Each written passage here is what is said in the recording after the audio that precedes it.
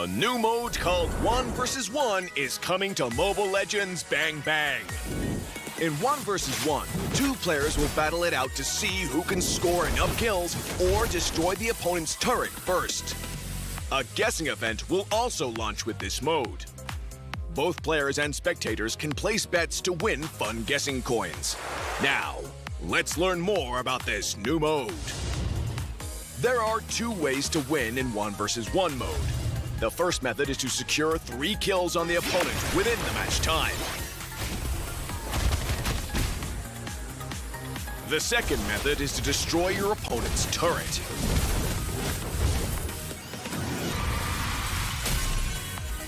The 1 vs. 1 fun guessing event will launch with this mode. At the start of the match, both players and spectators can use their 1 vs. 1 fun guessing coins to bet on the match's outcome. The game will also add a set amount of 1 vs. 1 fun guessing coins to the prize pool for both sides. All fun guessing coins in the prize pool will be split among the winners.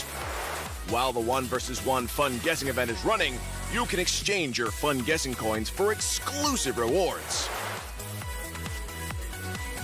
Prioritize heroes with quick wave clear or strong burst for this mode. Quickly push your wave into the enemy turret to apply constant pressure and chip away at both the turret's HP and the opponent's HP. The 1 vs. 1 map features bushes and creeps as well. Securing jungle resources grants an economic advantage, while the bushes offer the perfect cover for surprise attacks.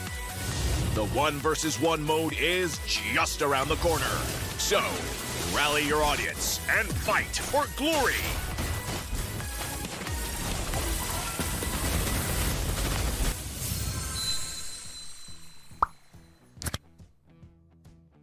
Daddy, what's a navigator? Navigators safeguard the lighthouses across the Nexus Sea. It is a responsibility that we must uphold.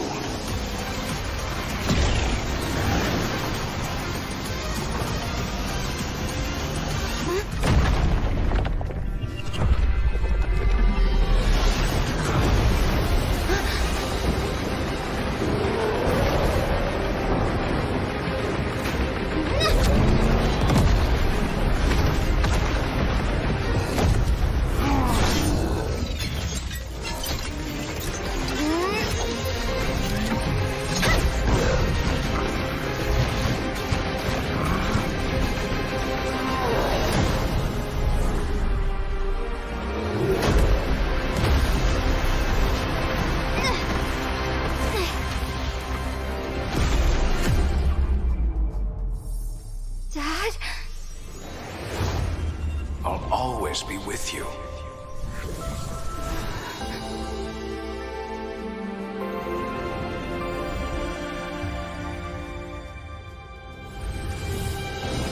Target acquired! Frontier Justice! Ready, go!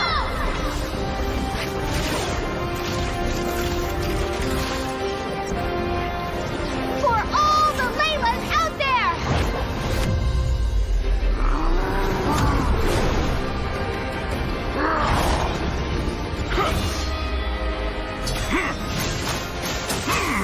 Layla, now! You should have never tampered with the lighthouses. Because I am a navigator!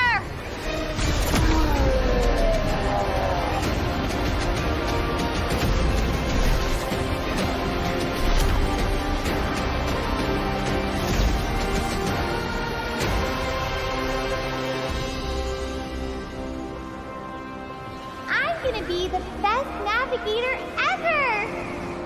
I know you will. I thought it was finally over. Until I heard the whisper of the void.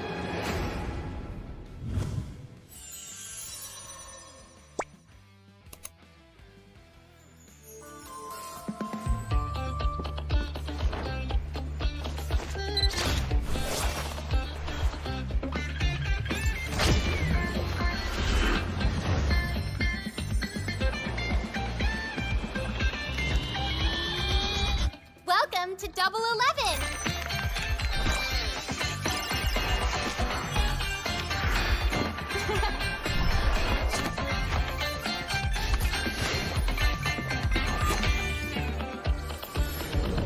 Amazing prices, amazing styles!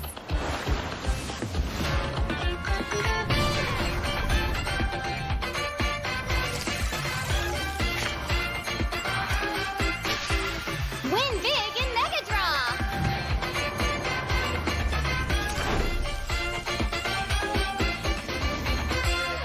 Lowest prices, incredible benefits.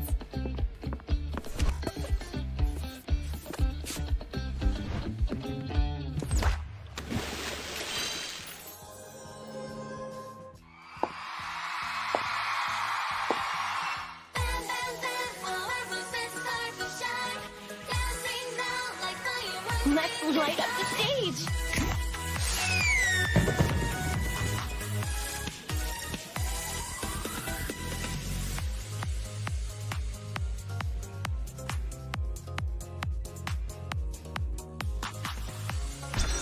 Every cheer fuels us to burn even brighter. Time for my solo. I spot a super fan out there. Eyes on me! Let our bonds clear away all of your doubts. Bonds like starlit vows. Our connection spans the stars. Follow my rhythm.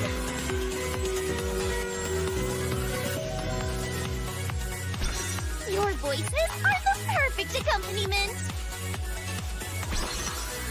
How about an icy treat?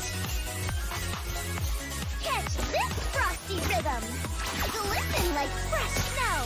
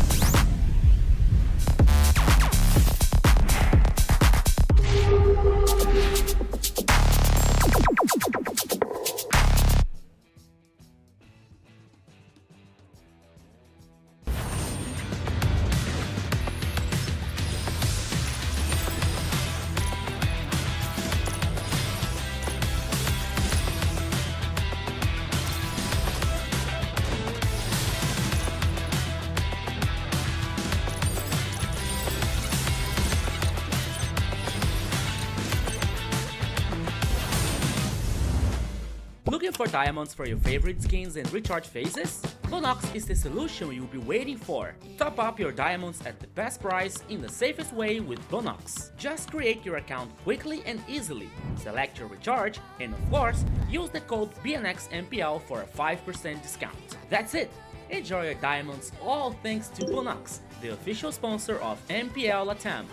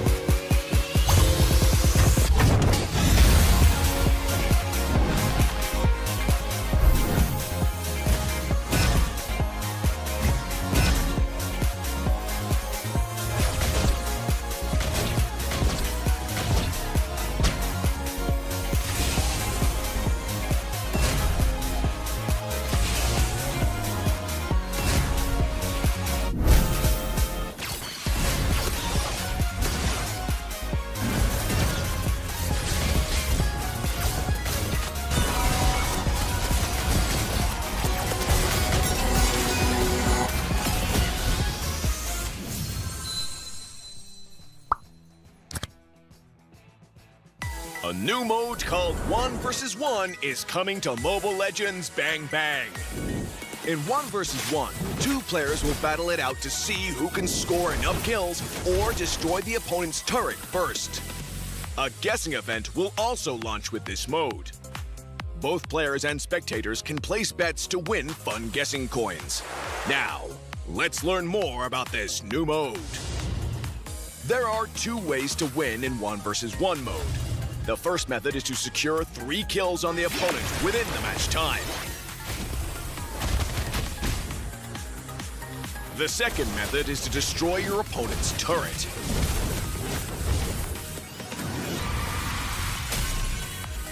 The 1 vs 1 fun guessing event will launch with this mode. At the start of the match, both players and spectators can use their 1 vs 1 fun guessing coins to bet on the match's outcome.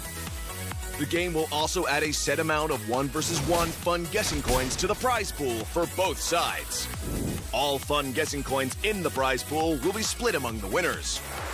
While the 1 vs 1 fun guessing event is running, you can exchange your fun guessing coins for exclusive rewards.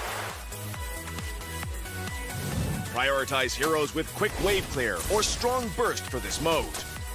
Quickly push your wave into the enemy turret to apply constant pressure and chip away at both the turret's HP and the opponent's HP. The 1 vs 1 map features bushes and creeps as well.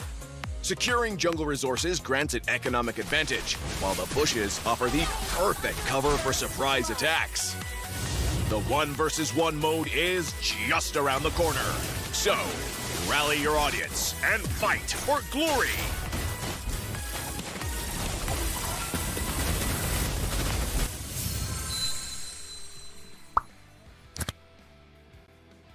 Daddy, what's a navigator? Navigators safeguard the lighthouses across the Nexus Sea. It is a responsibility that we must uphold.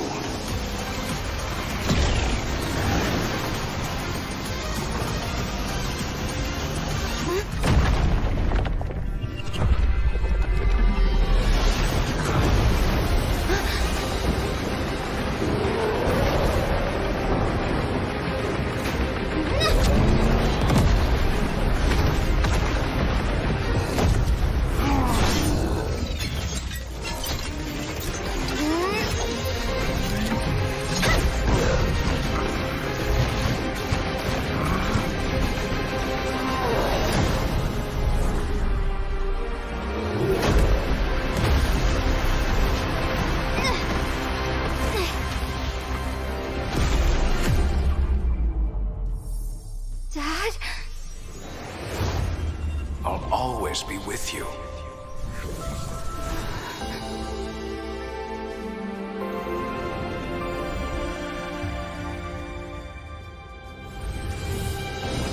Target acquired! Frontier Justice! Ready, go!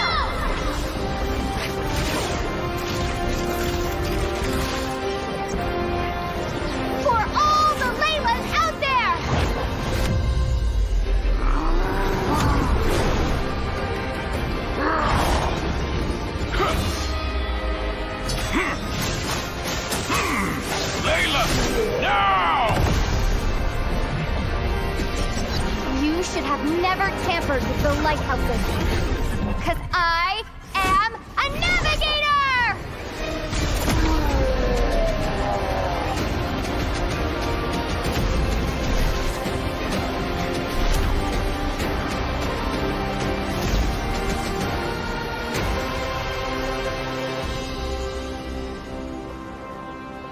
I'm gonna be the best navigator ever!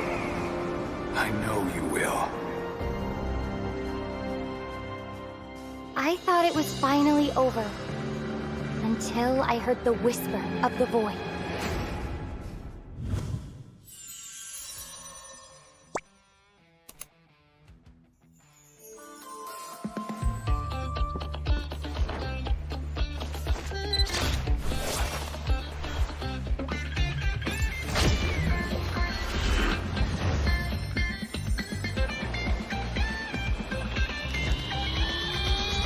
Welcome to Double 11!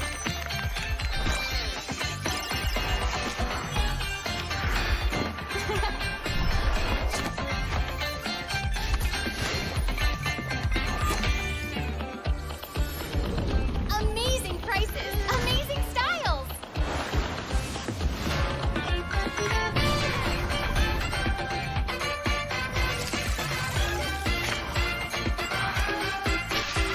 Win big in Mega Draw!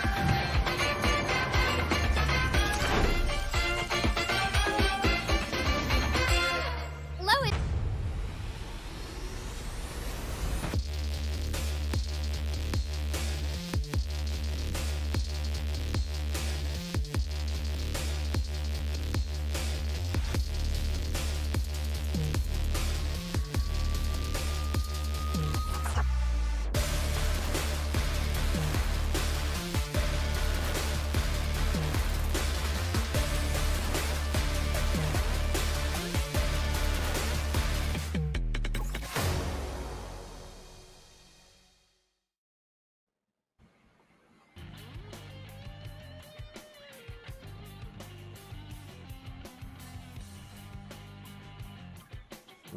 Well, guys, hey, Okay.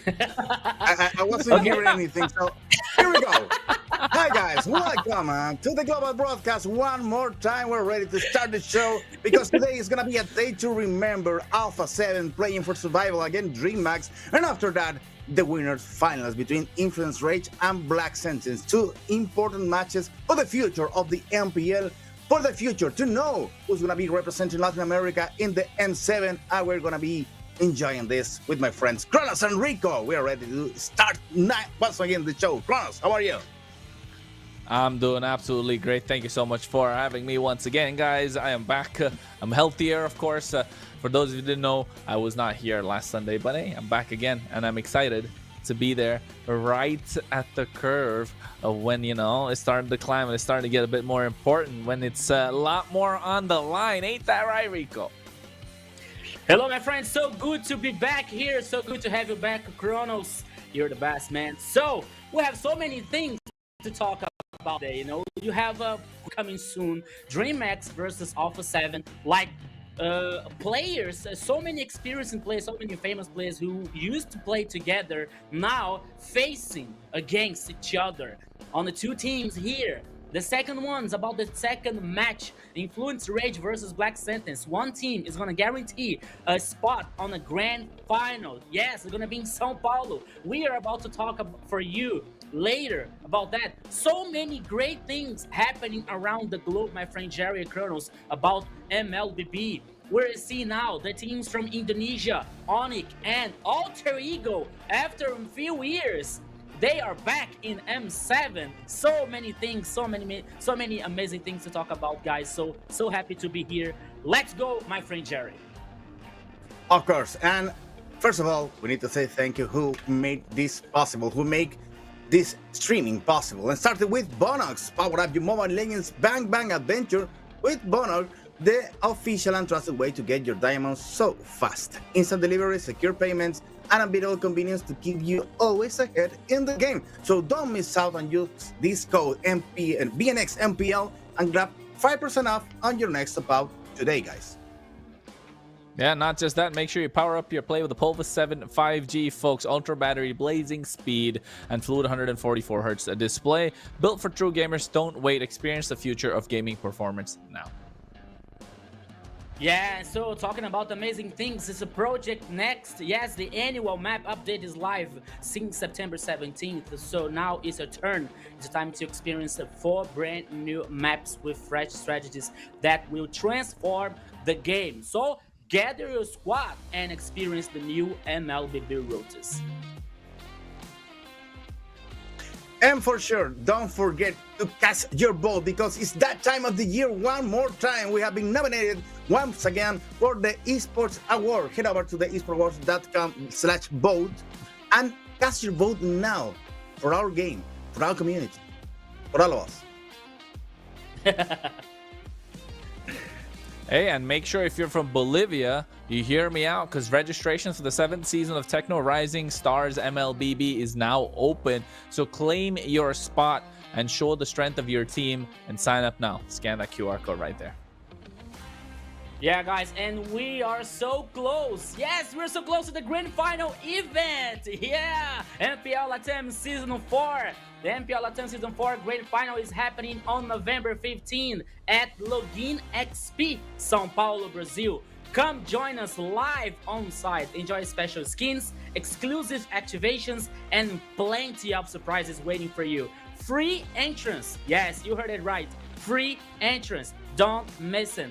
The address Login XP, Vila Madalena, São Paulo. Follow our social media for more updates and behind the scenes content. The grand final, guys, is so close. It's happening on November 15th. It's gonna be amazing. It's gonna be oh my goodness. Are we gonna be there? Because Vila Madalena is such a beautiful place, guys. We need to be there. Well, if it happens that you are in Sao Paulo for that days, go ahead. Don't miss out and go to the Login XP on Vita Madalena and enjoy the finals games of this season. It's surprisingly close to the finals right now. It looks like it was yesterday when we started this broadcast in Global Broadcast where I met Kronos and Rico, 2 wonderful friends during the whole season, and we hope for next seasons to come. So it has been such a good time for you with you guys. And don't forget, if you are here, you need to share the streaming because we have some goals to beat. Yeah, the diamonds are being given away on the goals. 6K, 18,000 diamonds, 10K, 3,400 diamonds, and 12K. Well, we're gonna be giving away 60,000 diamonds. So go ahead, share the streaming, and after that, don't forget to send your ID and server in the chat to participate. But don't forget also that it is only on the esports channel. So go ahead to the esports channels. You can have more than one chat open. You can have more than tab open on your browser, just for you to know. So open all the channels and go ahead and participate on every single one of them because there are some free diamonds for you guys. Yeah, lots and lots, of course. So nice. Lots and lots of free diamonds. Yeah, it's true. It's true. I mean, we got what we've already hit the full mark, if I'm not wrong, one of the live streams. So of course we want to give away more. So make sure you join us, right, Rico? Yeah, when you wasn't here last week we made it to the final goal. So there was a lot of winners, and they were posted also on the social media. So don't you worry. We're gonna give you diamonds if you participate. Go ahead and participate in every single channel. Okay. Well, and now we're gonna be watching what was happening last week. We have here the highlights video for last week. For you. Hey everyone, I'm Jerry and welcome to the best moments of the MPL Latin America Season 4 Playoffs. Week 5 kicked it up with Influence Rage showing full strength. They opened the series against DreamMax with 2 dominant wins. DreamHack fought back, tied the series, and pushed everything to the final game. But just when the reverse sweep seemed inevitable, Influence Rage defeated the GG at the limit, turning the game around and secured the spot on the winners finals of the playoffs. Next, we had Black Sentence versus Alpha 7. Alpha took the first game, but Black Sentence stayed focused. Doom stepped up big time, lead the comeback, and team closed the series with a 3-1 victory to stay alive in the winners bracket. Alpha grabbed the first win, but in the second game, Bagin picked a decisive Atlas that tied the series for 9-Z. Then, in game 4, after a mistake from Aurora on the Lord, Alpha 7 capitalized, closed out the match, and advanced to the lower semifinals. And to close out the week, DreamHack faced ULF Esports. DreamHack took the series 3-1 with a comfortable finish in the final games, also securing their spot on the lower semifinals. And that's it. It was a crazy opening week for the playoff, full of emotion and insane comebacks. Next week we got the winners final, plus the lower semifinal and lower final for the MPL Latin America Season 4. We will be waiting for you. You know what? With a voice like that, you can sell everything, Jerry. Hey, everyone. I know, right? I'm selling this screen. Yeah, I'm you selling can this sell stream. everything, Kronos. I know. I agree. What's the I lower think, voice? with Because that voice, he can sell anything. I was with a little bit of allergies, so my voice was lower that day. No. You know what? When you listen to the voice, it doesn't feel like it's a grumpy man that's there in the pictures when we see the when we see the votes come through, is it? For sure.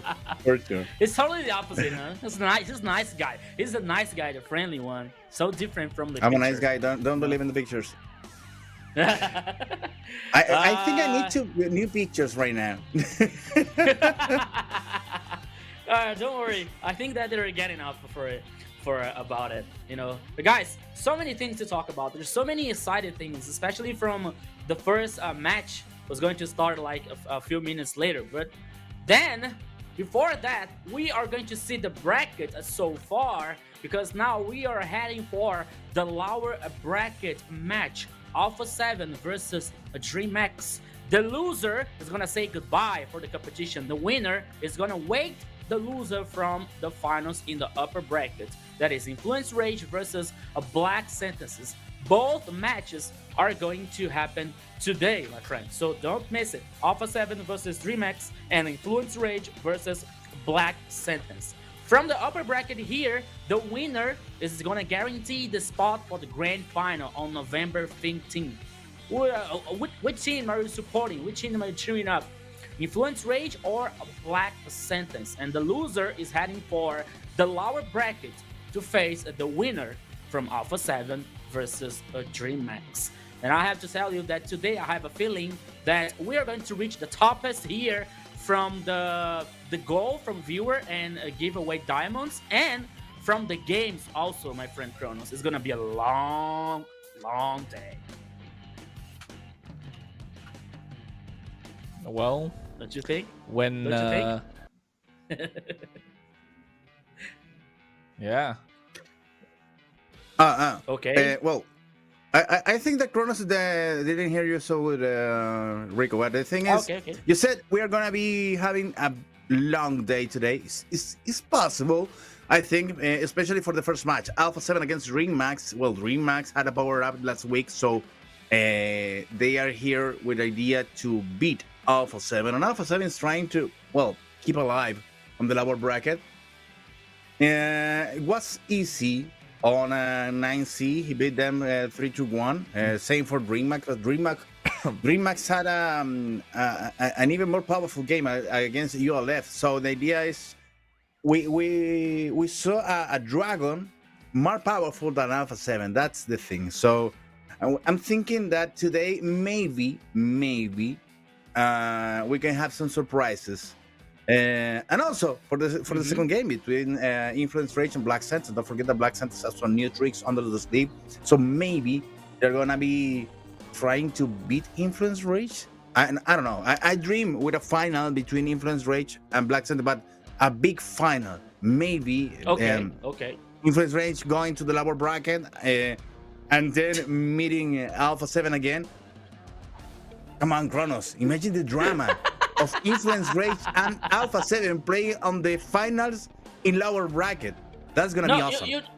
You know, Kronos, before you say anything, for me, the feeling is Black Sentence is a very strong team. They beat in Alpha 7 3-1, okay, in the best of 5.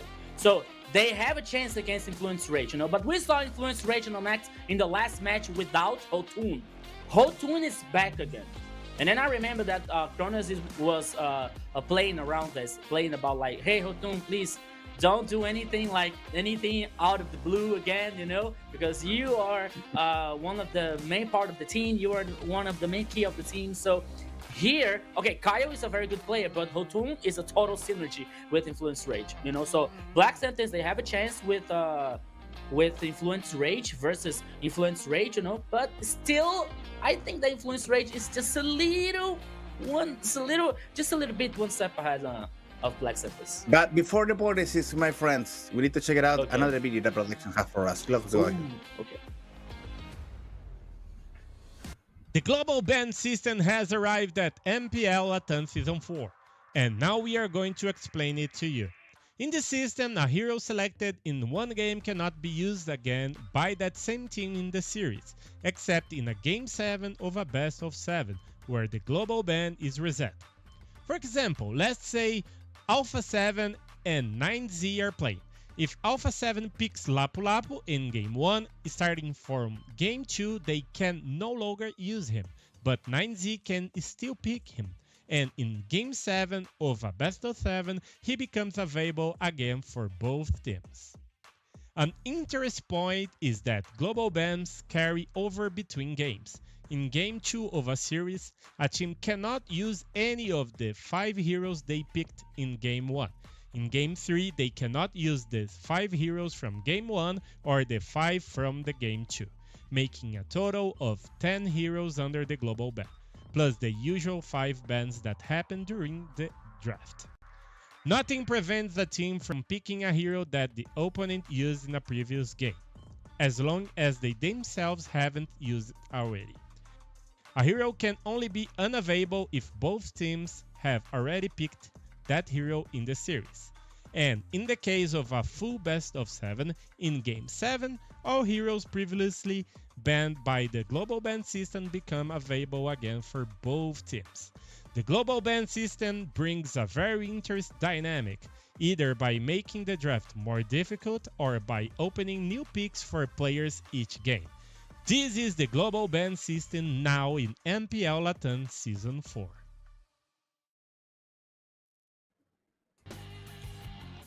So guys, now it's time for predictions for all the hypotheses you may have for today's broadcast. And man, I just went full chaos today because I'm aiming to Dream Max to beat Alpha 7 and to Black Sentence to beat Influence Rage. And I know that every one of you voted for Influence Rage, but let me dream. Let me have some hopes, Kronos. Well, I was gonna say, I'm gonna get to the main plot, guys. I'll start with the first one, Alpha 7 vs Dream Max. And I'll be honest, I was a little dicey with this one, especially with their performance last week. Alpha 7 not so convincing with a 3-1 loss, right, against Black Sentence. And I think they're definitely going to come back with a little bit more of a vengeance this time when they're facing Dream Max to see how they can knock them out early on. Because Dream Max are a good team if it's going all the way. In a full best of 5, I think Dream Max will come out on top. If it was a best of 7, Alpha 7. But today, Alpha 7, the same roster that are the current defending champions, had a similar story last season. They were in the upper bracket, they lost to Influence Rage, they went down to the lower bracket, and then it was a struggle, and somehow, some way, fighting tooth and nail, they made it back to the grand finals, right? That's what Alpha 7 all about. And that's why I see them winning, because yes, their performance hasn't been the best, but there's that X factor, right? There are teams, there are players who've had terrible seasons, but when they are down, when the chips are down, and when you need them the most, when you need that golazo the most, you look to that player. You haven't performed the entire season. if you want to perform, today's the day. Or if you tell that to the team, the knockout stages, that's where this team is so good. So much experience. They hold their nerves. They're calm. They know what to do. They make the best out of a situation. That's why I voted for Alpha 7 at least. But for the next one, right, talking about Black Sentence versus Influence Rage, Jerry, you're allowed to dream. And I'll be honest, I want to dream as well. And I agree with what you said. A lower bracket final with Alpha 7 versus Influence Rage, absolutely insane, right? That would be amazing. But then it's Halloween, right? I know you like spooking us with these ghost stories. It's just sometimes they can't be true. Influence Rage, according to me, I think they're the best team right now in LATAM. No doubt. Last season, the same. They were the best team without a shadow of a doubt. It's just, for me, last season, I just felt like Corinthians had it, right? I just felt the vibe. That's why I voted for them. But this time, no vibes. Nobody's got the vibes. It's all going to be Influence Rage. But before that, it's going to be the first match of the day, first BO5 that we're going to see Dream Max going against Alpha 7 Esports. And speaking of experience that I spoke about earlier, Dream Max lack none of that. Tekashi, King, Rainbow, Blink, and of course the rookie, Gremio. But he's a rookie only in name. In terms of performance, oh my goodness, he has turned it up, and he has been the star player for Dream Max. I think he maybe was a rookie for this season, but right now he's not feeling rookie anymore. He's doing some important damage in every single battle that he's involved, so I think that Gremio is already part of the team. Rico. Yeah, now I think that he's not a rookie anymore. You know, he's a star. We can call it as a rookie star here for Gremio. You know, because by the time that the tournament was passing, he was gaining so much confidence. You know, his performance was increasing so well.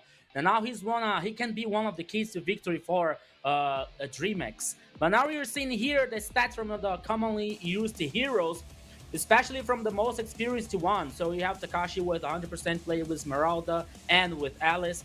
We got King here with 75% with Lancelot, it's an assassin, and 100% playing with Export here with the physical damage. It's very interesting. We got Rainbow, 50% with Kimi, and 100% with Zunshin, with a great pressure, especially in the mid and controlling the vision of the river. 100% with Lunox also here with a great potential for late game. We also seen Blink here, the roamer, with 75% playing with Hylos and 66% with Gato Kacha. You know, so he can be versatile with some heroes here. And we also see Gremio with 57% playing with Granger, 100% playing with Bane. So his Bane here can be one of the comfort zones for the gold laner for DreamX. The DreamX here, which has the coach Joe, for this best of 5 here, very important best of 5 versus Alpha 7. So we're seeing here the commonly used hero, so we are seeing many players who can be versatile in some roles, you know. So now we are seeing the keys to victory for DreamX. Strike early, trust your carries. Oh, that's a strong statement here for the key to victory for DreamX. DreamX needs to set the pace from the start, dominate their early game and build momentum around their carries. Enabling their damage dealers and maintaining aggressive map presence could break Alpha 7's rhythm. This is so strong. This is so hard here because first, DreamX has to trust in the carries, and we're talking about especially Tekashi, Rainbow, and Gremio here.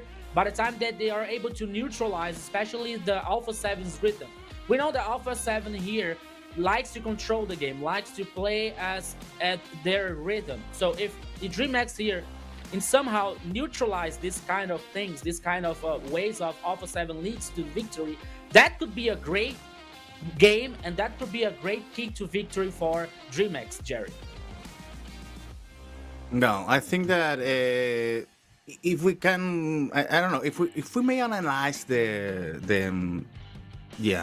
analyze is the right word. Alpha 7's place until now, I think the only part that Alpha 7 is maybe can be overwhelmed is in the early games.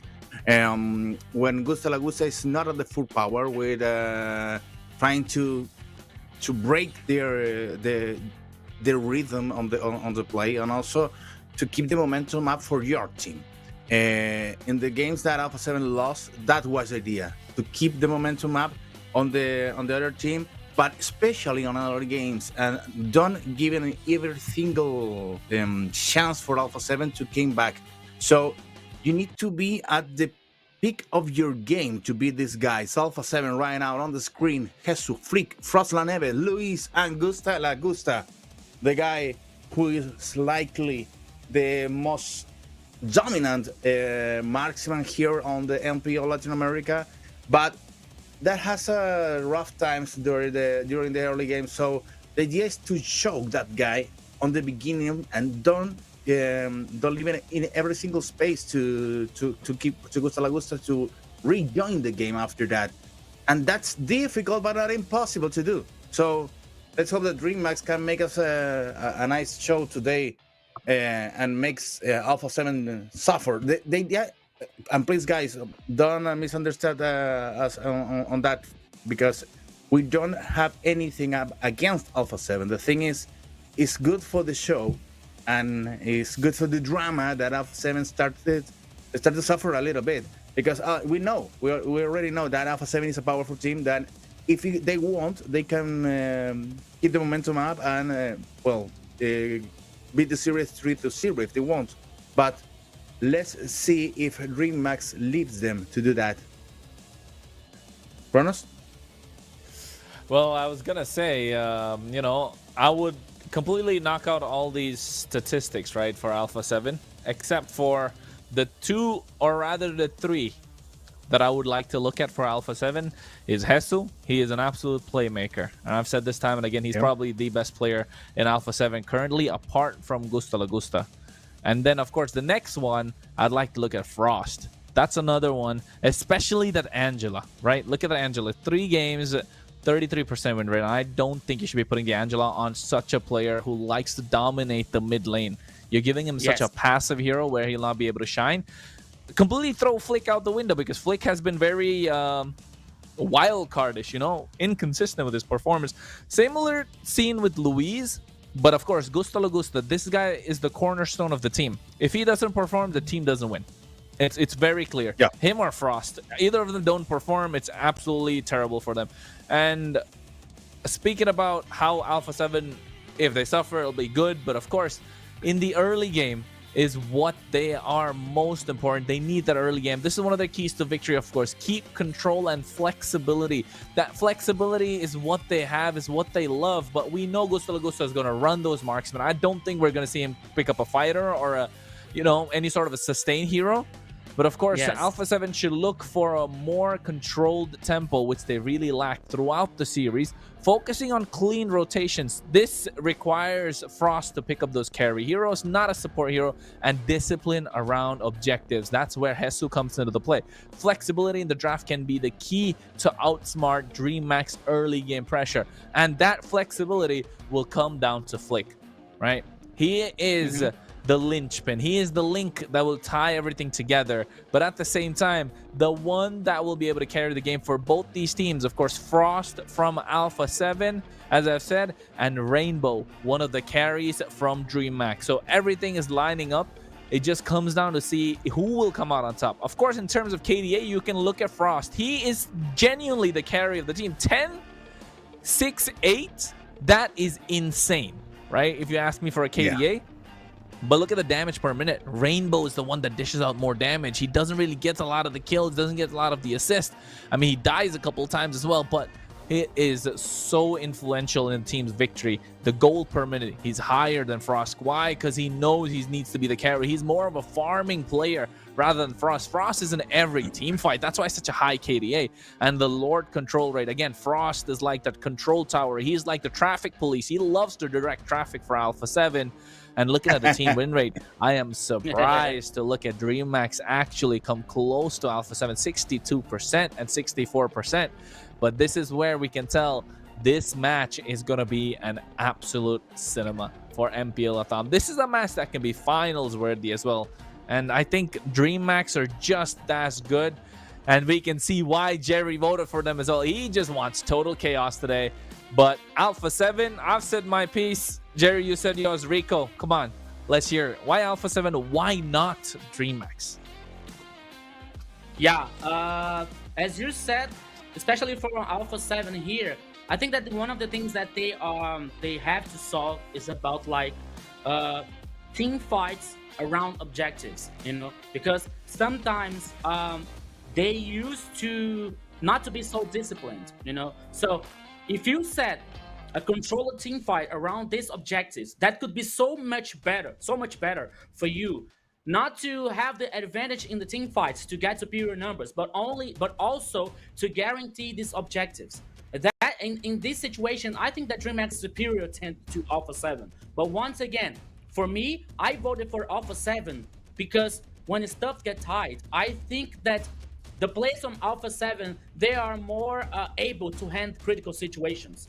You know, that we already saw in the last MPL edition that they were losing for Influence Rage and they could reverse the situation. So for me, the two imports has to inflict Frost. If Alpha 7 gives a carry for Frost here, the chance for Alpha 7 win this game is so much better. It's so much higher than DreamHack. So that's one of the things that Alpha 7 has to trust is from the carries, especially Gusta and also Frost Laneve. And we are here now we're heading for the draft for the first game here, my friend Jerry. It's already on fire. Take a look at the first picks, especially, and also the bans, because DreamHack is going full throttle over here, picking up the Jisun Shin to be full aggressive on the early games, and against a Grok and Yuzong.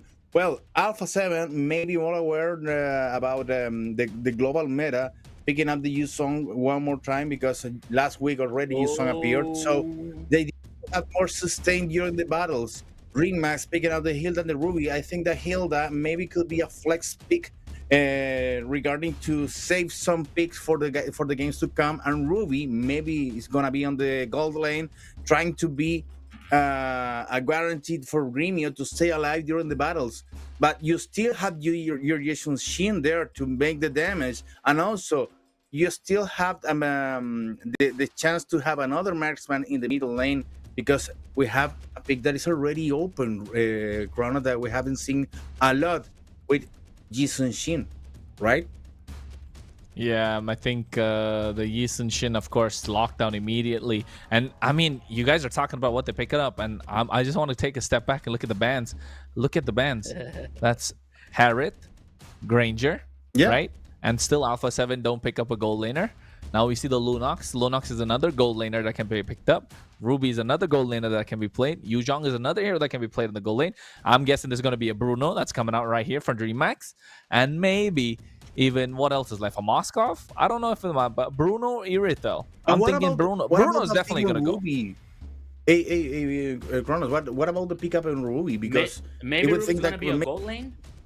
Yeah, flexible. No, maybe it can So be Ruby, gold lane, or maybe you can EXP. flex it to the experience lane. Yeah. EXP and Gold Ruby, same thing with Hilda, EXP or Rome. So, right, DreamHack's very flexible with their draft first game, coming strong, right? But Alpha 7 also replying strong. They're like, you can go flexible. We're going to tell you what we want to do. We want to pick Grok in the wrong position with big ultimates.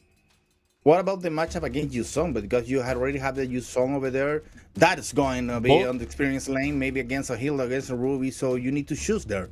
50-50. It's 50-50. Both are 50-50. Yeah, okay. Ruby and Yuzhong. So it's viable. I mean, it comes down to mechanics. Yuzhong, Ruby going to come down to mechanics. Hilda and Yuzhong, again, that is 50-50.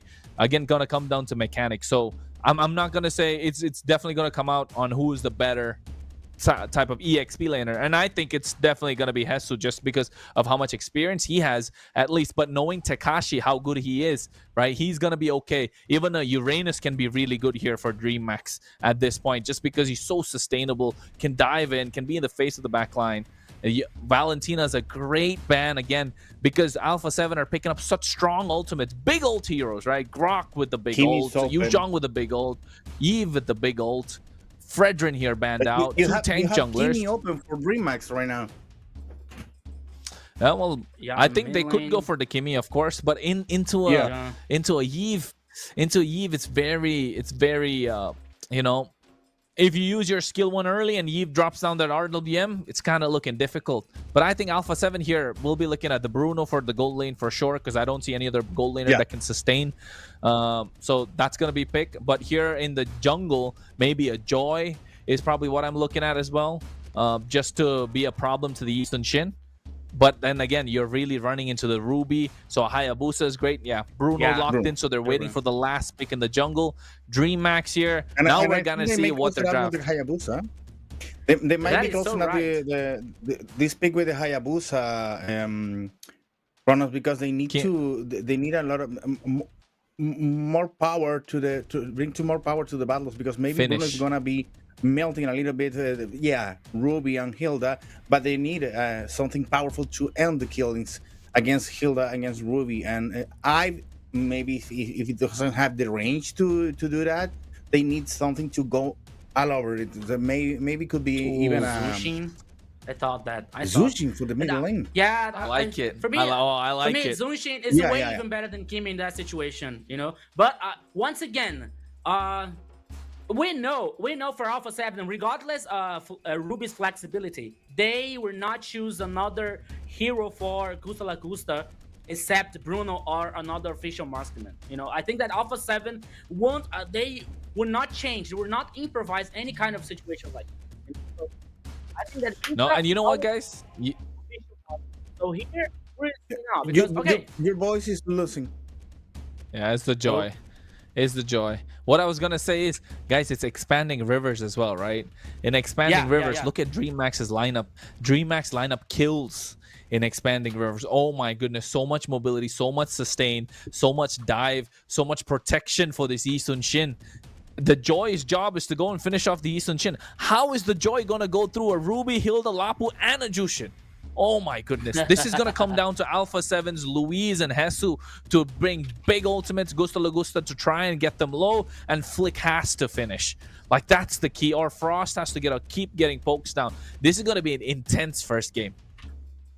And you know what? I don't like the Joy over here, because I must prefer maybe another hero that had more explosive damage. I think Joy's too weak to go in this situation over the jungle, especially when you have Eastern Shin on the other side. Well, match 1, guys, is gonna start. Game 1 is also gonna start right now between DreamMax and Alpha 7, and you're going to enjoy it in the voices of my friend Kronos and Rico. Here they are, the two teams fighting for survival on the lower bracket. Thank you, my friend Jerry. So let's go, everybody. Welcome to the Land of Dawn, to the first game here. Alpha 7 versus DreamMax is the lower bracket competition, is the lower bracket fight. One team is going to say goodbye today here, which is going to be DreamMax or Alpha 7. So welcome to the Land of Dawn. Expanding rivers, both compositions here promises so many things in this first game. So let's go, my friend Kronos. Yeah, already securing the Lethal Wanderer, right? Aggressive DreamMax. You can see how they can be aggressive because they have so much control, so much peel from their team. And Luis will have to play a little safer, knowing that he could get melted down by this Hilda. And look at, you can see EXP lane again. This is going to be coming down to who's kind of like the better EXP laner, I feel like. Just because of the mechanical prowess of both these players. But then again, here, you can see they are trying to reset it. Tekashi is able to take away that gold crab, or the EXP crab rather. So 1.5 minutes here in the first game. So both teams are focusing only on reaching the level 4, the highest levels as faster as they can, to have a better fight here in first objective. But now here comes an intense movement here on the mid lane. Blink and be killed. Oh. Almost so close, Kronos. Flicker though. No flicker for the Hilda now, so Blink is going to be careful, especially now that you're going to get the turtle in about 5 seconds. Alpha 7 will be more focused in taking away the turtle now, but never mind. King goes in. Dauntless Fleet almost getting used up on Luis. A little too late to crack that one open, but Luis could have gone down. I think King messed up there. I think he messed up with a combo. Yeah, you know, I think that, yes, for...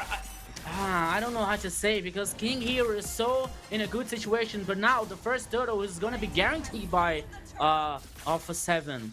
I think that if King would hit that combo, that would be so good for DreamX, especially to fight contest or even guarantee the first turtle. But he didn't Yeah. do that. He couldn't do that. He missed it. So I think that the situation was just a little bit different. Yeah, I think because he went in with the traceless, and then he already had the ult, right? He just had to use the ult, but Okay, I think he okay. just hesitated, or was it just because of the fact that Luis was immuning that? Maybe not. But here Luis almost catching King, actually getting him as well. The tectonic charge taking him down low. RWM with an electrifying beats, securing first blood for Luis. What a play! This is the problem that DreamHack will have to deal with. Big ultimates from Alpha 7. And the moment Alpha 7 used that ultimate, DreamHack can go for the re-engage. Meanwhile, the EXP lane, Takashi versus Hesu. That's going to be a never-ending battle. They're going to lifesteal, they're going to spell vamp, and get their HPs up. That is how you have to use a Grok. That is how you can use a Grok in a proper way. Using the tectonic charge here to initiate, to be the hard engage here. Luis knows how to do that. I think that it could be better if the kill would be to Frost. But I think that sometimes, I think that in this moment, the communication that Luis should be screams like, kill for the carry. Is okay. Grok can be the carry here, but Frost never could be better, but that's okay. But now Alpha 7 has some kind of advantage. They're trying now to dominate here the map, trying to deny their jungles. Here it goes again, Chrono! Oh my god, electrifying beats unlocked already. Has to be able to get the kill onto Rainbow. You can see RWM to get them. What a charge coming through as well. King has to run out. Flick runs away with a sliver of HP. Takashi doing the best that he can to protect the purple buff as well. DreamHack unscathed, actually losing just one kill, and Alpha 7 walked away unscathed. So far, Rico, Alpha 7, a little more dominating and a little more decisive in their decision making. Yeah, and you totally right about that. So another turtle here, the guarantee is started by Alpha 7. Would be there some kind of contest? No. Another easy turtle for Alpha 7, and you said everything right, my friend Kronos. Is always dominating here Alpha 7, especially with this wombo combo that is so strong. You have the tonic charge here for Luis with the Grok, and in Insta you have Frost Neve using the ultimate, and sometimes Luis, okay, that should be danger. Oh wait, he's getting pulled back. I think he's gonna go down. Oh, flickers out. Tectonic charge to even run away. They used everything to get him, but still they're starving them. These are the small ticks that DreamHack will get slightly irritated about. It's happening now. They'll be like, okay, no problem. It's just one or two. But the moment it starts happening a lot more, they're going to get starved out. But here, they're able to get the turret on the tier 1 on the bot side. Alpha 7 responding to the same on the top side as well. Yeah, Alpha 7 here now using good the cross map, not to lose the control of the game so far. The goal lead here is almost 2,000 for Alpha 7. And then you can call me hypocrite, but that's how you can use tectonic charge also to run away. That's how Luis did that. Use the tectonic charge here to run, to survive. You can also do that. Why not? So far, Alpha 7 has the dominance of the game. Of course, it's just the beginning. We're all in the first game here, but the mentality is one of the keys for a competition. So when you start winning the game, that could be very good for your team. That could be very good for your confidence and your power. So the first game here is so much important for both teams that none of them wants to lose. But once again, Alpha 7 taking the actions, dominating the situation, has the advantage so far, Kronos. Yeah, I think this is gonna be crucial right now for this turtle. The pickup, you can see already Alpha 7 ahead by 1k, slowly building up, right? They're looking to go away together. Never mind, the top side, Takashi goes in, forcing, goes to the flicker out as well. What a charge coming through from Luis. King making his way. So the turtle's already contested, not going to be contested, rather. DreamHack going in. Takashi has to flicker out. What a petrify from Hesu. Luis doing the same, really well to close it off. And meanwhile, Alpha 7's flick able to get that third turtle for free. Yeah, I mean, the DreamHack's intention here was so good, like trying to neutralize, especially the gold laner, to have some kind of advantage on the next objective. But no, it didn't work well, so they had to give up for that situation. So that lets out another turtle for Alpha 7. So 3 objectives so far for Alpha 7 in 7 minutes of game. Goal lead here like just a little bit ahead for Alpha 7, still not so dominating, not so impactful so far for Alpha 7. But even though there is an advantage, we are seeing now the items has flaws, and already the malefic gun for Gusta Lagusta with the Bruno, so it's almost getting a power spike here for this hero, and that could be so good for the gold lane for Alpha 7. Maybe for the next objective, Alpha 7 has this advantage for, especially with items, because hey, we're saying a gold laner with a fighter in the other side. Alpha DreamX here is playing with Gremio with a Ruby, so that could be not good, not could be a very good matchup, sorry, for the gold laners here. So Alpha 7 may dominate something, but now here comes the cross map once again, trying to destroy the turret number 1. No, Alpha 7 didn't do that. Okay, now they're heading to, especially Gusta Lagusa, making the proximity, and Alpha 7 now destroyed the turret number 1 on the top side. Okay, there is the cross map here. It did it once again, done by both teams. Both teams here are playing a mental chess so far, Kronos, for the first game.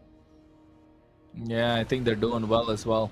And when you spoke about the builds, right, especially Gusta Lagusta, Haas Claws and Malefic Gun clearly prioritizing survivability over damage. So far, they've been relying on Hesu, Frost, and Flick to do everything together. Gusta Lagusta knows it's not his time to shine yet. But when it is, it's going to be now, because Hesu comes into the Black Dragon already. Rainbow trying to pick him up and put him down. RWM dropped down. Blink has to run away at the same time. Hesu doing the best that he can. Flick able to get the retribution, but he can see Fury's dive. Go in. They're going to knock up with the charge, as King is able to get Flick, but Takashi's going to be next to follow. Flick is out of harm's way. Taking down low. Gusta Lagusta flickers forward. Able to get one. Now he wants King. He has the Malefic Gun. Should be able to get that. What a charge. What a wall. But King's still able to survive. Rainbow protecting as much as he can. As Alpha 7 know when to pounce. They were hungry. They just waited for their time, and now the Lord is coming out of the top side. King didn't have HP on that last fight. He didn't have any kind of HP. I didn't see a red. I didn't see a blue bar on the zero. Maybe I'm confused here. But what is not confused is Alpha 7 dominating the first game so far. 4 kills, and a gold lead now almost heading for 4,000 for Alpha 7. You see? So, I don't know, Kronos. Once again, I don't want to be so repetitive, but oops, here comes the Black Dragon from Hesu. Ooh. Okay. Right? Just for zoning the players for DreamX. Okay, you can call me old school, but I don't think that this is well said. Okay. This meta is happening so stronger. Even we saw today on MPL Indonesia. So teams playing with Hellcurt in a roaming and Ruby in a gold lane. So many times happening, like gold lane playing with fighters. That could be a good situation, but I don't know. Maybe I think that before us, we are not ready to play in that meta. So. Playing with a fighter in the gold lane while the other one are playing with the official Maskman, the matchup is not so good. I want to see Gremio with a Maskman, So, okay, he can play well with Bane, right? Even because of this his ultimate that can be zoning and cause so much damage, Okay, but with Ruby, so far, it's not working, Kronos. Yeah, I think Ruby's one of the more traditional heroes that you'd play in the gold lane, right? If you're not playing a marksman, just because of the sustain, because of the damage that she has. It's clear that when your Ruby goes against any marksman in the gold lane, Ruby always wins, right? That's what Ruby actually does, and that's why they pick up the Ruby. But it's just in this case, it's Gusta Lagusta, man. He's the best gold laner that we have in the LATAM region, right? So I think you might want to give a slight bit more advantage apart from that. And you want to rotate as well. I know one of the keys to victory, you mentioned you got to trust your carries. Yes, you do.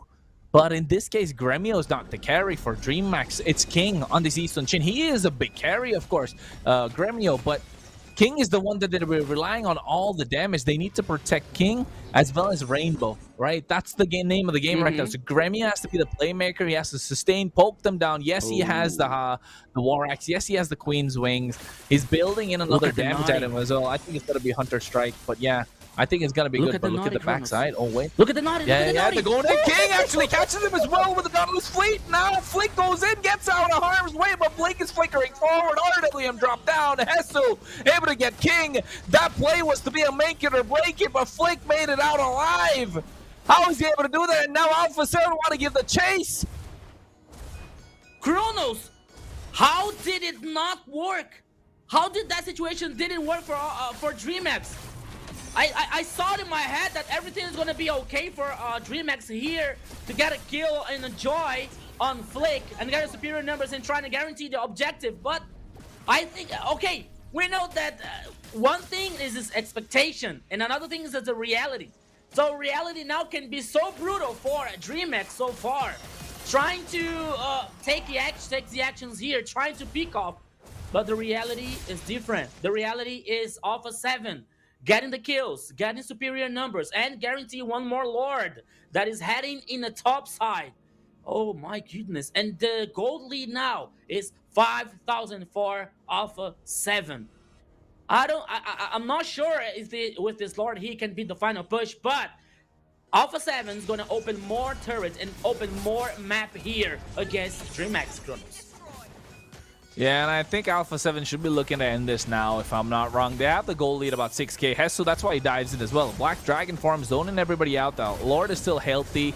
Not a lot of HP taken down. Furious Staff coming in. Rainbow taken out low, but I think Hesu's still able to survive for the longest of times. That was a long time that he survived for. Finally gets shut down, but Alpha 7 couldn't do more out of it. I felt like that's kind of wasted. They should have been able to take at least 2 inhibitors, only getting one on the top side. DreamHack, really good defense. There was a really good defense here for DreamHack, as you said, Kronos. Only the turret number 3 on the top side here, only super minions on the top side.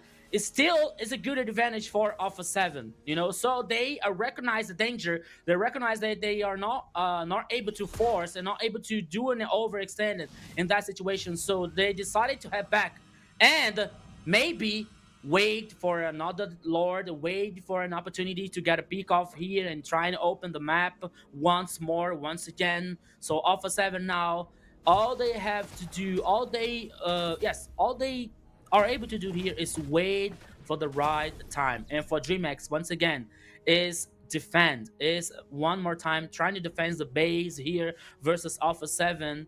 And even get a one peek off for 2 here to get superior numbers. But still, I don't see Alpha 7 losing this game, to be honest with you, Kronos, because the difference, the advantage is so far. And once again, Gremio is not with the marksman. Gremio is with a fighter. You know, the range, the matchup is not good for him. But maybe DreamHack here can find a gold chance to get a pick off. Let's see. Everything can happen here, Kronos. Yeah, I think this one, Alpha 7 shouldn't be able to lose it out. Right? I really don't think Alpha 7 should lose this one. They have a 5k goal lead, but you know, Alpha 7 have had difficulties in closing out games. That's their weak point. They're really good at the mid game. They're really good at the early game as well. The late game is something that they lack at, but you can see the wave pressure already stacking in, especially the top side, and they have to respond. And that already Gusta Lagusta is working on the Lord, getting things started. And I think they're running it as well. But you can see DreamHack trying to respond at the same time. Nice pushback coming in from Luis. Remio goes in as well. You can see finally the Black Dragon going through. Retribution able to get the Lord. And I think Alpha 7 want to go back. They don't want to fight, but DreamHack are forcing it upon them. Hesu's already caught in it. They go over the beacon. Arnolium dropped down, but Hesu's still able to survive. Oh my goodness, but Luis able to get a nice charge. And DreamHack walk away unscathed. Yeah, once again here, Kronos, the intention for DreamHack was so good. You know, like, okay, they were not able to contest the Lord. They were not able to fight back for this objective. You know, but it's still with the intention here for DreamHack is trying to initiate and trying to pick off some players of Alpha 7. But once again, it didn't work. Maybe because the advantage for Alpha 7 now it's so high that I think that DreamHack still doesn't have the items enough here to cause more damage. You know, but once again, here comes the Lord on the top side. And now can be the final push here, Kronos. Yeah, I think this is going to be the final push. Has to be at least. But Alpha 7, they haven't done a good job in terms of trying to sink the waves. So DreamMax, I think they might walk away, but never mind. Here's the next wave, right? I think this is what they're hoping for. That's why Hesu goes through the Black Dragon. Look, Cat somewhat furious. Dive already committed. Blink burned back. Oh my goodness, Blink is isolated from the fight, but is still able to survive. Alpha 7 not able to find the close. We're already 18 minutes in. I thought that it could be the final push here, but they gave up the Lord, you know? And Edzy said it right. I think that the minion waves here are not so well synchronized for Alpha 7. I think that they lost the tempo. But once again, they will be able to at least destroy the turret in the mid lane. Now have super minions in the top and mid lane here for Alpha 7. But the fact that it's 8 minutes, Alpha 7 still have some trouble to close the first game. Okay, the advantage can be for Alpha 7. But this situation here can show us that Alpha 7 may have some, I wouldn't say problems, but maybe have some points here to solve to close the game so fast, my friend Kronos. And once again, Hesu, oops, okay, you can able to survive, right? Okay, so both teams now are heading back. Yeah, I think this is gonna be a little.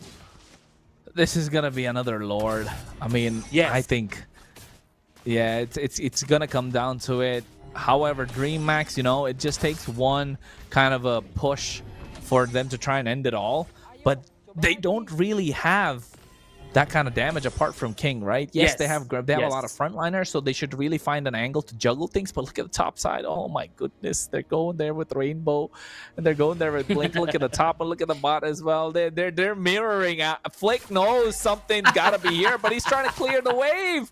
That's a lot of wave pressure. But look, you know what, Rico? I think Rainbow and Blink are gonna cook something here. Oh, here comes the naughty again, my friend Kronos. Hello. The question is, it's gonna happen this time? It's gonna work this time, my friend Kronos? It's got to, right? It's got to. They're the ones that will put a lot of pressure from the top side. Look at them. Oh, already dropping that down. You can see. Now they go in. Down the street. Conceal Blade comes in as well. They're trying to make a sandwich. Rainbow catching the wrong target, but Louise, what a knock up to get to. Takashi taking out low. Frost RWM cancel out as well, but here comes Hesu. Zoning them away. Gusto Lagusta is able to get the 1v1 against King. And now DreamMax will have to run away. Takashi will be going down. And now Gremio should be down and out for the count as well. Immortality from Flick to survive, but Gremio is gone. Triple kill to Gusto Lagusta as 4 is down and out for DreamMax. Only Blink left standing. He knows he can't do anything as DreamMax will have to concede game number 1 as Alpha 7 draw first blood.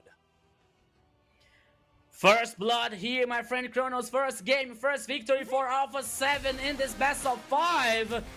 What a beautiful victory here, despite the time that there was necessary to be victory in the first game. Alpha 7 starts in the best way. 1-0 in the best of 5 here, Jerry, versus DreamMax. Well, the thing is that DreamMax aimed to do what the keys to victory said, to try to control the early game against Alpha 7, but that didn't work out at all because, well, the pickups there on and the difference between the ideas of the gold lane was so important. First of all, you have Gremio not playing with a marksman. That's obviously a mistake because Gremio has been showing that it's a great marksman, but against a Bruno on the other side that makes a lot of damage on the early games, it's difficult to control. It's difficult to have a Gusta Lagusta under control over there. And after that, on a middle game, they didn't catch the rhythm of Alpha 7. Alpha 7 stood their chance there, make the way the best possible to control most of the game. And in the late game, they had a second chance. They had the second chance with Gremio powering up, with Gusta Lagusta making disappearing a little bit, and also with the best performance of Jisoo Shin, but it wasn't enough to make Alpha 7 fail in that idea. Alpha 7 played beautifully on the end, and also with Gusta Lagusta making so much damage, and Gremio was lost in the last battles. We're gonna be watching that on the highlights, but you you go ahead and vote for the MVP, because I'm voting right now. You need to vote too. Yeah, so here now we're heading for the highlights in the first game here. And Kronos is right when he's saying that maybe in that composition for DreamHack, that was lacking damage, you know? Because, okay, they had Insunshin with King, they had Zunshin with Rainbow, you know, but once again, for me, Grêmio has to play with a hero that can carry the game, you know? Grêmio is one of the carriers of the team. We were seeing the keys to victory for DreamHack. You remember? Trust in their carries. So, trust them. Okay, that composition with Ruby here could work. You know, I'm not a pro to say that, but that could work, this composition, even with the Ruby here, because we know that it's a very strong hero with a very good regen, with a very special control here, you know, with a combo situation that could be very good for DreamHack. But once again, it's not a marksman. It's not a Herald, for example, in Grêmio's hands, you know. So DreamHack has to carry, has to trust in the carry. Trust Grêmio. Put a marksman or a hero that can have some range, or Grêmio shines in the next games, Kronos. I mean, it doesn't have to be range specifically, right? It has to be some hero that can carry the game. With the Ruby, it's so much harder to carry the game. Give him the Bane for all we care, right? He is so so good on the Bane. It's just, yes, you are, you know, you want to play the hyper carry, but in this case, I mean, if they had the Kimi at least, they would have another source of damage. But here, the lack of magic damage, firstly, because the only source of magic damage is coming from Jushin, and then your other DPS is coming in from King. You're really relying on everybody else to win the lanes when you know for a fact, like, you're having tough competition. Tekashi versus Hesu is usually a 50-50, given the Jesus, and Yuzhong is Jesus' favorite hero. If you give him his favorite hero, then you're going to have a difficult time. Same thing on the gold lane. You're going against Gusto Lagusto. You're going to give him his favorite hero, which is the Bruno. And he's so good on the Bruno. And so you're not going to win both side lanes. So eventually, the Yi Sun-shin's not going to be as impactful. For Yi Sun-shin to be impactful, you need to win out the side lanes. And that is very crucial. But unfortunate that DreamHack, yes, they try to see what the global meta can make work with this double fighter. But you need to understand the details of why this composition works and how you're going to, you know, transcend this composition. You're not trying to do 4+4. You're trying to do 4 into 4. That's when you, you know, make it shine. If you're going to get an 8 when the other team's getting a 16, or when you're getting a, you know, 10 when the other team's getting a 25, it's really making a big difference. Yeah, you're totally right here, Kronos, about that, you know. So, once again, DreamHack here, they had the confidence, they have the power here to fight as equal versus Alpha 7.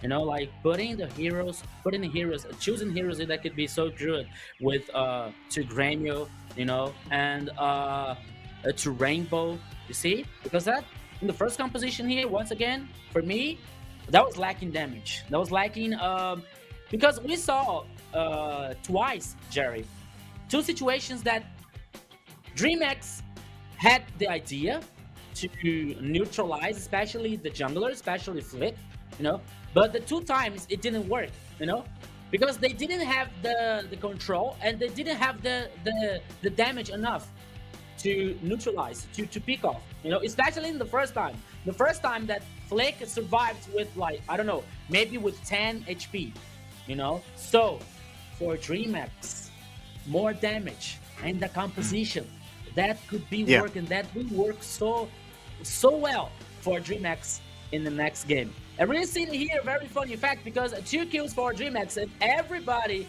were in a 100% team fight participation with 2 kills, of course. And Alpha 7 here with 10 kills, and the gold graphic was only to Alpha 7 since the first minute here. Alpha 7 once again dominating the game, but they have to pay attention, because 20 minutes is not that fast enough to control and be able to close the game as faster as they can, Jerry. Well, the thing is, you're right, and maybe the best the best proof for that is that Rimac was 100% committed to the team fights, but in spite of that, Alpha 7 won the game. So it's not about team play, it's about just damage capabilities of every single player in the game. But Gusta Lagusta is a proof for that. Well, Gusta Lagusta is a perfect killer everywhere, anywhere, and in any possibilities that you may, in any chance that is involved. Right now was we were a little bit curious about the pick on Gremio and how he's gonna perform against Gusta Lagusta on the very beginning, but Bruno was the perfect pick. Chrono said that in the draft it's a powerful hero to go in the early games and also to complicate a little bit more the chances for Gremio. And the last in that play when Gremio stays there on the blue buff, you may realize that Gremio was a little bit lost over there because he was saying, okay, all my friends are dead, and now I get nothing to run. I just stay here and die before the end of the game. So Gusta Lagusta outperformed Gremio right now. There is a chance for Gremio to power up one more time against Alpha 7. I think that maybe in the next game is gonna be like that. New MVP from Gusta Lagusta. I don't know how many he already has. I believe that it's the 7th MVP. Let me check it out. No, it's the 5th right now. 6th. 6 MVPs with this one. You know his but sign? You know this sign here, Jerry? You know this sign? No. That Gusta No. does in MVP? He's looking for the people who didn't vote him on MVP, you know? Like, he's like, okay, who didn't vote for me? We know who did it, right? And you know what? But I think they photoshopped their eye in the circle, and it looks like it's brighter than the other eyes. It looks weird. But take a look. I mean, if you raise the hand, looks like the eye is a little bit out of the face. Well, to be fair, the idea of the gesture is you are on the eye of Gusta Lagusta, and if you are here, you're dead. Nothing. Okay, I mean, to be fair, Hesu did have a really great game as well. So I was kind of like thinking, should I vote Hesu or not? But I mean, he was just doing what Yu Zhong is supposed to do. He wasn't doing really anything crazy, right? So I think this was just a great game, Jerry. Yeah, and we're gonna watch a video right now to lower the things down before the next game to come.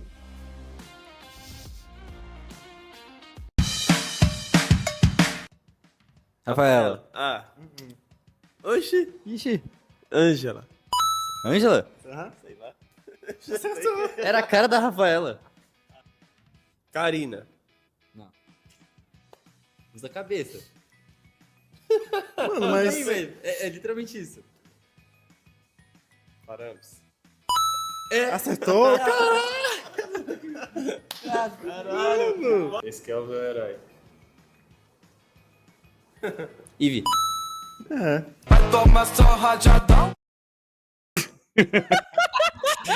did a bit of dancing over there. He was... You know what? That... What was that? They got it. Rico, You you can explain us more. That was a she or was funk? What was that? It's funk, no? It's a kind of mix, you know, funk with some kind of techno. Because well, I here in my house at the party you can hear more funk than Chilean music because I love Brazilian funk. Yeah, well. So, guys, we have some news, and it's for dancing too because we beat the first goal. Go ahead, share. Ladies and gentlemen, make sure you drop right now your ID, server ID in the chat. So make sure you can get that diamonds. Of course, we're giving away 18,000 diamonds and we already hit 6K viewer mark. And I think at this point, we want to hit that 8K and then get that 10K because I want a big piece of that 60,000 diamonds, folks. So make sure you share it to your friends, like, share, subscribe, follow everything you got to do wherever you're watching, TikTok, YouTube, where else are we? Facebook, make sure you're liking it all. Make sure you're there watching it all. Yeah, You know it's what? only in the first game, my friends. Only in the first game, And we also- already reached the first. Okay. There's one Oh. more thing, Rico. Today we started to go live on Kick. On the Spanish broadcast. Spanish broadcast is also live on Kick. So you might share it everywhere, but the thing is you need to be on the YouTube channels, on the official YouTube channels to get your diamonds if you want to. So let's go ahead with the new draft picks and bans, all the thing that we're going to. Well, Ranger and Baxi are ready for Alpha 7. This is gonna be hard, and against Agato Chacha on the DreamMax team, and DreamMax also focusing on their maximum bans. If you may think may watch it right now, because Harith is already out of the game, and also Jisun Shin maybe trying to.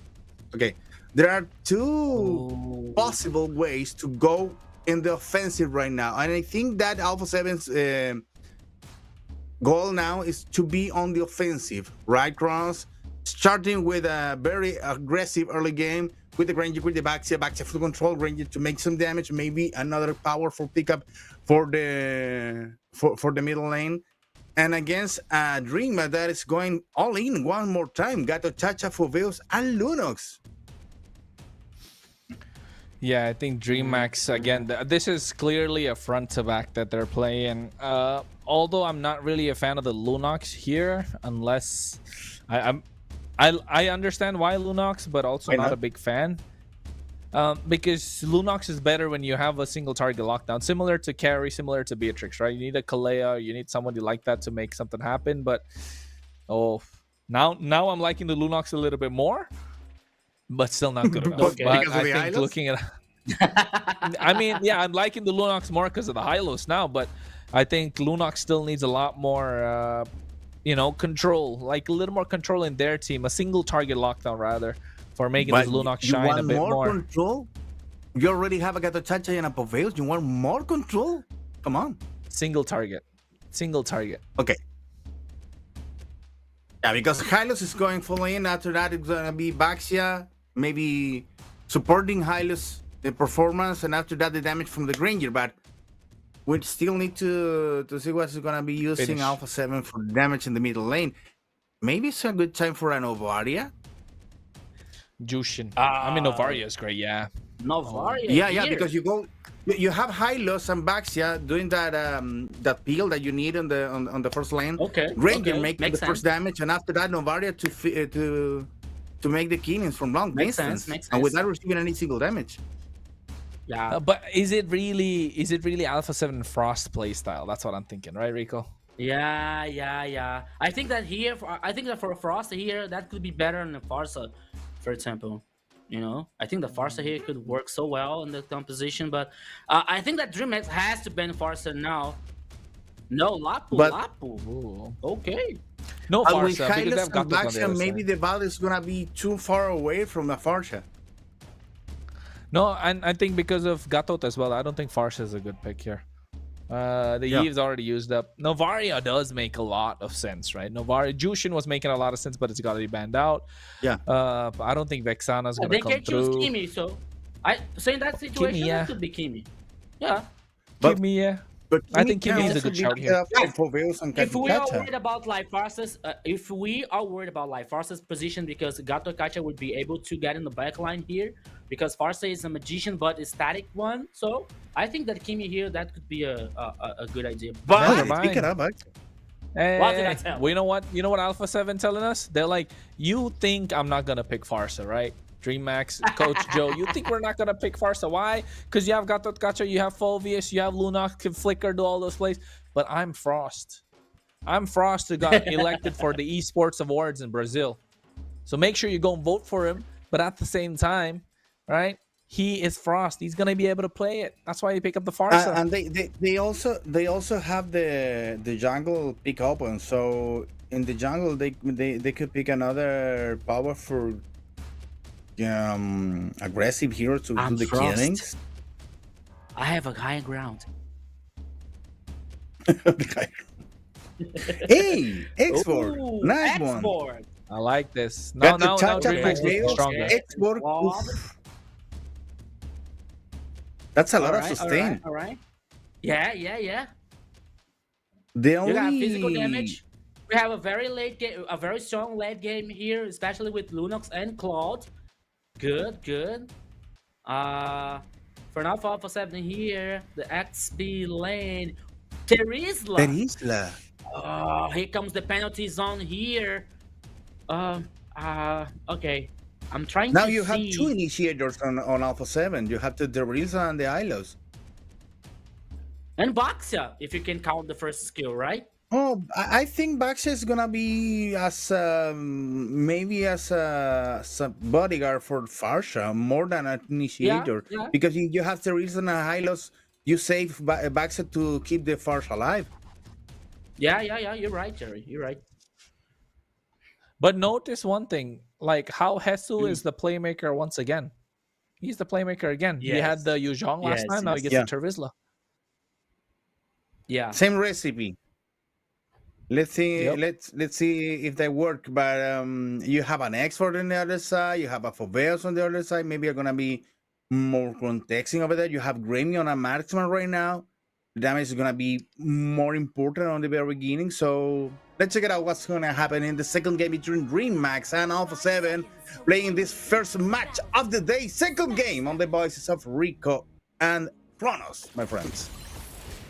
Yeah. After seeing the beautiful trophy here for MPL LATAM Season 4, here we go again. Welcome everybody to the Land of Dawn on the second game. 1-0 to Alpha 7 and the best of 5 here in the lower bracket. Don't forget it. One team is gonna say goodbye. Another one is gonna still survive in the competition. But now here we go again. Oh! In the mid lane here, Kronos. Here comes the first blood. Here, Flake now. He's taking so much damage. Oh, first blood for King. And it started so well for DreamX. Yeah, that's why you pick the X-Borg. That's why you don't mess with the X-Borg as well. Yes, they had a lot of tanky frontline presence, but they didn't have the damage enough in the early game, especially against the X-Borg, because he is a heavy sustained tank killer, right? He's a fighter that's a tank killer. That's why you can see, especially in this global ban scenario, he will start to come online a little bit more. So I think King is going to be, again, make it or break it. But this time for DreamX, they have 2 other carries. The Lunox as well as the Claude. So I think DreamX have a recipe for victory here.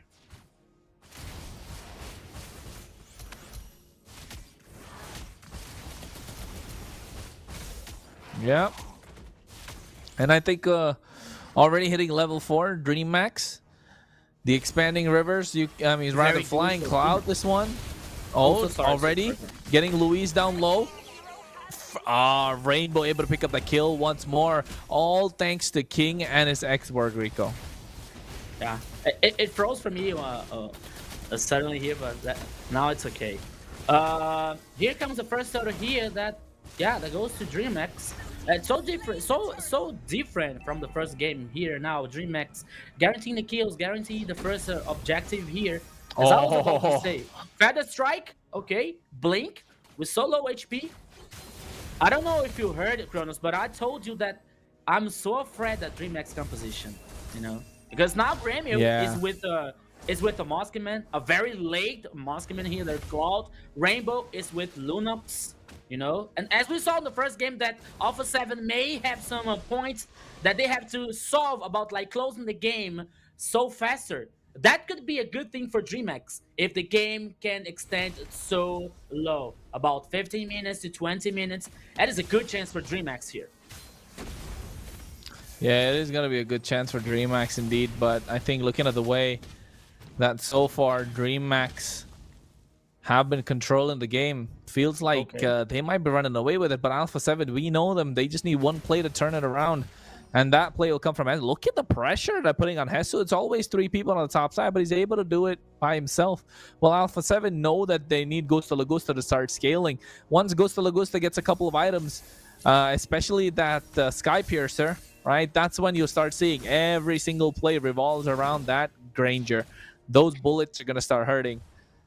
But so far, 30 seconds to the Lord. It's been DreamX's game, almost 4 minutes in. and I think it will continue to do so until Alpha 7 pulled the trigger. Yeah, as you said, Kronos, time here can be a good ally for not only for Gymnax but also for Alpha 7, especially when Gustavo gets here. Oh, but here comes now Hesu on the mid lane. He has taken so much damage, but now he's able to run away. He's able to regain some HP because now there is only 3 seconds left for the next turtle. Okay, the guys from Gymnax here were like trying to head back in the base, but here comes Kronos. The second turtle is initiated. Here comes the team fight.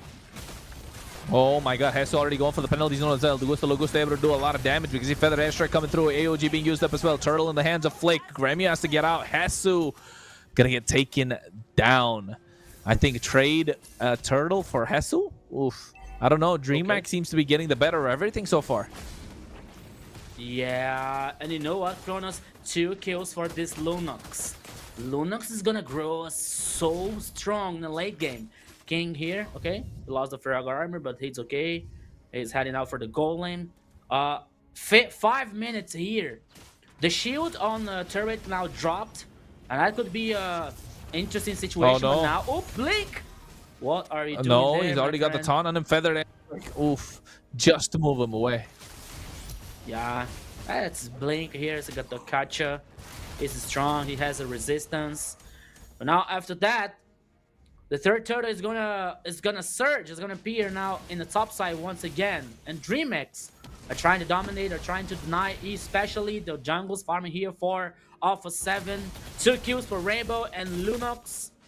The time here can be very good ally once again for the Red Dragon team. So everything can happen here, Kronos, but I think that DreamX is in a comfort situation. Is in a comfort zone here, but Luis now using the Glorious Path, not to initiate, but only to survive, Kronos. That is a very different situation than the first game. Yeah, definitely a different situation indeed. I think this is gonna be a slight bit of a tough game for Alpha 7 to pull off. They need to find the right time. The tempo is completely on the side of DreamHack. They're playing to their keys to victory accordingly. And now you can see already the damage coming out as well. Luis taking out solo. They throw everything at them. Oh my goodness, that was so dangerous and so fast. That's a tank. That's a Hylos. Highest HP in the game. Yeah. Yeah. Once again, the situation is not so good for Alpha 7. And we didn't even talk about Gremio. The Gremio is with the claw, you know? A very strong late game also for DreamX. Now Alpha 7 is heading in the bottom lane here, but they already lost the first turret in the bottom lane. But now, almost 7 minutes in the second game here. The goal lead, as we can see, almost 2,000 for DreamX. But now we're seeing Takashi versus Flick on the top side here. 2 monsters fighting each other. But now the people from Alpha 7 are heading up. Takashi could be in danger. They're focusing the turret. Oh. But here comes the help once again, Kronos. No, King has already got the damage down. Oh, nice use of the Glorious Pathway to create a separation. And Frost as well, nicely using the Feather Airstrike to move them out. That could have been dangerous for Alpha 7. Luis making the right call, the right play as well. But look at Gremio. That was completely without Gremio. And now he's able to get a lot of big push on the bot side as well. But the Flying Cloud helping Hesu to make it on time into the lane. Yeah, so once again, DreamX are so comfortable, especially with the composition. For me, in my opinion, the clock is ticking for Alpha 7. Okay, they have Gusta Lagusta with Ranger. That I think that, okay, he's already with the Sky Pierce here. It's a good thing for Alpha 7. Takashi, no, sorry. Farsa here with Frostland Neve with almost 2 items. Only the glowing wand so far for Farsa after 8 minutes of game. Terizla with a War Axe and the Queen's Wings for this Terizla. Okay, Alpha 7, the composition can be very strong, especially for trying some kind of pick off here, but they have to be careful. They have to pay attention because now DreamHack plays the cards. And the Lord is getting melted here, Kronos. Oh my goodness, already taken out so low. Glorious Path coming in as well. Luis taken out super low with the help of the Brilliance here. Rainbow able to secure the Lord, but you can see the damage coming through. Luis is down and out. No frog armor, but oh my goodness, look at Takashi. He's going in with the Infernal Pursuit. Gusto Lagusto taking out low, but he's able to get the kill. But Rainbow able to get a killing spree of his own. Gremio comes in, and now that's another double. Could be a triple for Rainbow. 4-0-3. This Lunox that you were talking about, Rico, is online now. Yeah, I don't know. I don't want to be early here, Kronos, but I think that this game is over for Alpha 7. You know, DreamHack here now has so much advantage. We're seeing a Rainbow with a Lunox with the 4 kills. A Magician, a very strong late game 1. All the things and all the time that Alpha 7 is trying to do something, it happens the opposite. It doesn't work well for Alpha 7.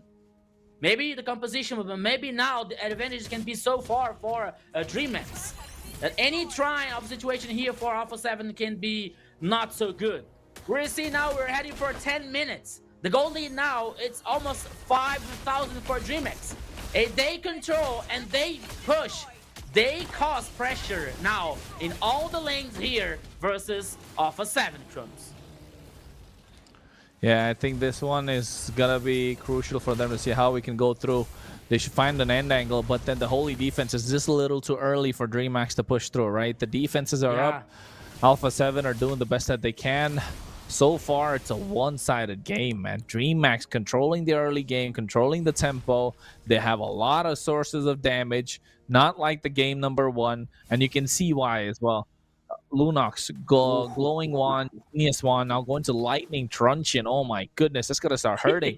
And look at Gremio, same thing. He's already got the Trinity. He's gonna go for the Malefic Gun later on, and maybe even the Wind of Nature or even the Rose Gold Meteor. A lot that can be played around. The tankiness coming through from Takashi as well as Blink is quite a lot. Yeah, Alpha 7 need the damage, and they don't have any. They have the Sky Piercer, but only 1 stack, barely any stack. And never mind, Rico. We're going to see another fight come through. Yeah, now here they're trying to Glorious Path, but now Hatsune is taking a lot of damage with Gremio here. Whoa! Here comes now. Ooh, the ultimate. King lose the Farago armor, so they decide to head back. They take Flick. They can pick off here on Flick. They're superior numbers, but once again, the advantage for DreamHack is so good, it's so big. They don't want to take any kind of risk. They don't want to take any kind of an overextended. The Wishing Lantern now closed by Rainbow with Lunox. One more item. She's getting like out of control. 5 kills. And the composition for DreamHack here, always working for protection, always working for peeling, especially Gremio and Rainbow. The next Lord is already on the pitch. It was started by Alpha 7, but they recognize it that could be not be very a good idea. Working, fighting against the DreamHack in this situation, because DreamHack here has so far an advantage, especially in the items. But now the Glorious Path, only to secure that no one of Alpha 7 gets killed in this time of the game, Kronos. Yeah, I think this time of the game we got to see how it's going to go through as well. Super important for Alpha 7 to try and contest these Lords. Going to be absolutely crucial for them to try and take something away. Look at Rainbow. Look at Rainbow. Oh, no. He's the one who has a Sky Pierce. He is the one who has a lot of damage. Oh, my goodness. He flickers forward as well. What a Chaos Assault catches Frost. And look at the penalty zone coming through. But there's no damage dealers present. Luis taking down Rainbow. Gets a double. Make that a triple already. The damage is too much for them. Jesus down and out. Flick is the only one left standing. Stranded. Alpha 7 Esports get dismantled by DreamHack. We saw that happen, Kronos. We're seeing like Rainbow, a soul hiding on the bush. And that the thing happens, he used Insta, the flick. But now here comes, and that can be the final push. Another minion wave is here heading. But no, they change. They decided to head back. They're deciding to go for the Lord because the advantage is so good. But once again, DreamHack They don't want to lose the control. They don't want to give some kind of hope for Alpha 7 in the second game. And once again, the confidence is so great. The power is so good for DreamHack here that Rainbow, no hesitating, using the flick insta and the light form to guarantee the kills and advantage for DreamHack. One more Lord, and this Lord here, Kronos, can be the final one, can be the final push. Infinity Glaive finished by Lunox. Once again, this hero, it's totally out of control for DreamHack. That's a lot of damage. That's a lot of damage in the hands of Rainbow. The Lord already coming in. No inhibitor in the mid lane, so they need to pull it to the side, especially the top side. That's going to be the job of Flick. Will he be able to do that? Feathered Airstrike already coming through. Yes, they are. They're going to pull the aggro of the Lord to the top side. The wave on the bot side already crashing. Really good macro coming in from DreamHack at this point. That's the least that we can expect. What Hesu has to do, give up. Oh my god, look at the damage coming in from Rainbow. He has to flicker as well. Glorious pathway, but the Brilliance coming through. Gusto Lagusto's taking on half HP. He needs to dish out the damage, but he doesn't have it. They have the front line, they have the sustain, they have everything to work for DreamHack. The Farag armor has popped up. Alpha 7, not a lot of ultimates left. Hesu can't do anything. DreamHack, no damage dealer, will back out. Yeah, they decided to back once again, Kronos. I'm not sure, but maybe they are not having good memories, you know, like they're trying to close the game. Whoa, what are you doing there, Blink? AOG able to catch Flick, but you can see the back line already. Gremio going in, blazing duet. He almost caught them, but they're taking out Logos to Lagusta, and Flick has been left alone in the front line. That has been the plan, divide and conquer, and they're doing it so well. Rainbow flickers again, oh my goodness. Hesu catches them, but not enough damage. Gusta Lagusta will have to give away. And now you can see, look at Takashi, keeps going in and in. Gusta Lagusta is the only one left standing with Hesu. It's the EXP of the goal laner. They need to make this magic work for Alpha 7, but it's not happening. King zoning them away. Last insanity, Hesu goes down. Gremio still left standing. The four members of DreamHack versus Gusta Lagusta by his lonesome self. He's trying to clear, but it's not enough. DreamHack even out the series 1-1. 1-2-1 here. The Red Dragon teams are back in the game once again. Winning, controlling, dominating the second game here. Lunox, so powerful, so confident. Gremio, once again, with a brilliant performance here. That brings DreamHack for the victory. 1-1 here. Everything is the same, my friend Jerry. I told you there was a chance. There was a chance for DreamHack to come back and maybe make Alpha 7 suffer right now. I think I'm going back to the draft. Maybe we were right that Farsha wasn't a good idea for this match.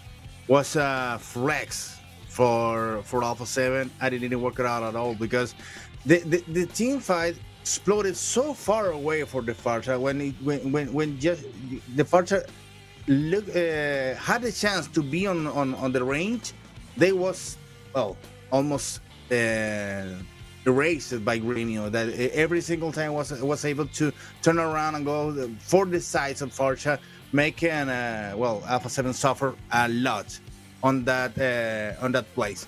Go ahead, guys. You go and vote for the MVP. Now is the time for DreamHack to shine, and I think that kudos for that export that made this win possible. Don't you think about it? Don't you think the same, Kronos? Yeah, I think it's the same. It's just that Farsa was just a flex, not in terms of a flexible pick, but I think it was more of a, you know, I'll pick it. What do you got to do? A lot of an ego check, a little bit, you might call it. But DreamHack, oh my goodness, when they picked up this export, the game was already over. And every single time, the plan was simple. Rainbow's going to be the main carry. He's going to dish out the damage. King has to carry us through the first half of the game. And then in the last half of the game, when Gusta Lagusta is going to be a problem and Frost is going to be a problem, Gremio dives in. And that's why he has to sprint and not the Purify and not the Flicker. So he can directly sprint when he's using the Blazing Duet straight to the back line. And it has been so good from DreamHack. This is the DreamHack we want to see. Right, Rico? Yes, you're totally right, Kronos. You were saying, we were talking about that, you know? You were saying about like, okay, DreamX in the case of Victor have to trust the carry. So they put a very strong hero on Rainbow's hand.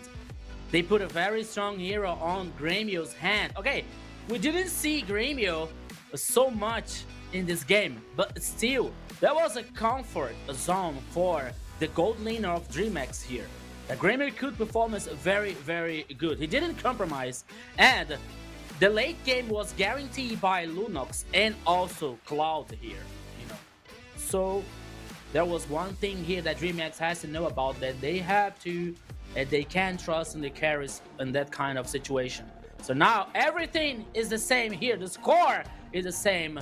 One victory for each team. It's gonna be a long match here, long best of 5 with these two amazing teams, Crumbs. Yeah, I mean, it was an absolute great series, and I think we're gonna see a lot more games, right, Jerry? Yeah, the thing is not just the score, but also the chances here are even. Dream has come out with a powerful play on the second game, showing on the and proving that they are as safe as Alpha 7 to get the series. With powerful picks here, with the Fuveos, with the Gato Chacha, with the Cloud, but with some flexible picks like the X or Lunox. They were very important for this composition, but they are not so complicated heroes to pick in the global bound situation right now, because you can flex with this export, you can pick it up or not pick this Lunox.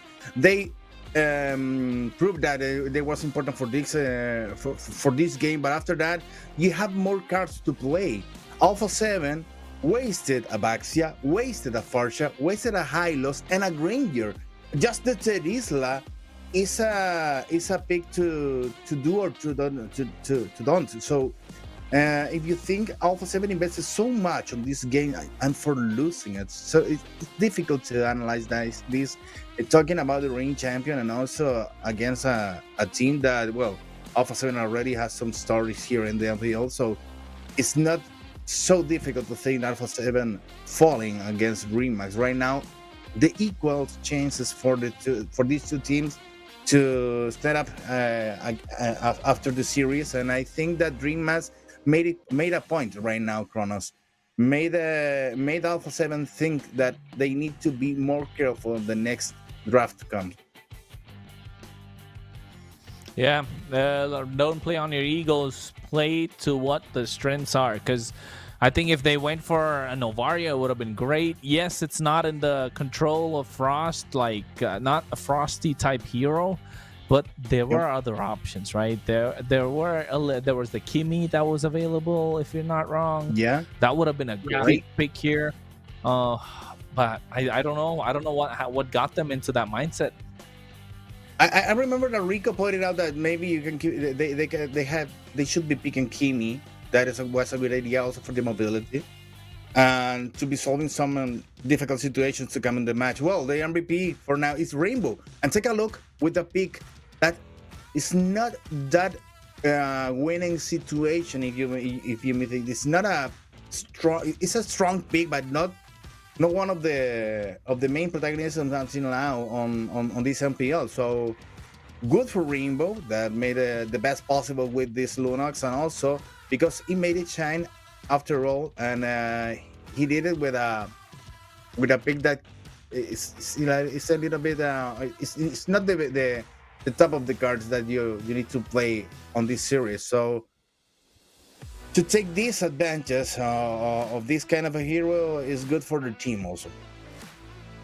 Yeah, I think that the composition works very well for Lunox's shine here, you know, because as Jerry was saying about, especially about the protection, the peeling that will come with this composition, that because you had Gacha, you had Povios, you know, so that was a free way to Lunox and Cloud shine here in this game. And that what happened, especially for Lunox, you know. So that works so well for DreamX now. Trusting, once again, trusting in the carry, trusting in Rainbow, trusting in a Gremio here to bring the victory. for DreamHack in the second game, and then what happens. So now I want to see what is going to happen, especially in the draft for this third game, because we saw a DreamHack now with a different role, and we're seeing that Alpha 7, okay, playing with some picks also in the meta, and the composition was like not 100% like right, but we're going to see. I can't wait to see what's going to happen in the next game. But we're still here in MVP with Rainbow here with 7 out of 10. The casters, the referee were like total for Rainbow. The observers, I think that they believe that King would deserve this MVP here for you see Chronos' face. Okay, and the audience here was most part of for Rainbow, but Chronos, I think that King would deserve also the MVP. Don't you agree with that? I'm kidding. I believe 50, I think 50-50 here. Not like the previous game. The previous game, you could see Hesu was really doing a lot. Here, King, yes, he was doing a lot. It's more so the mechanics of the hero that let him do a lot, right? Because already he's going against tank. He's a tank killer, helps out. Yes, you have to play a certain way to make that happen. But I think the way Rainbow played, nah. Especially with that play from the right side, flickering into the bush to catch, Frost on that Farsa, nah. If you tell that kind of a play, that is confidence, my guy. That is confidence. Somebody clip that and please send it to me on my Discord, right? Or my Instagram or something.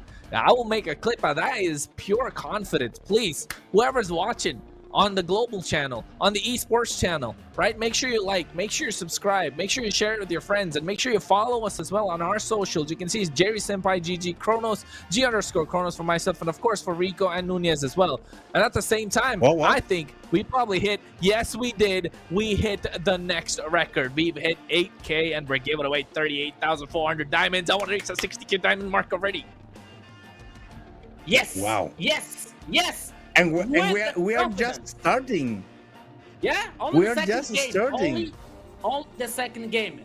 Maybe we can suggest for the Moonsoon staff to put another meta, to put another goal. I was about to say the same. We need another meta because we need another goal. We have already beat the 8K. Now to 10K is just 2 more. So easy. Come on. Give us more. Maybe a 15K goal with I don't know. You're right. 100,000 diamonds. 100,000. Yeah. And 5,000 for the caster, please. Come on. Go ahead. No. Come on, Jerry. It can't be like that. 10,000 at least. Oh, okay. Yeah, for sure. That's my guy. That's my guy. Good Chronos. That's our guy here. Don't forget here, don't forget if you to vote in the new trend that hashtag Chronos for M7. Whoops. The new map here. Okay. Flying clouds. Once again. Well, again, same. Yes. Okay. Well, I think this is a funny map to play, but not so much important in terms of strategies. Maybe in the early game to be fast on the lane, but I don't know. It's my idea. Don't you forget that I prefer the broken walls and expanding rivers also. Okay. Let's check it out. Yep. Okay, first bans for Alpha 7 already on the Kalia. Also on the CC and the U zone. One more time, Zushi. trying to complicate the. No, Hayabusa, man. Well, let's think about this. Game number 3. DreamHack already won the second game. Alpha 7 needs to go to destroy on this game. Because they can afford that DreamHack get more confident for the next game to come. Because in the next one, if DreamHack won this one, it's over. So the Alpha 7 already knows that when DreamHack is getting confident, they're gonna be destroying everything in front of them. And now they have an Arid for Gremio. That's important pick. Oh, and Rock on the first thing. Coach Nice Darkness, combo, so good. Coach Darkness, so good. right? He first picked the Hayabusa. Why? Look at the jungle. Look at the jungle picks that's available. No Lancelot, no Eason Shin, no X-Borg for DreamHack, right? That means he's gonna go either Joy or gonna go Fredrin or maybe Akai, right? That's the hero pool of Tekashi, or not the hero pool of King, right? So if he goes Joy, he gets countered by the Hayabusa. So they're forcing him to go on the Akai, right? Not a lot of other fighters left. They're forcing him to go on the Akai, and they know if they go for the Hayabusa, the Harriet is left open. So the Harriet gets countered by the Hayabusa. So great draft, I would say.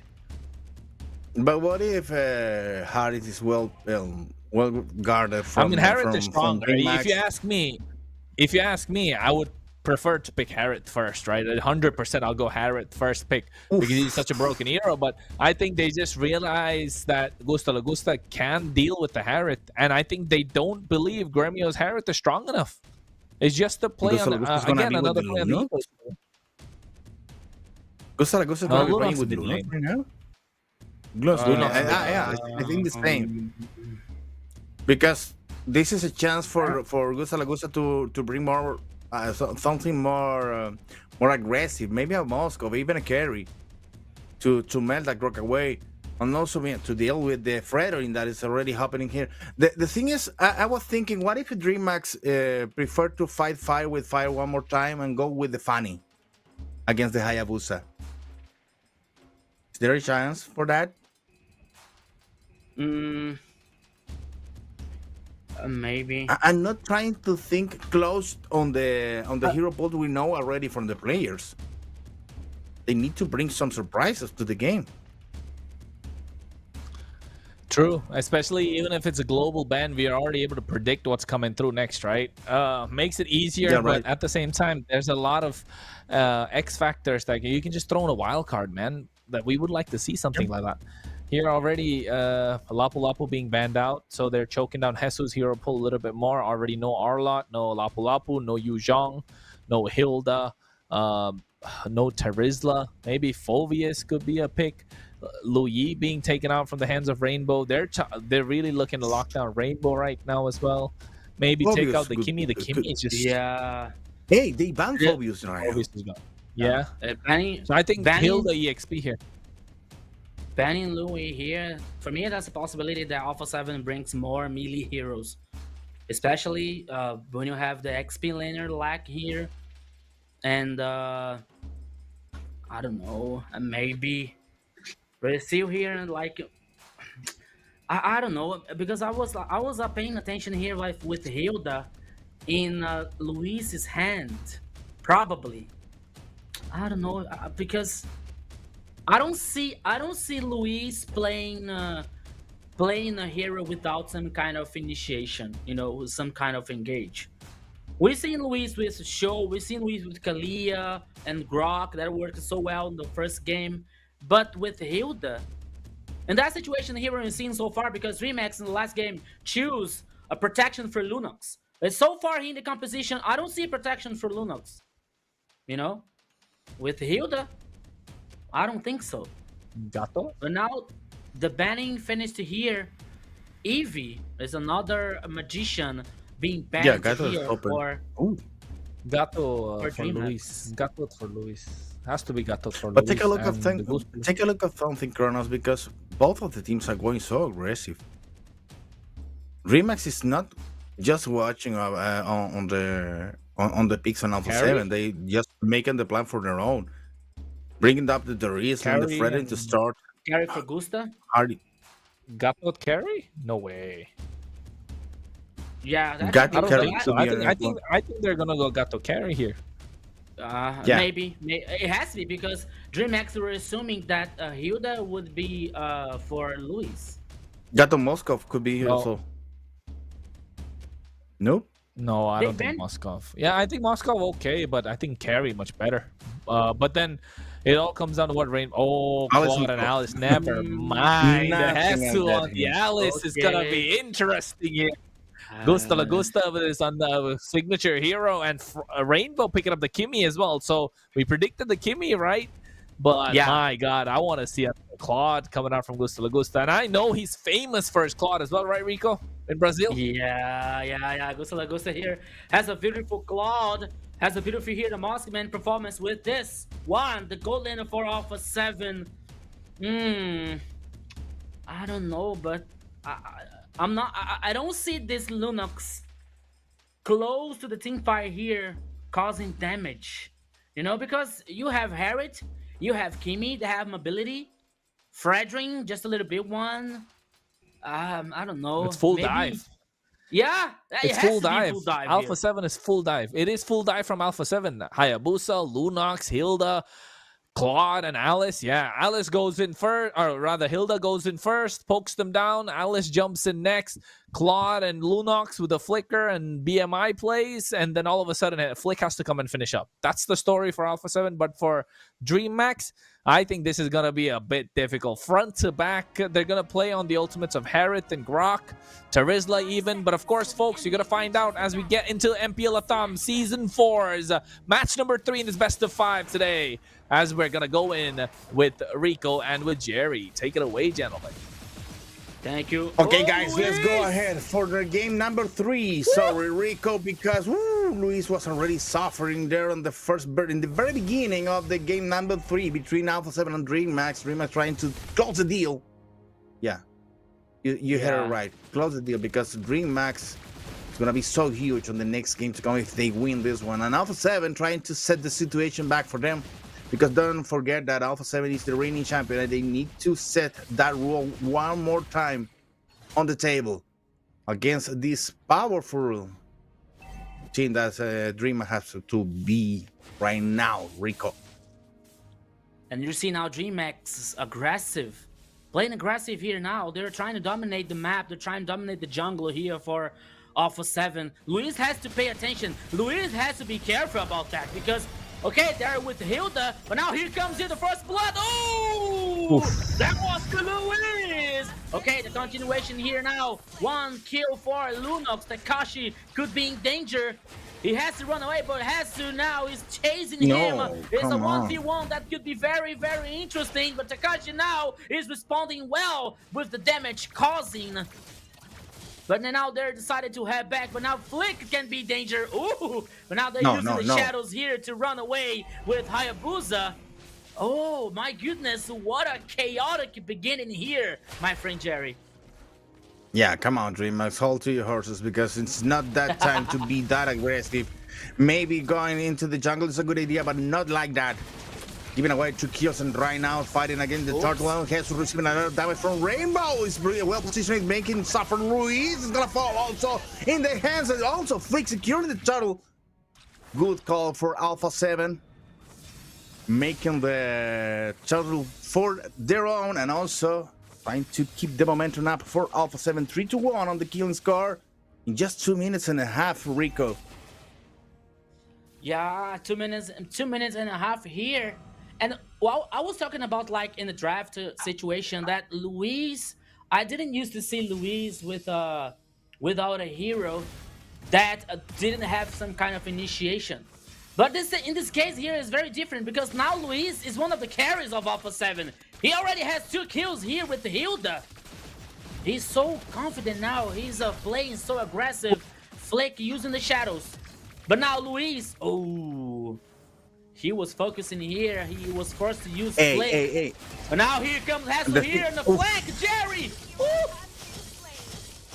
What about idea from DreamHack, because they go all in without looking on their back, and then here was Jesus to make the things complicated for DreamHack to get 3 kills for Alpha 7. Now Luis with 2 kills, Frozen and Eve with 2 kills, and also Flick. 3 powerful heroes right now aiming to be the important picks on Alpha 7. 6-1 in just 3 minutes, and without any force battle, because they wasn't fighting for the turtle again. So it was just an idea for DreamHack to go on the offensive, and went so bad for the guys of the Dragon. So now they're complicating the game just on their own. Yeah, Jerry. And you know what? To be honest, there is a very strong pick that I didn't pay attention so much. That is Hassel with Alice. Hassel here now is so free. Oh, Gusta La Gusta. He has to be careful. Okay. Using the Dexter here, the hologram.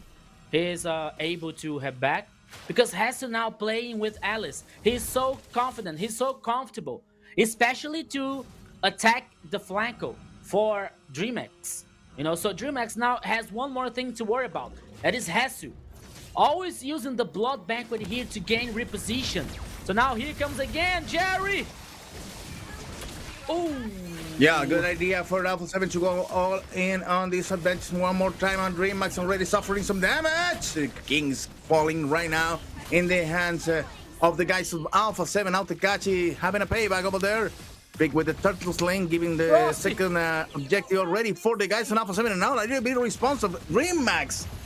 Rainbow making that damage count for the guys on the Dragon. And now the killing score is 7-5 in 5 minutes. 5 intensive minutes between DreamX and Alpha 7 already. The tower in the gold lane suffering some damage, and Gremio playing, well, Gremio's playing so carefully right now, trying not to be in danger, just keeping up the line push, not participating in the battles as Augusta is doing right now. So it's a good call for Alpha 7, for instance, for Alpha 7 and also for DreamX. Yeah, and we see now the items here. The glowing wand close by the two magicians. To Lunox and also Kimi. Stop healing. It could be the main focus here on the two teams' composition and situation so far. We're seeing the Demon Hunter already close by Cloud and Starling Sight close by Gremio and his Harriet. Now Blink now trying to gain dominance, trying to collect information for DreamX. 6 minutes and 22 seconds of this third game. Everything is equal. One victory for each team. But now once again Hassel here using the Blood Banquet. Woo! Here we go again. It became there because Jesus was already in trouble there, cut by Gremio. Gremio now participating on the battles, bringing up the damage for DreamX. Trying to recover the tempo here on the battle. Well, one turret falls for Alpha 7, and I think just the goal difference is so small for Alpha 7 that everything can happen right now. Especially with Jesus is out of the situation right now, not participating on this battle for the next target. Flick securing the turtle one more time. Alpha 7 playing the macro game so perfect, trying to keep up the momentum against DreamX. This little advantage that they already have is important for Alpha 7 to prove that they are able to get to punch back against DreamX that already won the last game. Yeah, you're right, Jared. The macro play here from Alpha 7 is being very interesting, and that is very good for Alpha 7 because the micro here for DreamX is very dangerous because they are very confident. Especially after the second game. Rainbow played so well with Lunox. Gremio playing so well with Claude. You know, so now Alpha 7 has to be careful about that. We got 8 minutes of this game. Everything is so close. Even the gold lead here. The gold lead that was already bigger for Alpha 7. Now it's not so bigger than that. It's almost like just a little bit one more than 1,004 Alpha 7. And both teams now are waiting for the next objective or a chance for a peacock. Where you see now the turret number 2 on the top side was so has taken so much damage. Luis has to be careful here because he can be killed. Oof, nice pickup. Mega nice kill, pickup, and DreamX can play this game all along. Now Flick trying to figure it out there. Trying to solve with more damage, and now one more time the burst from DreamX, starting with Blink and then already finishing the tank, receiving the kill, making the kill possible, starting the game, starting the play, and also finishing. Good play against for DreamX, and now the situation is a little bit under control for DreamX. Alpha 7 receiving the hits back now. Equals on the gold, and DreamX pushing Alpha 7 against the wall. I think it's a good. This lot is gonna be so important for the destiny of this game. That is going to be very important for both teams here. But now here comes Hasu once again with the ball liquid. Whoa! What a beautiful knock-up here now. But DreamX comes to respond so well. Oof. With the 1 and 2 Let me kill, see it live. double kill now for this Takashi. Triple kill for Luis.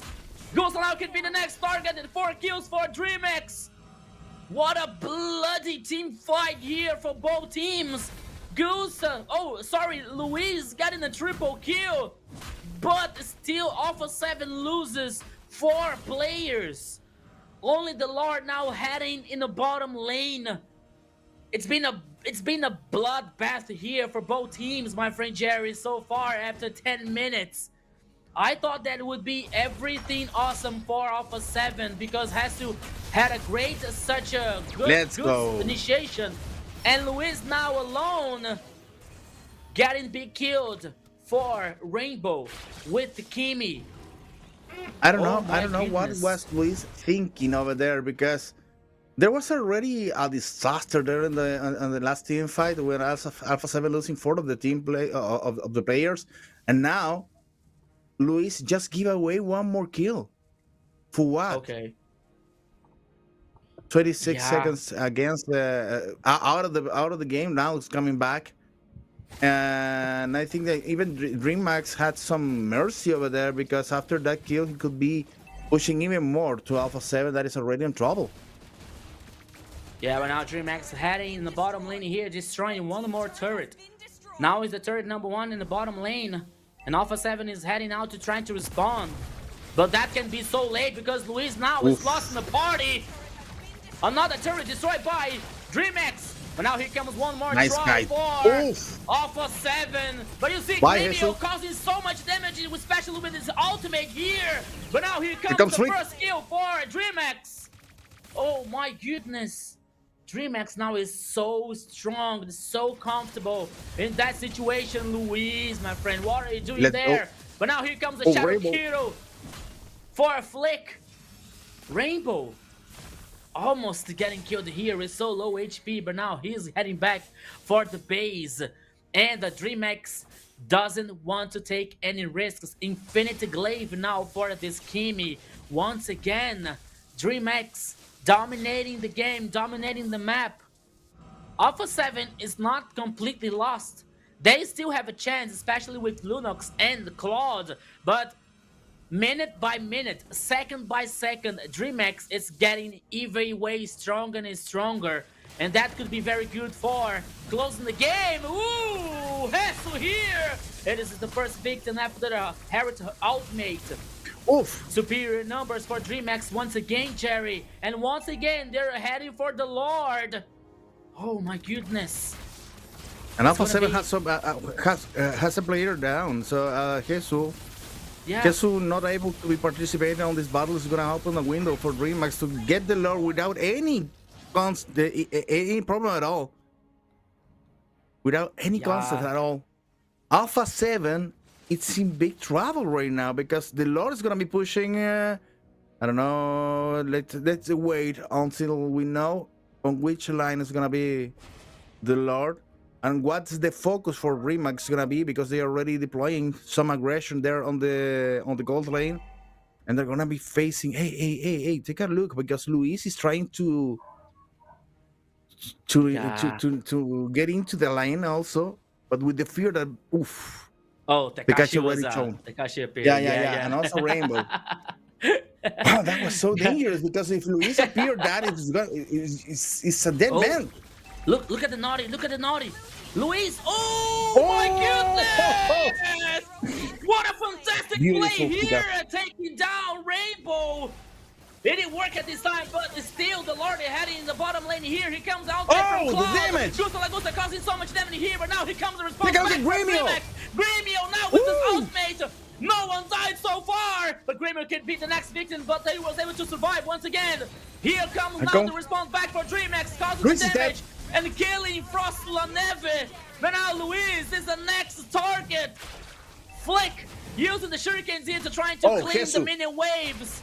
But what a situation here for DreamX once again, Jerry, and they couldn't survive and they responded so well.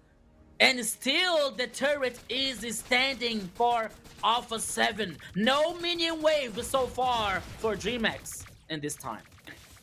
This is what we wanted. This is what we needed. A game with absolute chaos, and Alpha 7 is already in trouble one more time against DreamHack. DreamHack pushing against Blink. Alpha 7. Alpha 7 trying to defend like a turtle in the back. It's difficult. Oof. Could be a nice pick up there on Jesus, but Luis was ready to respond over there. King and Tekachi already arriving to the set. Hey, Gremio. Gremio is the last one to interfere on the battles. Now it's gonna be appearing on the bottom lane.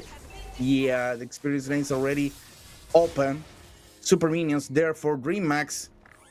And 30 seconds against the next Lord. I think DreamHack is gonna be waiting for the next Lord to come and then to deploy the final. They could be the final battle between these two teams. Yeah. On this game. We still have one more game to play, at least. You know, the two teams are like trying to do some naughty things here in hiding in the bush. But now DreamHack has a better position, especially with the Lord. The Lord now is the top side of the river. Okay, now Blink, a veteran play here, is spotted everyone in the bush. But now they're already hidden. But now check it out, Luis. Check it out, Luis. Okay, King now is going to spot Luis in the bush, okay? But now Luis was able to change the bushes now. But Lord is getting melted. Jesus is once again targeting Rainbow here, but here comes that once again! The ultimate for Gremio causing so much damage, and Luis is lost in the party. He's immortal now. Everything is going to be torn apart for Alpha 7, Frost, Laneva. They need to chase. They need to chase. Blink using the invisibility now. Oh, no, come on! My goodness! He was able to kill Frost, Laneva. What a great match here! What a great play! He could kill here. Blink. Okay, he was killed next. Hey, but what? Frost Laneva now was able to save the game for Alpha 7 still. Gusta Lagusta. Ooh! But now it comes the shurikens in the shadows for Flick, causing damage in Tekashi. Oh my goodness. It isn't this time here. DreamHack losing the players. DreamHack losing the tempo for trying to guarantee the Lord, but now only Flick here in the Lord. But Luis is heading and Hesu to help to help their friends. The Lord now is getting melted once again. Here comes Lucas and Gusta Lagusta. Can be the final fight. Here can be the last chance for Alpha 7, but wow! DreamHack here is still in the Lord. Alpha 7 is being torn apart once again. Luis. Okay, he was the only one that would be killed, that was killed here on the last team fight. But once again, DreamHack has the superior numbers. But now they have to synchronize the minion waves because the Lord is heading once again in the bottom lane. But now Flick is focusing in the minion waves here, using the shadows. But King is No, King is so low on HP. Yeah. Oh, but now Tekashi with a very good initiation, but only the zoning the people from Alpha 7. And only to destroy the turret now, guaranteed super minions on the top side as well. The Lord with the half HP. Oh, Gusta Lagusta! Almost was killed here using the hologram, using the Dexter, but now here comes the ultimate from Gusta Lagusta once again. Hesu trying to do something. But the cost here, the situation is not so good for Alpha 7. Once again, Luis using here now. Blinky using the tectonic charge. But here comes Monarch once again trying to respond. But Alpha 7 trying to defend the base at all costs. Tekashi here once again now focusing. Oh, Rainbow now on Flick, and he can be killed. Hesu has the only survivor. Trying to survive, trying to defend, but it was impossible here for Alpha 7. Victory for DreamHack, guaranteeing the second one. 2 wins in a row for DreamHack, Jerry. This was so crazy, my friend. DreamHack getting the advantage here in this series. Oh, I need to sit back a little bit and take some a sip of water, cold water, because come on, what happened, Kronos? What happened? I was pulling my hair off, really, for sure. Me too. I think we're on I the same think page, my friend. it's preparation. It's preparation, and I think that's what at the end of the day, that's what it came down to. I think one more Alpha 7 are not prepared enough. They have the One tools, more. but I think it's just not working for them at this point. I know they definitely have the tools. It's just not working for them, and I don't know why. I mean, I know why, because I feel like it is Gusta La Gusta, and it's also not Gusta La Gusta, if I may say so. You know he's gonna pick a marksman in the goal lane. You know he's gonna pick a marksman in the goal lane. So you don't have to worry about having any, left field draft, no surprise drafts. You know he's gonna go for a marksman in the goal lane. You're not gonna see him pick up a fighter whatsoever. And at the same time, because of that, you know there's gonna be a weak side. And they're giving Gremio a strong hero to sustain on his own, and they're playing on their strong side for DreamMax, knowing that Gusta La Gusta is not gonna have a lot of damage later in the late game. And you could see here yourself, Flick was able to get a couple of kills left, right, and center. But then after a while, when Tekashi's left a little loose, when Blink can go dive in, and also King playing some of his strong heroes like Fredrin, a tank jungler, the versatility of this lineup is a little too much for them to deal with. Yeah. Yeah. You may realize something on the draft, but after that, well, DreamMax during the gameplay, during the game, decided how it's gonna be playing this draft. You said it.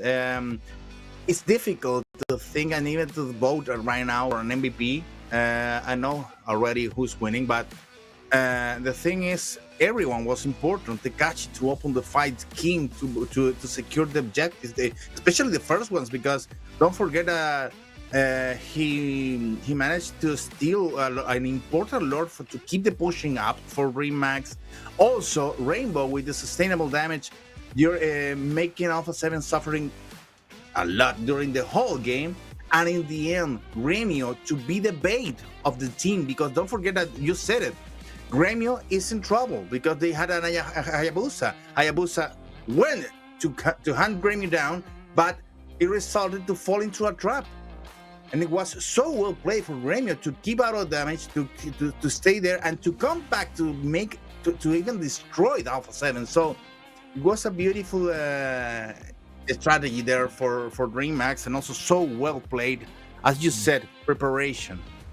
Looks like DreamMax preparation for this weekend is better than Alpha 7. And right now, he has 2-1 on the global score, and one game away to keep up this to take the series and to kick Alpha 7 from the competition, Rico. Oh my god. Oh my god. It is happening. It is happening, Jerry and Kronos. 2-1 for DreamMax in the lower bracket. People, don't forget, this is the last chance for both teams. The loser here is gonna say goodbye to the competition. And we are seeing Alpha 7, the former champions, with this situation now that is so critical. And I agree with Kronos, because for me, in my opinion, there's something wrong when you have the roamer with more kills than the gold laner. We're seeing here Luis with 6 kills and Gusta La Gusta with 0 kills with Claw. Well, the thing is, Gusta La Gusta haven't had the chance to participate on important way on the team fights. It was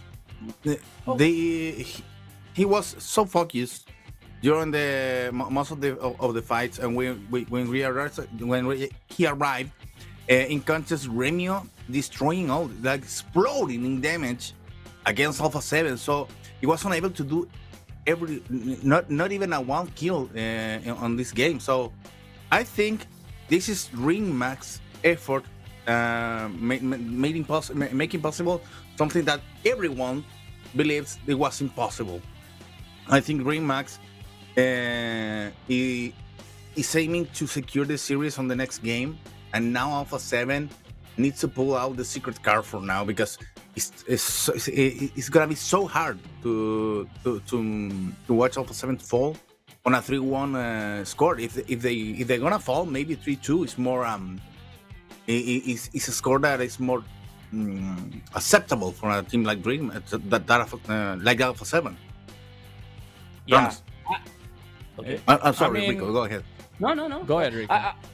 I was about to say that I agree with you, Jerry, that Gusta Lagusta didn't have the chance in this game to impact, in somehow because he was so focused, But that is not only about the Gusta Lagusta performance, but we can talk about like the Alpha 7's composition because we're seeing now Luis here with a very strong soldier. Okay, but when you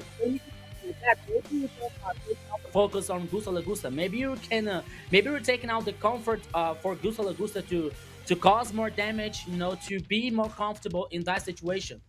And we'll see now the MVP. That couldn't be other except Takashi here, the XP laner. Look at its KDA, 10-0-12, 25% of damage, 88% of kill participation. Takashi here playing with the Terizla. The penalty zone here was so brutal, were so cruel to the enemies. That brought the MVP and the victory for DreamHack as well here, especially with Takashi.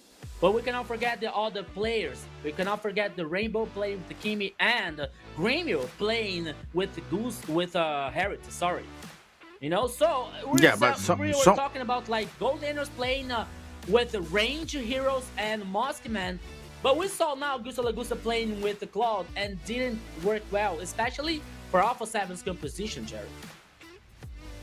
Yeah, I think that DreamHack's composition worked very well, and it was important the guys doing the damage, Rainbow and Gremio, but someone had to start the fight, and for that Takashi was great. Not impeccable, but great. To be there, well, 10 out of 10 votes. That is Gusta Lagusta. What? To be honest, Takashi's. No, I mean- Takashi is just standing there and starting the fire for the guys to DreamHack. That's it. That Terizla game is the game that Hesu wishes he had in the previous series, right? In the previous game, right? In game number 2. That's the Terizla game that Hesu wishes he had. And I think in terms of experience, I already said this before, this team lacks none. They just needed strategies, and they're able to work out strategies, and Alpha 7 are having a really difficult time. Now they're one game away from getting out. One game away from losing the entire series. One game away from getting knocked out from MPL LATAM. One game away from not making it to the M7 stage. I think the most important thing here, more than Alpha 7 is one game away to be out of the playoffs. It's that DreamHack already won 2 games in a row. Yeah, and that's so difficult to make against Alpha 7. Maybe you may think, okay, DreamHack winning the first one, Alpha 7 coming back in the second one, and now DreamHack pulling up the third one, but to be 2 against 1. But Alpha 7 started with the right foot. They won the first one, and now DreamHack is pulling out 2 in a row. And after that, well, Alpha 7 received the damage. Alpha 7 needs to feel that hit. Maybe it's gonna be so difficult for them to be back on the game. And let's check it out, because we're gonna be watching right now the random map draw for this game. Please, Broken Walls. Thank you very much. Oh, Broken Walls. Thank you very much. This is gonna please, be Broken Walls. so Thank you very much. crazy. Okay, Broken Man, Walls. the Please, thing is, please don't bring Link. please. Please. Let me explain this. That's the thing. We have so much bans with the global ban rule right now that Broken Walls, with such a short possibilities for the junglers, it's gonna be so difficult to play. Right, Kronos? Yeah, I think it's it's gonna make it challenging. Of course, it's gonna make it challenging for them to see who will, what kind of heroes that they can play through, especially with his global bans. Right, that's gonna be the tricky one.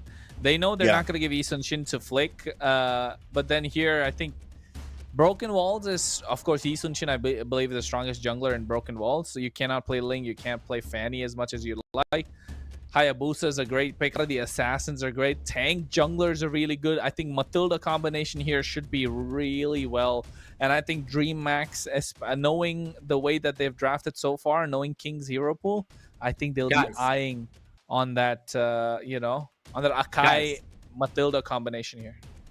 Do you know? You know do you what? know a perfect hero here for Broken Walls? Do you know a perfect hero? Which one? Johnson. Which one? He's built the rock. Johnson. Johnson. Realize yeah. that? But Johnson, Johnson's so out of meta. Yeah. No, I'll say he's Like- completely off the matter, but it's a perfect Yeah. hero for Broken Walls. For Alice, he But- is the first was for DreamHack.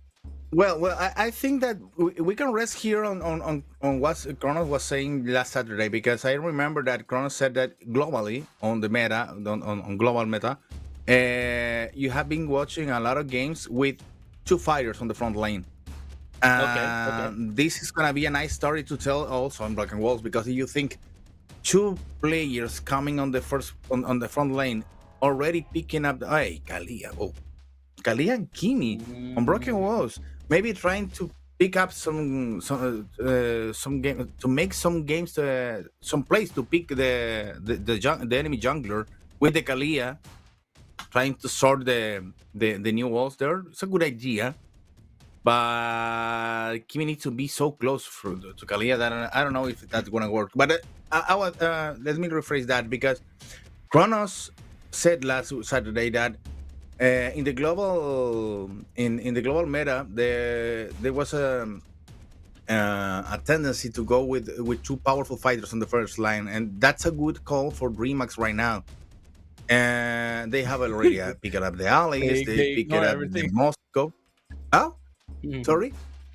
Jerry explaining something so seriously, and then all of a sudden, like they can go for double fighter. I don't think they should go for marksman. And then Germia picks up Moscow right there. But hey, come on. But they already picked up the allies and the Hylos. I know. No, okay, that's a powerful front line also. And one more thing, DreamHack on different situation in front of Alpha 7 has been playing the whole series as a unit, all together. So it's good for them to go with the Hylos analysis, maybe trying to start the fight, and after that, Moscow can appear to end the killings, and they're gonna be moving like a unit through the jungle, taking advantage of the Broken Walls. Check it out. Yeah, that is very interesting, But we are seeing now here Kalia, Kimi, and Lapu Lapu. It will be a very interesting combo, especially with Kalia and Kimi. But we have to remember that Luis only has 33% of win rate with Kalia. Maybe that could be not because of his performance, but maybe it could be the rest of the composition or the combo that didn't work well. But there is one thing that we have to pay attention about that. Because for me, so far here the composition for DreamHack is so strong. You have Alice, you have Hylos, and Moscow. You have a splitter. You have a tank here that could be working in the peel or in protection. You have Alice here with a great mobility and very great sustain. That could be assessed the flank or backline so easily. So I think that Alpha 7 has to be careful.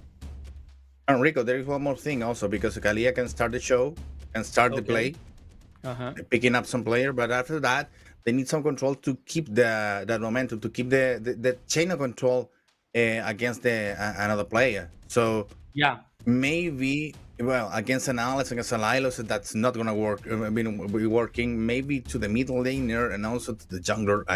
That could work. And I don't know if DreamHack is gonna leave that open. I think they're gonna be controlling that possibility, the chance to Kalia to pick up some players on their team.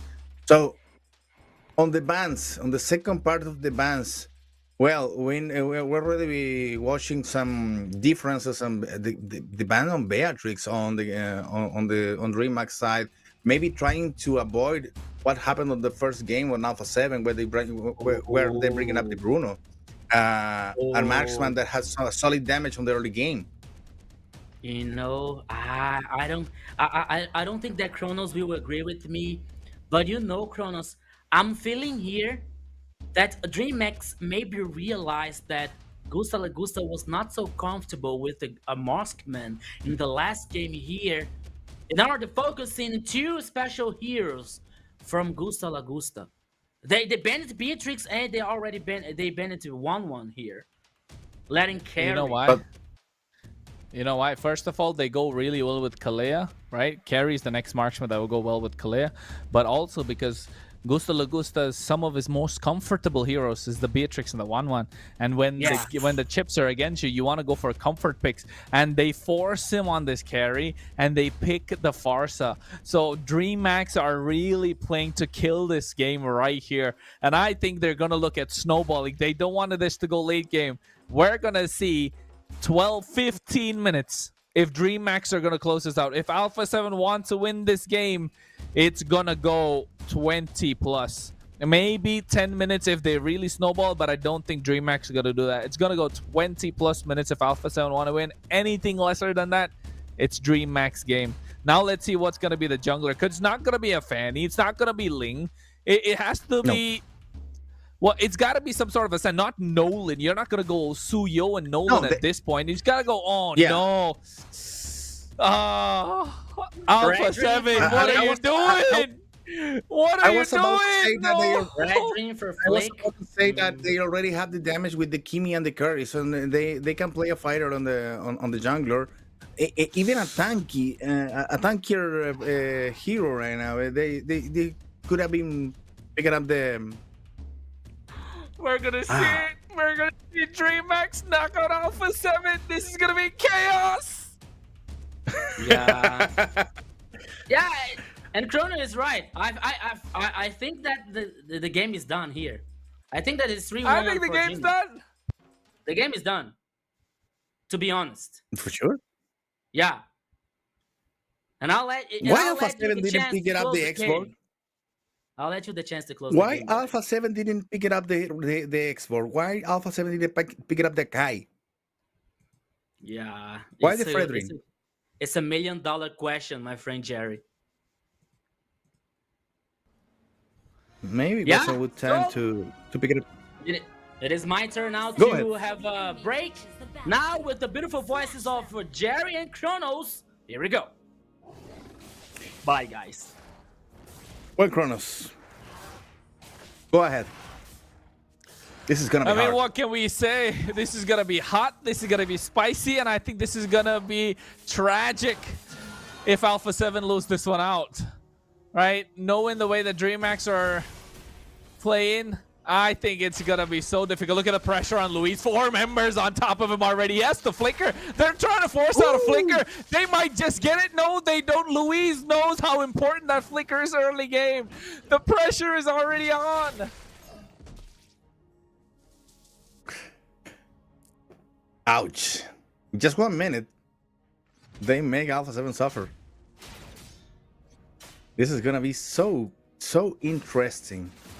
DreamHack need to stay on the top of the game on the in the first moments, and also to the to the games to come. Hey, the camera is already showing Influence Rage, preparing the table for the match to come. Yeah, I think this is gonna make it difficult for them. I'm gonna look at the movement, Jerry. I am at the edge of my seat. This game is gonna be intense because look at the pressure the DreamHack are already putting on. They are conquering the bottom half of the river. They have read the rotations of Alpha 7. They know everything that's gonna happen is gonna happen on the bot side because they trust Gusta Lagusta to win out the lane. But Gremio is winning the lane. They're even confident.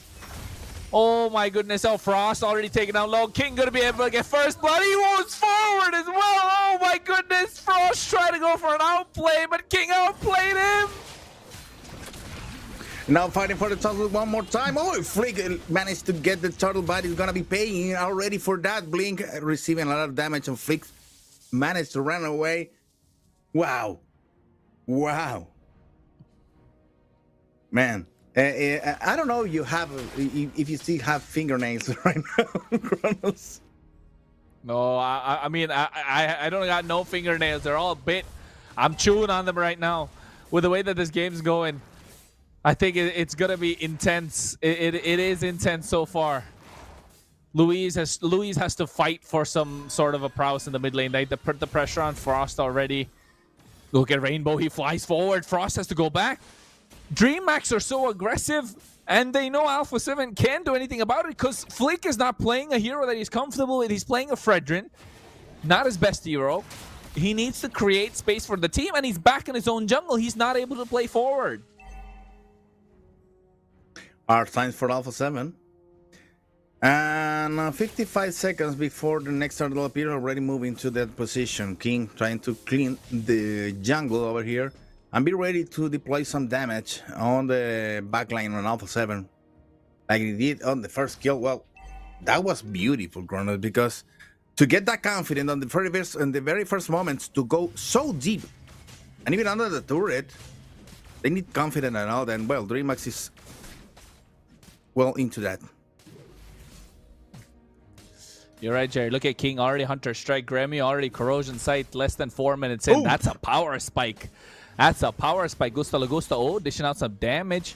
Putting some pressure on, but in the mid lane, already Blink taking out half HP. Frost needs some items. Flick needs to be a frontliner. Flick needs to play bodyguard. Hope he's gone to the gym because he's got to look like Fredrin for this one, but it doesn't feel like it. They go in, Ogi, Shadow Kill, throw it, ruin, everything thrown at them. But look at Frost, additional damage from behind as well. And now here comes the rest of Alpha 7. They want to go for a fight. Blink goes in. Oh my goodness, what a tsunami slam dropping down Hesu. At the same time, they get the backup. They get the kill onto Blink.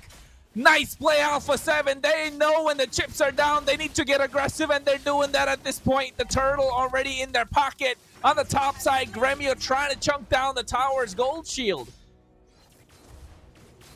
And they did it. And he did it.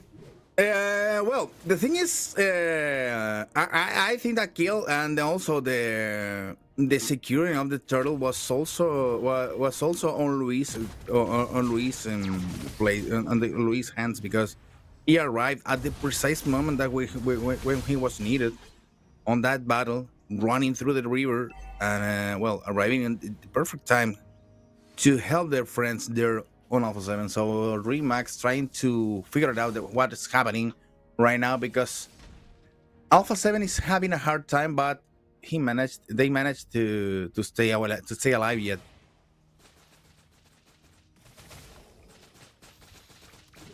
Yeah, I think this is gonna be crucial. It's gonna be important, and I think they're already trying to get ahead slowly, right? That's the most important part here for Alpha 7, and I think DreamHack are starting to feel it.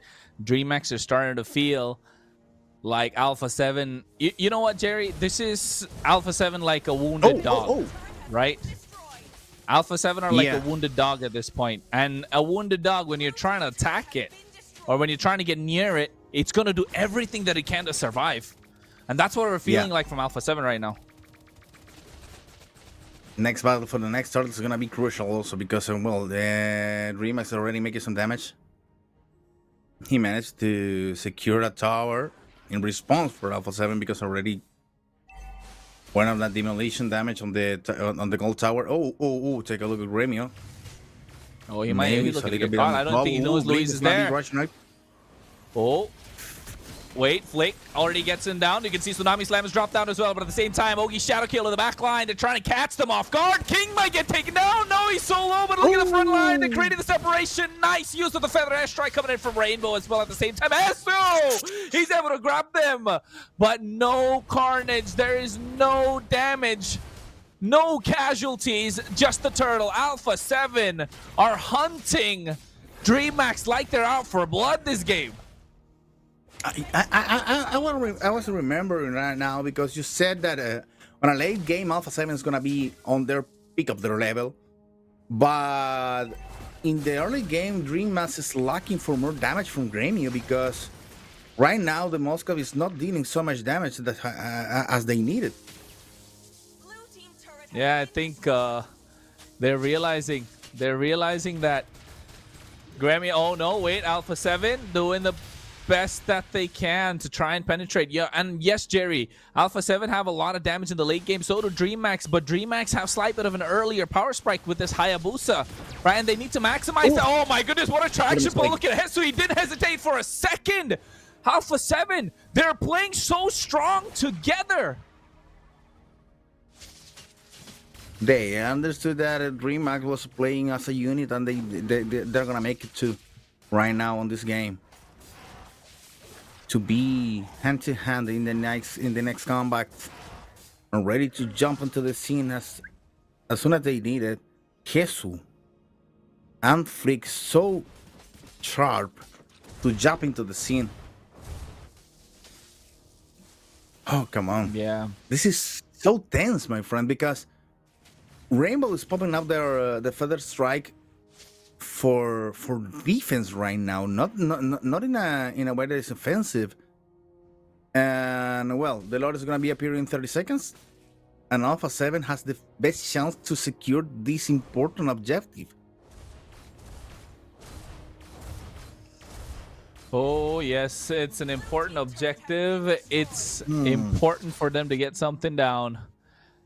For 2K goalie, but you know what the problem is here, Jerry? Alpha 7 need this win. They know that. DreamMax know that, so DreamMax are just gonna play bait. DreamMax are just gonna wait for the last second, and then when it happens, that time they'll probably pounce upon Alpha 7 as well. Well, the battle for the Lord already started. Takachi trying to Tsunami Slam coming down as well. Looking to take them down. down. Oh my god, the damage is too much this time, and they're able to take him down. Look at Rainbow getting zoned out as well, but in the back line, Gusta Lagusta being targeted by King, but Frost Nave making sure he saves him. I'm not sure who got the Lord. I missed that one, Jerry. Flick secured the Lord for Alpha 7. This is important because the next power play is going to be for Alpha 7. Despite of the turret on the gold lane already fall, in the hands of Gremio, Alpha 7 already responding on the middle lane. In the hands of Hesu. Hesu compromised on the demolition damage there on the middle lane, trying to get the momentum up for Alpha 7 that has the Lord already marching on the gold lane. Yeah, I think the Lord already coming on the top side. 10 minutes in, 10 minutes, 3 seconds now. And I think moving in slowly, it's going to be crucial to see who's going to be able to come out on top. Already vision granted on the top side. Holy Shield are present. Traction pulse being used up. Oh no, Luis, he forced out the Purify from Gremio. That's good. That's good for Alpha 7. For DreamMax, they know that one of their key players, the one that they need to defend, doesn't have a Purify. So the next 60, 70 seconds are going to be easy pickings for Alpha 7. They're looking to take down the tier 2 on the bot side. Holy Shield already popped in the top of the mid lane. The intensity is getting higher and higher, Jerry, as we speak. It's low kills. It's only 2 and 1. It's only 3 kills in the game so far. But you can feel the heat. You can feel the intensity. Yeah, I think that Alpha 7 just figured out that they don't need to be playing for the battles. They need to be playing for the macro game and to secure the game. Yeah, they melt down Blink in the front line. Look at Hesu, man. This guy's doing everything that he can. He has been peeling for the team while they're taking down Blink. They have 3 kills in their pocket, and they're targeting Blink. They don't care that he's a Hylos. They're melting him down. Oof. Critical situation here, especially for DreamMax. He has just the base towers right now up. And the pressure is already on Alpha 7, and it appears that Gremio doesn't have the damage yet to be at the same level of Gusalagusta. He's already participating on the battles. He hasn't had the kills, but he's being part of these 3 kills, and also the damage that makes DreamHack think twice before going into a new battle. So Gremio needs to be more on the same level that Gusalagusta. Take a look. Right now, Gusalagusta has 1 level advantage on Gremio. Yeah. Oh, one level's enough. I think one level's enough for them to start snowballing. But at the same time, look at Frost. He has 2 levels ahead of Rainbow. Flick is a tank jungler at the same pace of Hayabusa. So King has done well to try and hold his own, but King needs somebody poke them down, because the moment they group up together, you know they're not going to have enough damage. Oh no, Hesu, he doesn't care. He's trying to go Raging Slash already, trying to bait something out. Gremio, he's hurting. So that's going to be some communication, right? Hesu's going to say, hey guys, I can't deal with Gremio anymore. He's starting to hurt. We need to start closing this game out. But Alpha 7 have been so weak in closing out games, Jerry. Yeah, Alpha 7 can close it up right now after this Lord. It's important for Remax to be part of the battle, to go ahead and try to steal the Lord. Oh my God! What a flicker play from Luis! He's catching Blink. They don't care. They lock him down, and they go in. As Sony connected as well. They get Luis to Lagosta, but you can see now he shadow kill onto Luis. Flick secures the Lord. Flick is trying to run away, but Takashi and King are looking to chase him down. But look at the bot side. They got a wave pressure coming in. They need to respond. Oh my goodness. Flick still makes it out. Alpha 7, how are they doing this? It was so important for DreamHack to seal that Lord. They needed to focus on that, because you may have the kill for Gusta, but you still have to deal with Hes, with Flick, and also Frozen Navy that's applying a lot of damage over there. Oh, so close. And this is gonna be 2 against 2. Depends of this defense that DreamHack needs to apply, and the Holy Shields are all down for Alpha 7 also. For DreamHack, sorry. So they're gonna be so against everything. The lines, the Lord, and also Alpha 7 pushing hard on the middle lane right now, trying to secure the game. Yeah, and I think right now the Lord already crashing in. Inhibitor down in the mid lane. Now they're looking to take down the top side. Alpha 7 moving like a unit together. Feather Estra comes through. SOD connects as well. Now they're looking to zone them out. But their Lord is being worked upon by Gremio. Look at the bot side. Hesu already using the Raging Slash. Bravest Fighter already down and out. Now the next set of waves are coming through. Alpha 7 looking for an angle. They need someone to feed to Gusta Lagusta. Gusta Lagusta right now is a marching, walking damage dealer. And you can see if Hesu goes in as well. The Bravest Fighter right now connects. Gremio is melting him down. But look at the back line. Throw him, bro. No! Oh, no. Throw. Oh, no. Oh my goodness. What the They got me choking, Jerry. They got me choking as well. So much damage dished out. They need me to get... I need to get some water for this one. It's gonna be a little difficult to be alive here, not just for DreamHack, but also for Kronos. With this, with the boys melting down here on the damage on Alpha 7, trying to push one more time on the experience line. Oh, the intensity is just too much. The intensity is just too much. Oh my God, I can. Oh no, DreamHack are doing everything that they can. Because you know what, Jerry? I feel like if Alpha 7 take this game, it's gonna go Alpha 7's way. The next game is gonna go Alpha 7. The momentum, the tempo, they've just clicked. This game, they've clicked. I think they were resting on the laurels, and they realized that this is make it or break it for them, and they're not giving it away. Well, the thing is, Gremio's not yet there with the damage. One more time on the new battle, the difference felt a lot. Oh, nice airstrike.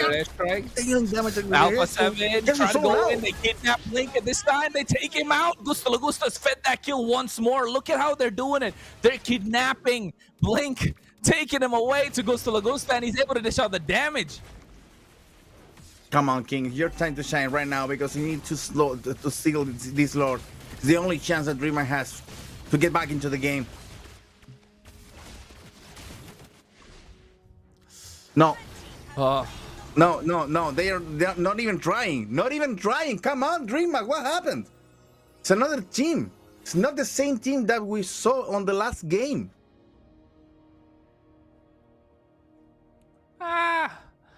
They make me want to scream, Jerry. They make me want to scream. Do it. It's so intense. Do it. You're free to do it. Oh no. So intense, my friend. This is the push that's coming in from the mid lane for Alpha 7. 5k goal lead. And you know what? Best part, DreamHack have everything it is to defend. They catch King! No, they do it! They get him down! Frost able to get that kill. Now this is going to be clean for DreamHack to try not to defend Alpha 7. Look at it. The Lord's already in the base crystal. No way. Takashi is trying to do as much as he can, but you can see Gremio is already melting down the Lord. The damage, they have it. And now they're trying to go through Flicks Alpha 7. Oh no, he's trying to do it, but look at Luis.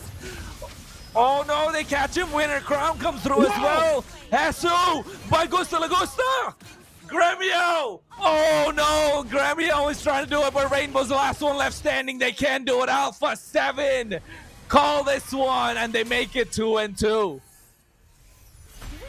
Oh, that was so close. And Gremio, I think they got distracted at the end because I don't know. We're gonna be checking out that on the replays right now, but on the highlights.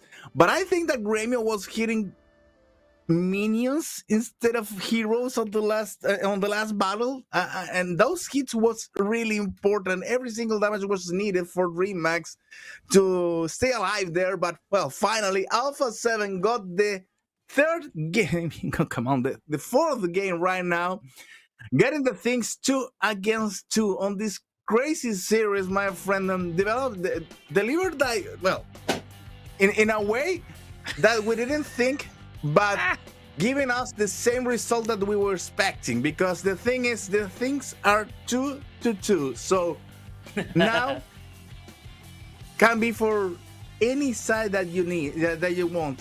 I still believe in that DreamHack can come back after this one. What do you think of that, Rico? Because it was absolutely crazy. My friend Jerry and Kronos, do you know what is it called?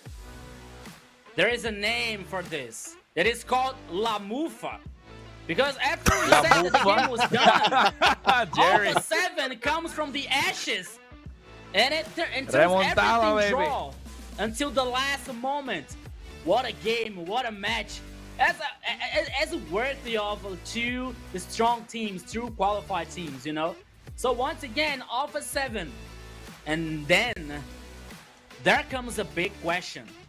That is, who's gonna win the last game? Because it seems that DreamHack, they were so confident because they won 2 games in a row versus Alpha 7.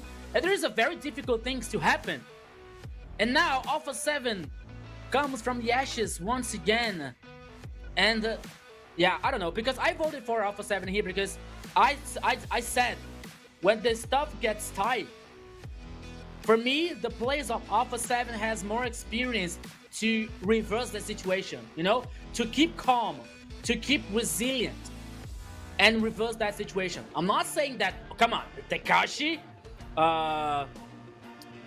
King, they are former champions also. They are brilliant players. They are victorious players also, you know. They are also have a lot of experience, but I don't know, maybe for this last moment, it is this kind of moments, hard moments, difficult moments that the players of Alpha 7 used to shine, you know. So for me now, the last game, everything can happen. But now once again, we're seeing Alpha 7 dominating the game. They were so calm, they were so cautious, especially in the first. I think we lose Rico. Well, yeah, he did. So he was saying that Alpha 7 was cautious during the middle game, and I'm agree with that, because you said it, Kronos. During the mid game, there was a lack of killings. There was so frozen game after all, with lower killings, with DreamHack trying to breathe against the pressure that Alpha 7 was deploying over there, with the fear that anytime and anywhere you can be picked up with from Luis, and after that you're dead. Alpha 7 was playing that kidnapping mode so good, so precise, and also with Frozen Never so well positioned at every single time. So he never was never out of the battles. He was never without dealing damage when it's needed. So I think the MVP right now on overall should be Jesus, because this Lapu Lapu was so important to also to prevent the idea for DreamHack to coming back of the battles. But the core damage was dealt from the starting for the initiations on Luis, and also the damage consistently damage provided by Falsaneve. It's a way to watch to see the things run us. Yeah, I think it was just absolutely insane, Jerry. You could feel it. Like, you and I were just completely intensified with what was going on the entire game, right? Yeah. And we could tell how Hesu was just doing absolutely a lot. And I think he is... I don't know. If Alpha 7 win, we can ask, like, who's the inspiration of the team? Because it felt like it was Hesu the entire time. He's the one inspiring the entire team to do something. And then something happens, and it's the same for DreamHack as well. I feel like when Tekashi is performing his best, that time DreamHack are so good. And also, we were a little bit conflicted on to do the broadcast and also to enjoy the game, because it was so tense over there, especially when DreamHack was trying to solve that knot that Alpha 7 made to DreamHack wasn't there just out of the place, especially on the other game. You saw that on the graphics. They were trying to get the confidence back and also to control the game. But DreamHack was doing this, and meanwhile, Alpha 7 was playing so carefully that doesn't look like Alpha 7 at all. Rico was saying that before it went frozen, but it was saying that Alpha 7 was playing so carefully that they didn't look like Alpha 7. I think it's the first time that Alpha 7 needs to pick that card up to bring that trick into the table, to play slowly, to play on a conscious way, to trying to not to die, and also to be precise on every single battle, on every single pickup, because Alpha 7 is so used to demolish their rivals, and now with DreamHack it's a different story. Yeah. And you're totally right. Am I back, guys? Am I back? Guys, right? Yeah, Okay. you're back. Go ahead. You see, what I saw here in that game, because on the last game, I saw Hesu taking so many early decisions when he was playing with Alice. He was able to get the flank of a team fight, for example. But many times there wasn't a follow-up for the team. There wasn't a follow-up for Alpha 7. And this time here, playing with Lapu, he was so resilient. He was so patient here. That all helped Alpha 7 to win this game. And Jerry has a great news for us. Let's go, Jerry. What is happening today? We're not just on the middle of the broadcast and we're already beating up the last goal for today. 10K viewers on all our channels. So thanks, guys, for being with us. Thanks for enjoying this competition and also the broadcast. And also go ahead and throw your IDs on the channels. Don't forget that you need to be participating on Spanish and also the Brazilian channels for esports on YouTube. Go ahead, leave your ID and also your server number to get into the raffle for the 60,000 diamonds. And those, I don't know, 1,000 over here. We need it. I need 10,000, man. I need 10,000 as well. 10,000, well, come on. Me either. I need 6,000, so go ahead, give it to me. We are the champions. Give that to me. Okay, that is great. And it's only in the first match, only in the first best of 5 for the day. We already reached the top here, thanks to you. All thanks to you that is watching us, that you were watching us. So stay tuned. Keep watching, send a like, share the live here, call your friends for the MPL LATAM Season 4. And now we are heading for the MVP, Hesu, with a KDA 208, 30% of damage, 91% of kill participation. The XP laner of Alpha 7 shines once again. That is the first MVP ever on the competition with Lapu Lapu here. Well deserved, my friend. Yes, Hesu. So important for Alpha 7 here, guaranteeing the victory, my friend Kronos. And now, all comes to an end and all comes to the last game. This last game is gonna be so hard to watch, my friend, because Yeah. you have two chances right now. Well, when I be enjoying the place of the MVP before started to think in the next game. Here on the final push, dealing with all the efforts of DreamHack to defend, and their Gremio on the back line of Alpha 7, trying to deal the damage that is needed. I think that Gremio was all the game under the damage that he needed. Slight bit. Yeah. Oh wait, audience? All the game. Really? No way. Who's this? Who's this one? They guys are on something. How does he not get the MVP there? Oh, that's no. It's from the MLBB Esports channel. Nobody voted for Hessel Yeah, there. on MLBB Esports, they voted for Frost La Neve. They voted for Frost. No, that's cheating. I don't know. How could they do that to Maybe Frost was important also, but not that important to be the MVP. I agree. I agree. Oh my goodness. Okay. You need to be the best to have the MVP, not just good. So the fact is, MVP here goes for Hesu, 9 of 10. In the last game here, 2 and 2. Everything is the same. That leads to the final game. That leads to the last game here. The game for survival. The game for still to be in the competition. Oh my goodness. Everything can happen. And to be honest, now I don't know which one is going to win. Because even DreamX or Alpha 7 are able to win here.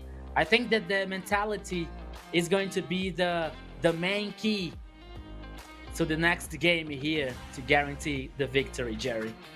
I think. You know what? You can toss a coin right now, Okay. and the coin is gonna fall like this. It's not gonna fall for any side because Dangerous grass. it's so uncertain that it can happen right here on the next game. Flying Cloud. Well, Okay. Fast Flying game. Cloud We're plays gonna see that. a faster game.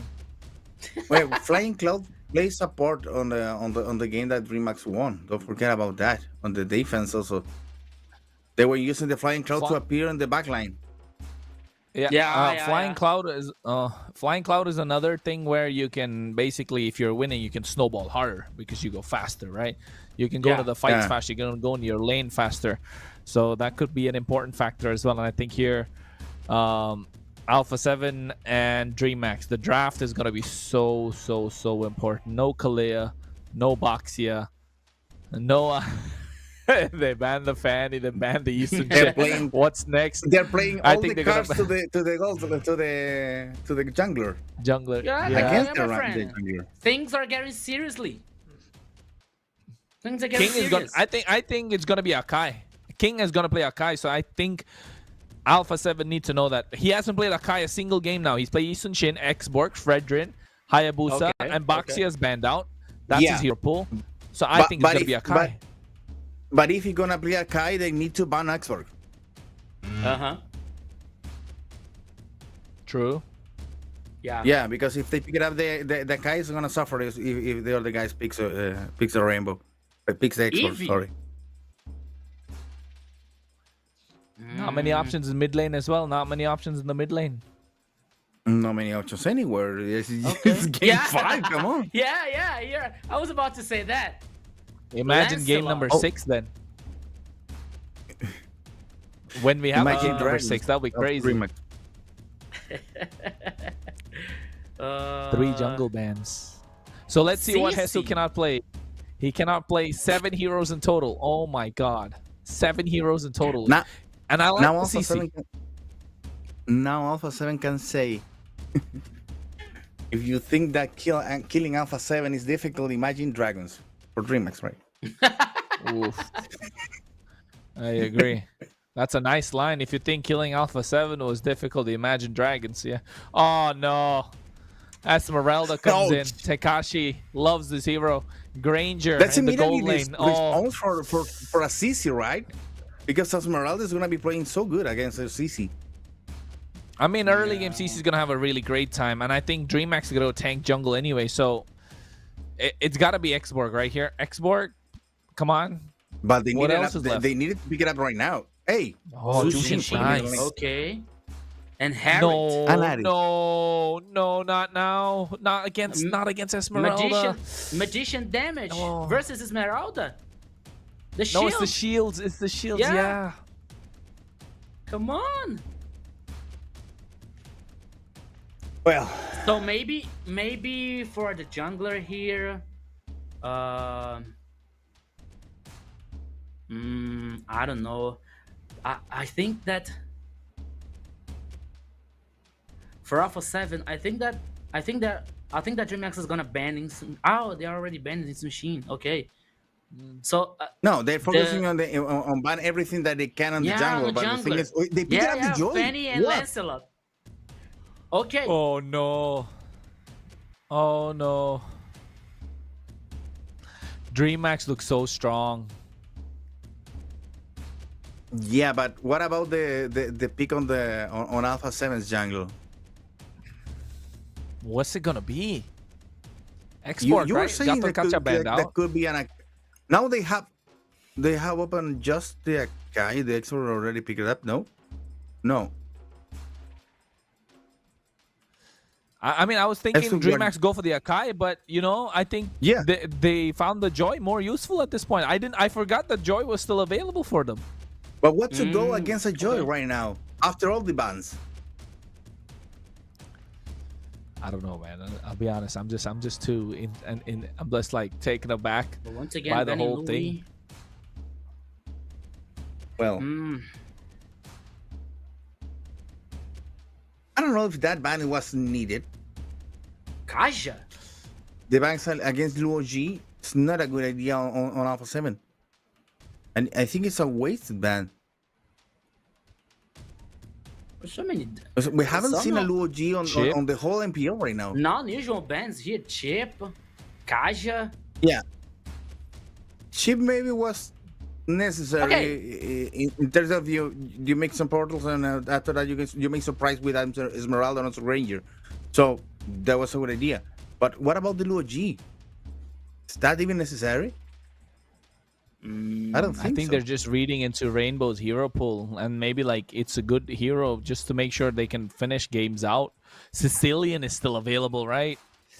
Yeah. Rainbow can play Sicilian. But I don't know if it's a game for Kadita. Sicilian because the games are so aggressive that they don't need Sure. a support hero in the middle lane. Taking out show Kadita from maybe, no? Luis. Yeah. That was a good idea. What about the matchup between Sujin and Karita? Jushin kind of wins, but Kadita doesn't really play for mid lane, does she? Kadita plays for assassinating. Yeah. What's it gonna Trying to be? keep the It has a And burst. to make the pickup on the Arif, for example? Harriet's gonna run Or the even pure the Fanny, but CC? yeah, that could be the play. That could be the play. What else is here? Tigreal, Matilda, but that's again Esmeralda gonna eat so much shield. Minotaur. No, Come not on. Minotaur. Minotaur's so Last slow. week we really saw a Minotaur. Khalid and Guinevere. Khalid Guinevere. I like this. Khalid and Guinevere. Khalid Hey, Guinevere Guinevere is so from the- good. Yeah. Okay. The physical damage is gonna be on CC. CC and Khalid, yeah. Okay. And Angela too ended up Angela? on the middle lane game. Oh my God, this is gonna be crazy. My goodness. Well, all the Oh, damage no. That was relays waiting for the last on game. Dreamhack is on Granger and Joy. Angela is not gonna help in with that. I don't like the show either. I don't know believe- if I like the show. I My believe question that is, who's the gonna show kill Esmeralda? Who's gonna kill was for taking Esmeralda? out. I believe that the show was just for taking out. From Well, Luis. they are thinking that Harry was gonna be killing him for this. Ow! Alex is gonna kill himself. Alex is gonna kill himself. that's what it's gonna be. Esmeralda has the Angela, so pretty much unkillable at this point. Well, let's check it out. What is gonna be happening here? last game on this matchup, guys, between Alpha 7 and DreamHack, game number 5 on the voices of Rico and Kronos to deliver us one team going home and another one keeping up in the competition of this MPL Latin American, the global broadcast, my friends. Let's go, let's go, let's go, everyone! Once again, with a view of the beautiful trophy of MPL LATAM Season 4, this is the last game!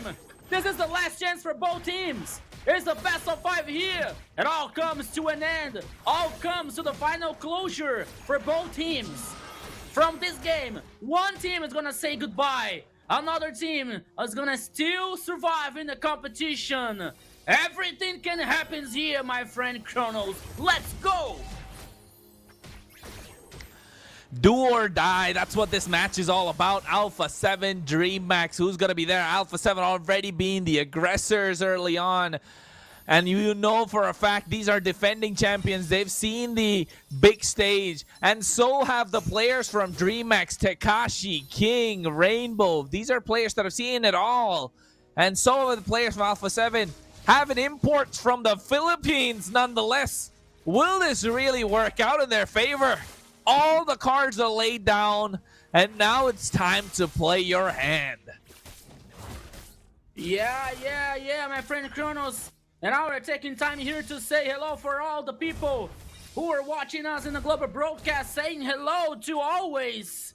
I am Serama. I think he's from Indonesia, so selamat datang. I am Serama. Hello to Eric Flores. Hello to GM Obsidian and everyone. Thank you for your support. Thank you for your audience. Thank you for everything.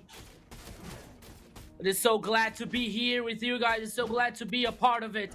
So glad to watch this special game here. DreamHack versus Alpha 7. We got 2 minutes from the last game, and the first turtle was already started by Alpha 7. Okay, DreamHack is aware of that. DreamHack, King going in, has the hard guard on top of him as well. Electrifying beats unlocked. They're looking to get the retribution as Flake is able to get that one for himself. And I think right now Alpha 7's Luis trying to press some more aggression on Blink. Is not level 4.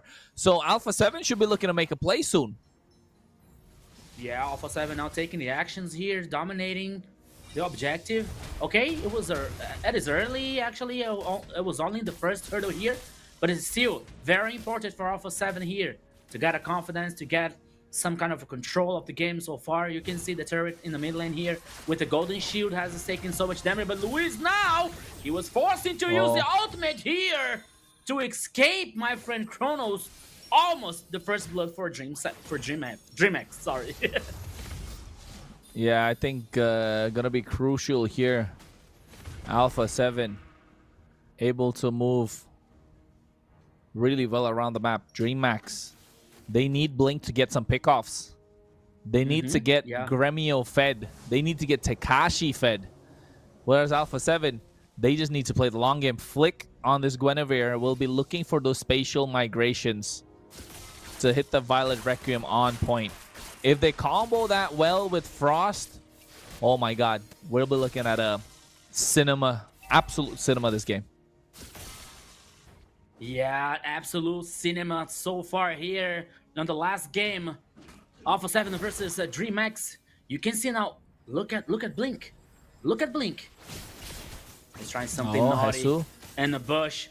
He spotted Luis. Luis is on the river now with Khalid with a special movement. Oh, Flick didn't spot it. Blink on the bush. Oh no, Blink. Blink. But nobody's there. Okay. Blink? They know he's there. Oh wait, he gets caught out. Oh, Flickers for the way of the dragon, but at the same time, I don't think it was needed. King goes in, and you can see Flick with a Violet Requiem after the spatial migration. Beautiful, able to get first blood. Frost. King is down and out. I think Rainbow right now should be next to the chopping block. He doesn't have anything for him. He gets taken out as well by Hesu. Tekashi's next to follow. Alpha 7 able to understand the map, but I think that was a mistake made in by Blink. Do you know, you saw that they knew that Blink was there. For me, they didn't spot it, you know, because they were so close. But now here comes Kronos! King goes in, electrifying blades as well on Frost, able to get that kill, 2-1. DreamHack able to pull one back. King gets himself a Genius Wand at the same time. A look at Hesu, gets the War Axe, so now they're going to be able to sustain a lot more in their lanes and more damage. 5 minutes in. Rico, Gusta. Gusta here now. He was in trouble, but now here comes Luis to protect the turret. After 5 minutes here, the gold lead, as we can see, is just a little bit further for Alpha 7, but not too long. Not so high for Alpha 7 so far. But it's still 2 turtles for Alpha 7. And 2 kills. 1 for Frost and 1 for Hesu. There is still an advantage for Alpha 7, just waiting now for the next turtle. And once again, we're seeing the equipment here. War Axe, as Chrono said, for a CC. And the glowing wand for Zunshin, for Frost. By the time here that Granger with Gremio now with Hunter Strike already, with the Hunter Strike and the Genius staff for Joy and King. My goodness, there's so many things. So many things about to happen here now. Takashi versus Hasu here. We can see the 1v1. Oops, Hasu here causing a lot of damage for Takashi. Takashi now has to take care. And now only focusing here on the minion waves. Hasu controlling the car. And he knows where Takashi is. 15 seconds left for the next turtle. In the last game here, once again, telling you guys, remember you, this is the last chance for both teams. This is the final countdown. Everything happens here, Kronos. Yeah, I know. It is the final countdown, and the way it's going, already 6 minutes, 45 seconds in. Blink already taking so much damage, but at the same time, you can see Takashi trying to create the separation. Blink trying to get in the knockup with the Jeet Kundo, but look at King. He's going in and out. They're trying to trade HPs. This is not a Lord Dance. This is a Turtle Dance. They understand how important this is. Look at Hesu. He's playing the game of his life so far, doing absolutely amazing. Catches King as well. Hard guard upon him. Flick trying to go for the spatial migration. Takashi in the back line, trying to shut the damage. Here comes Gremio, dishing out the damage with that big Tsunada. Flick able to secure that turtle. Alpha 7 on the up and up. Yeah, Kronos. Alpha 7 now playing so aggressive. They're causing so much damage. There is only the DreamHack players here. DreamHack, I think that for DreamHack, they're not feeling so confident to try and hard engage here. You know, but still, okay. We can analyze that. They don't have a hard engage, only with Blink, with the show, with his ultimate, for example. But that could be very dangerous if it doesn't work well for DreamHack. So all they have to do now is trying to play the macro, especially the cross map, as we're seeing now. So the first surge for the top side for Alpha 7, and the first surge in the bottom lane for DreamHack, but still Alpha 7 has an advantage because they still destroyed the turret number 1 on the mid lane. So Alpha 7 here now, and check out the gold lead here, my friend Kronos, is 3,000 for Alpha 7. We can discuss about the composition in a scale here. Who can have a strong late game, but still Alpha 7 putting the cards on the table. And playing dominant, playing aggressive. Gusta la Gusta, destroying one more turret. And they don't stop so far, Kronos. Yeah, it hasn't stopped so far, and I think Alpha 7 are slowly choking down DreamHack. Oh, wait, he comes with a Flying Cloud. Blink, I don't know if that was the right idea, going in with a Cho as well. So far, Alpha 7 have been dominating this macro game. It's low kills again this game as well compared to the previous one. Flick trying to get a purple buff, able to get that one for himself. DreamHack don't know what to do. They're playing like headless chickens right now. Yeah, now you're seeing the Lord Cam. The Lord already started by Alpha 7 once again, but here comes King. DreamHack is aware about that. DreamHack had to do something about this important objective, but Blink has taken a lot of damage. He's now forced to get back, but now he's using it. Wow. Here go Kronos. Luis, man, what a play. Did you see that flicker raging sandstorm to catch them point blank as well? Hesu able to do a lot, but look at Blink. He's trying to get a knockup, but I don't think he's close enough. He's too far away.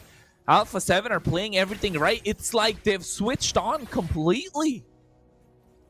Yeah, I think that, okay, DreamHack are playing too cautious. They're playing too non-aggressive, you know? They're playing too respectful against the Alpha 7. This is the last game, guys. Come on. You have to be more proactive. The Lord now heading from the bottom lane. Alpha 7 trying to synchronize the mini waves. We see now Gusta Lagusta and Luis. Luis being a shadow for Gusta Lagusta in the top lane. While the Lord is heading the bottom lane here. Has to causing a lot of damage. Now especially in Gremio. The focus can be the turret number 2. Here you go, Kronos! Oh my god, what a spatial migration. Able to cast it with a Violent Requiem as well. Flake is able to do a lot of damage. King is down and out, but you can see that's not trying to connect. Not enough. Takashi in the thick of it. He's trying to survive, doing everything that he can. Even Purifies are popped. He's doing so much hard guard on top of him. He buys enough time. Gremio has the damage, but look at Hesu with the vengeance. Blink comes in. Oh my goodness, Takashi bought them so much time. Takashi, what a performance. What a game he's having on this Esmeralda. What a series.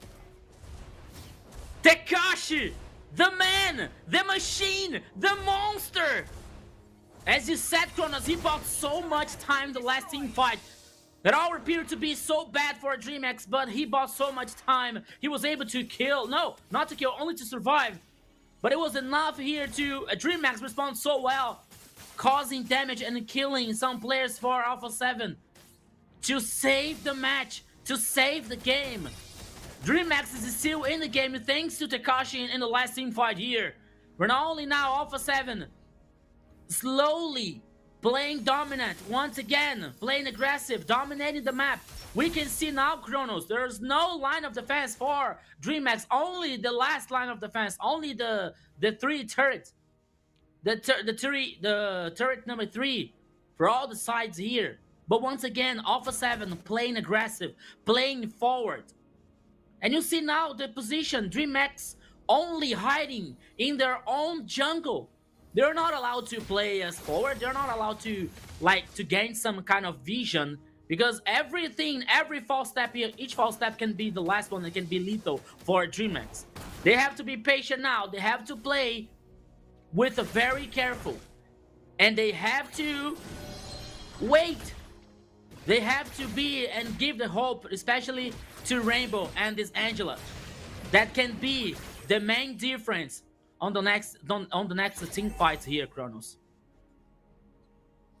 Yeah, and I think it's absolutely insane with the way things are going about this time for Alpha 7. They've switched on. It's like they flipped the switch. It feels like the song from Drake, I just flipped the switch. That's what it feels like this point.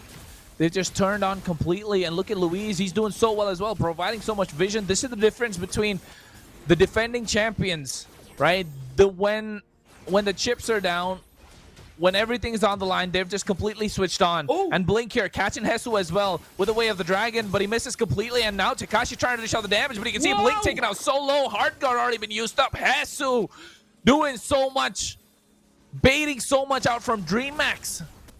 That's it. No contest. The idea to focus on Hesu. But why focus on Hesu? Oh, here comes again Kronos. Oh no, he's trying to go in, but you can see Takashi already taking down so much damage. King gets melted down. And what a flicker play from Luis as well with that big raging sandstorm. Hesu gets himself a double. And now they're going in. DreamHack are on their last legs. Gremio trying to clear the way, but he doesn't have enough energy left. Blink doing the same, but I think Alpha 7 want to push for the end. They're going through. There's a big set of minion waves coming in. Gremio has to do everything for him to survive, but I don't think it's going to be enough. Alpha 7 find the close as the Red Dragons bow out of MPL LATAM Season 4. One decision. All by one decision. Only one early decision for DreamHack here was enough to reverse that situation for Alpha 7. Okay, Alpha 7 was played dominant, but after the idea, after the decision of focusing Hesu. And DreamHack was supposed to spend so many resources trying to kill Hesu, and it didn't work well. And the response for Alpha 7 was guaranteeing the Lord and focusing on the last team fight, guaranteeing the kills. It all comes to an end to Alpha 7 to reverse the situation once again and play and still survive in MPL LATAM Season 4.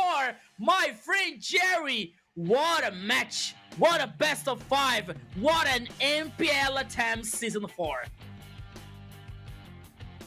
Well, the thing is, I think last two games, especially the game before this one, this series wasn't solved until the previous match. And I think that DreamHack had the full responsibility on this, because in the last game, they had a chance to close the deal against Alpha 7, but if they open the window for Alpha 7 to have some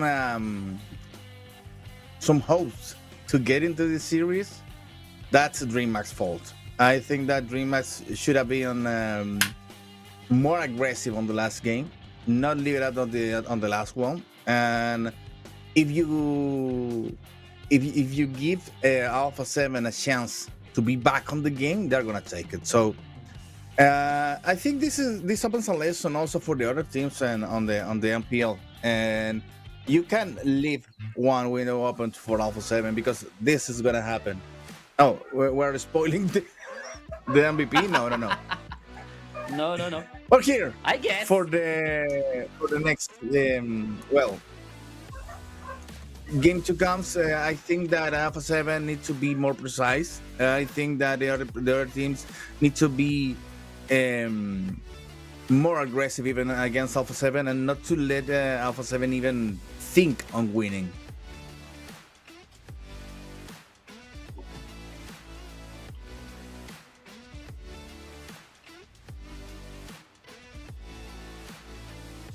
Oh my god. I think it was absolutely crazy as well with Tekashi, with Hesu, with the way that they were playing. Alpha 7 just doing the best that they can. It's just completely, absolutely insane with the way that things worked about for Alpha 7. And I think they were able to close out the game, and DreamHack just didn't know what to do after game number 3. They had 2 games in the bag. Alpha 7 are one game out of being knocked out of the competition, but what a comeback. Guys, I know that maybe we are going to have an interview with Alpha 7, but despite all they are going to be saying on that interview, I believe that Alpha 7 was against the wall today. It was a good time for DreamHack, and unfortunately they couldn't manage to close the deal and to end up with a winning against Alpha 7. As I said, the mistake was made on the fourth game, not on the fifth one, because the fifth one was a consequence from the other one.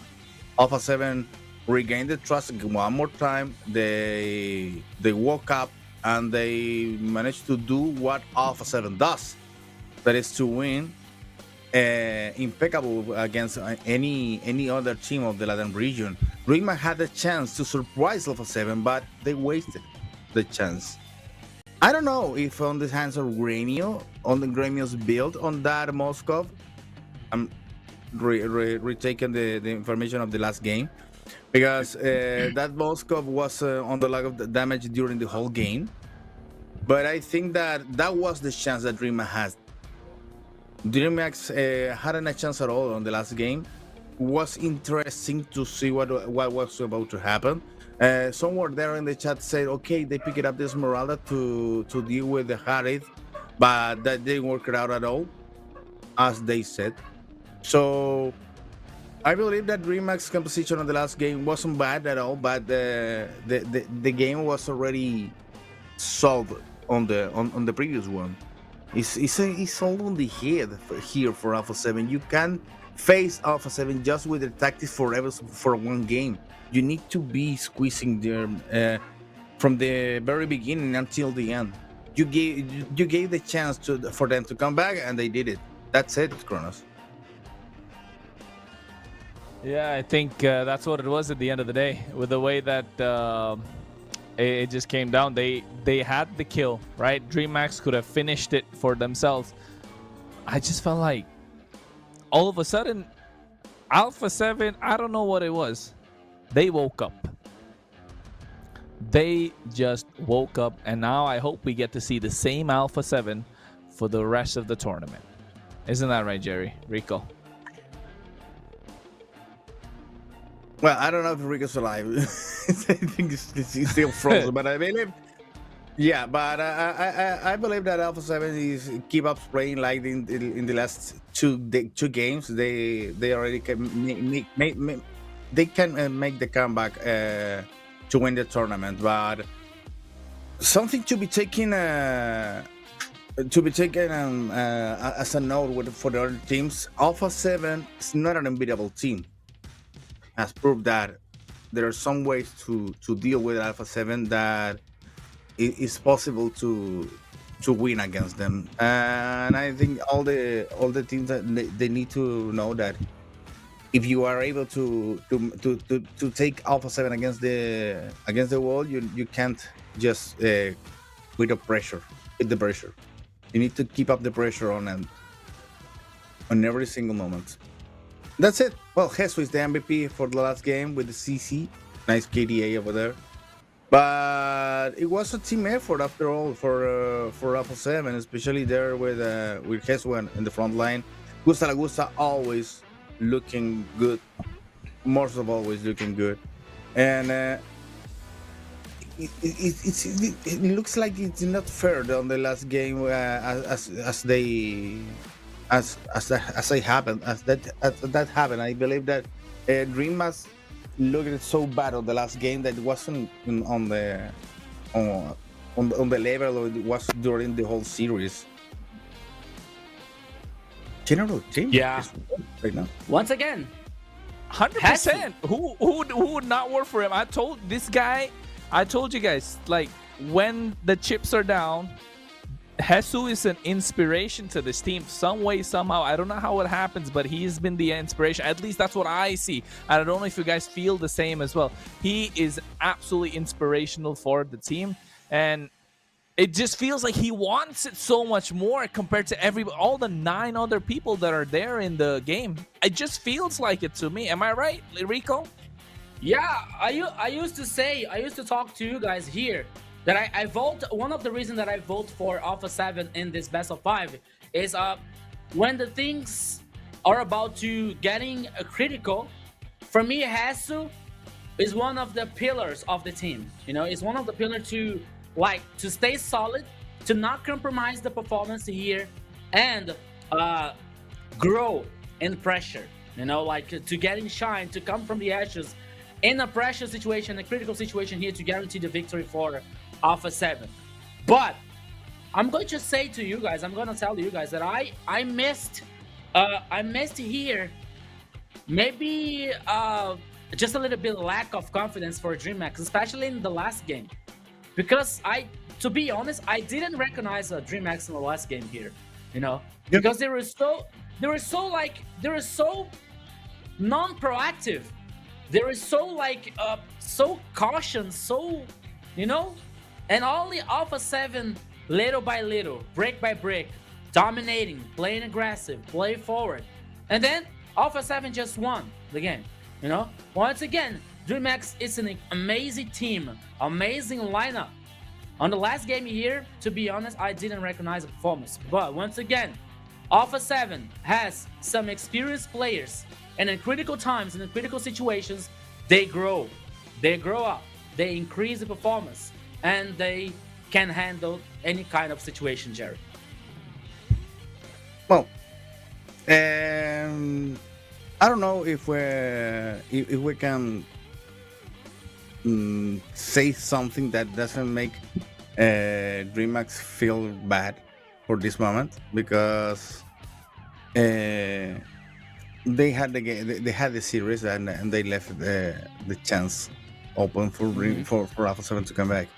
It's important to know what it was the feeling inside the Alpha 7 squad, dealing with the situation, dealing with especially with the last thing that 2-against-1 and the chances for DreamHack to close the deal, because I think that situation, that pressure really felt on Alpha 7, and Alpha 7 managed to came back for something that DreamHack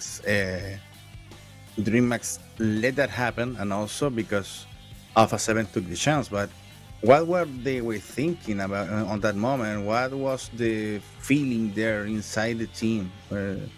I hope we can have the interview to know more about that on the words that Alpha 7 itself. Kronos, Yeah.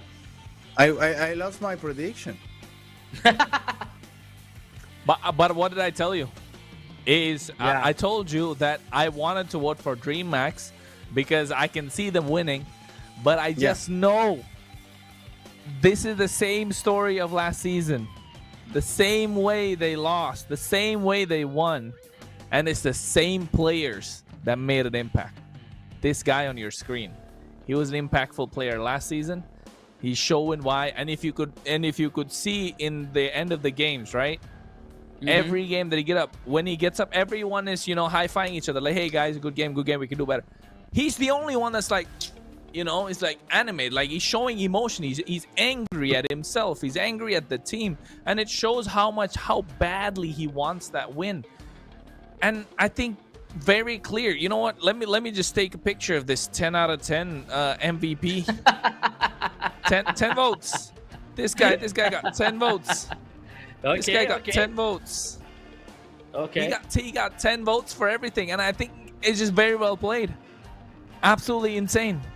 Deserves all the credit that he gets, and I don't think he gets enough as well, because every single game that Alpha 7 has won, if you've seen how impactful he is, he makes the plays, but the moment he's given a hero that's kind of like, yes, you're not winning your lane, you're not losing your lane, but you're not being impactful and making plays. If you're playing a Uranus split push, he needs the early help to try and get to that lead.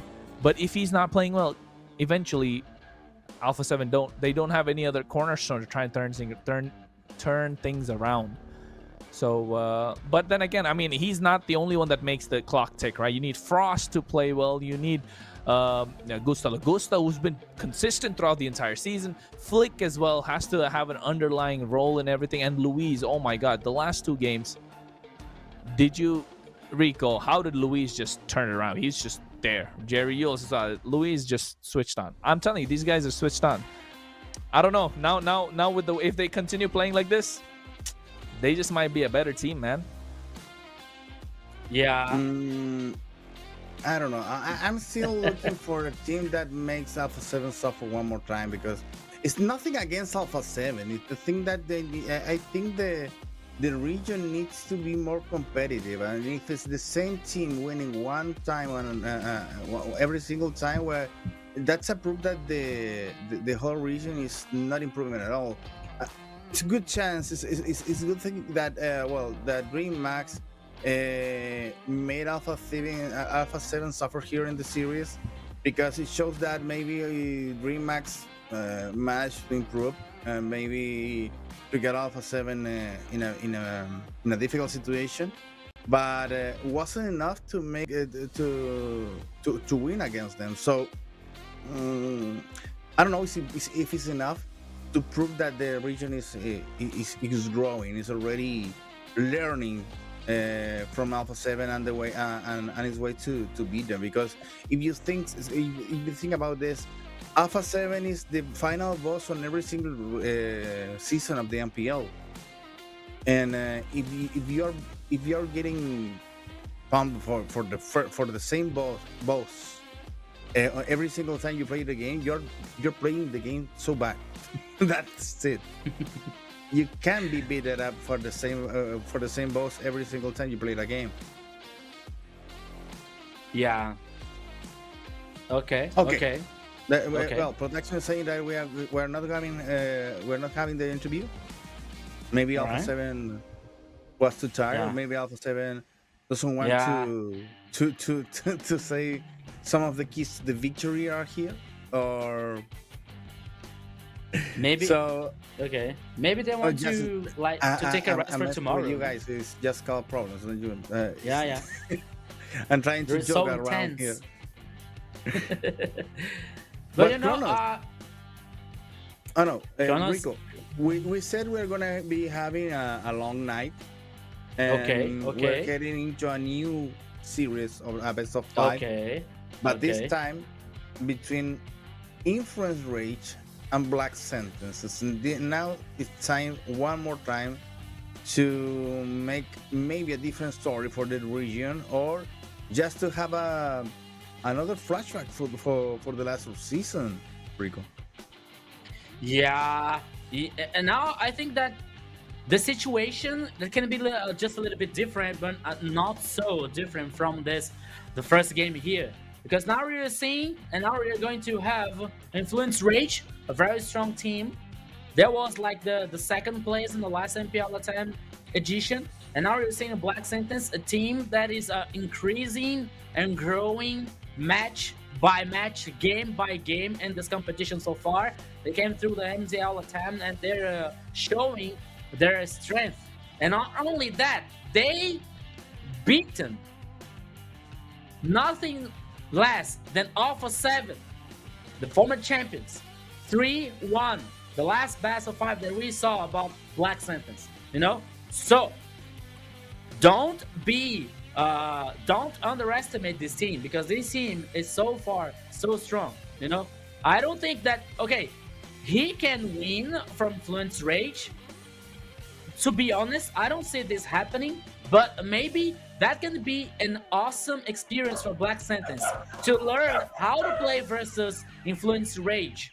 Because, okay, if Black Sentence loses now, they're not eliminated. They're heading for the lower bracket, and they're facing Alpha 7. Hey, Alpha 7, good to see you again. Remember the last game? Yes, we have beaten you 3-1. Okay, let's do it. So they still have the chance to fight versus Influence Rage one more time.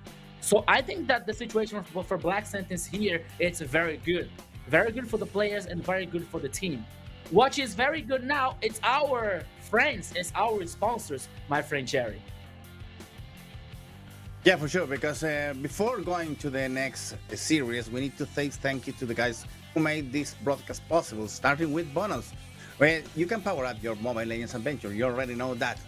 With Bonus, the official and trusted way to get your diamonds fast, instant delivery, secure payment, and unbeatable convenience to keep you always ahead in the game. So don't miss out and use the code BNXMPL and grab 5% off on your next top up today, my friends. And power your play with the Pova 7 5G, of course, ultra battery, blazing speed, and on fluid 144 Hz display. Built for true gamers. Don't wait. Experience the future of gaming performance now. Yeah, it is time to first to another project. Here's amazing project next. It is 4 brand new maps with fresh strategies that will transform the games. We still have here the Flying Clouds as my favorite, and Kronos who have the Broken Walls, that is Jerry's favorite. Flying Clouds, I already said that, expanded rivers and dangerous grass. So gather your squad and experience the new MLBB routes with the project next. And it's that time of the year one more time, not Christmas, my friends. It's time to vote, because we have been nominated once more for the Esports Award. Head over to the esportawards.com and cast your vote for the game, for the community, for us. Come on, let's go. Good. Well, if you're from Bolivia, make sure you pay some attention, because the registration for the 7th season of the Techno Rising Stars MLBB is now open. Claim your spot, show your strength of your team, and sign up now. QR code right there.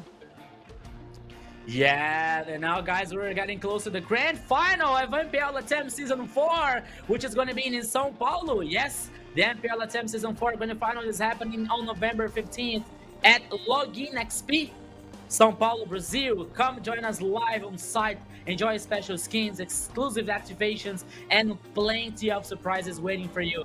Free entrance. Yes, free entrance. Don't miss it. The place, Login XP, Vila Madalena, São Paulo. Follow our social media for more updates and behind the scenes content. Oh my goodness, the grand final, it's getting closer. My friend Jerry and Kronos. It's gonna be amazing. Oh, and speaking about amazing things, look who's here. Yes, it's the code. Yes, so here now. We're giving so much today. We're giving away gold. We're giving away a lot of diamonds. We're giving away the chance to be part of the grand finals for free in Sao Paulo. Come on. What a time to be alive. Yeah. So go to your Mobile Legends account, click here on profile photos, go to settings and click on code redeem and type this code here. You have the chance to get a beautiful skin, a pack of emblem, magic dust, anything good for your MLBB account to grow quickly. So take your time and write this code here and be happy, okay?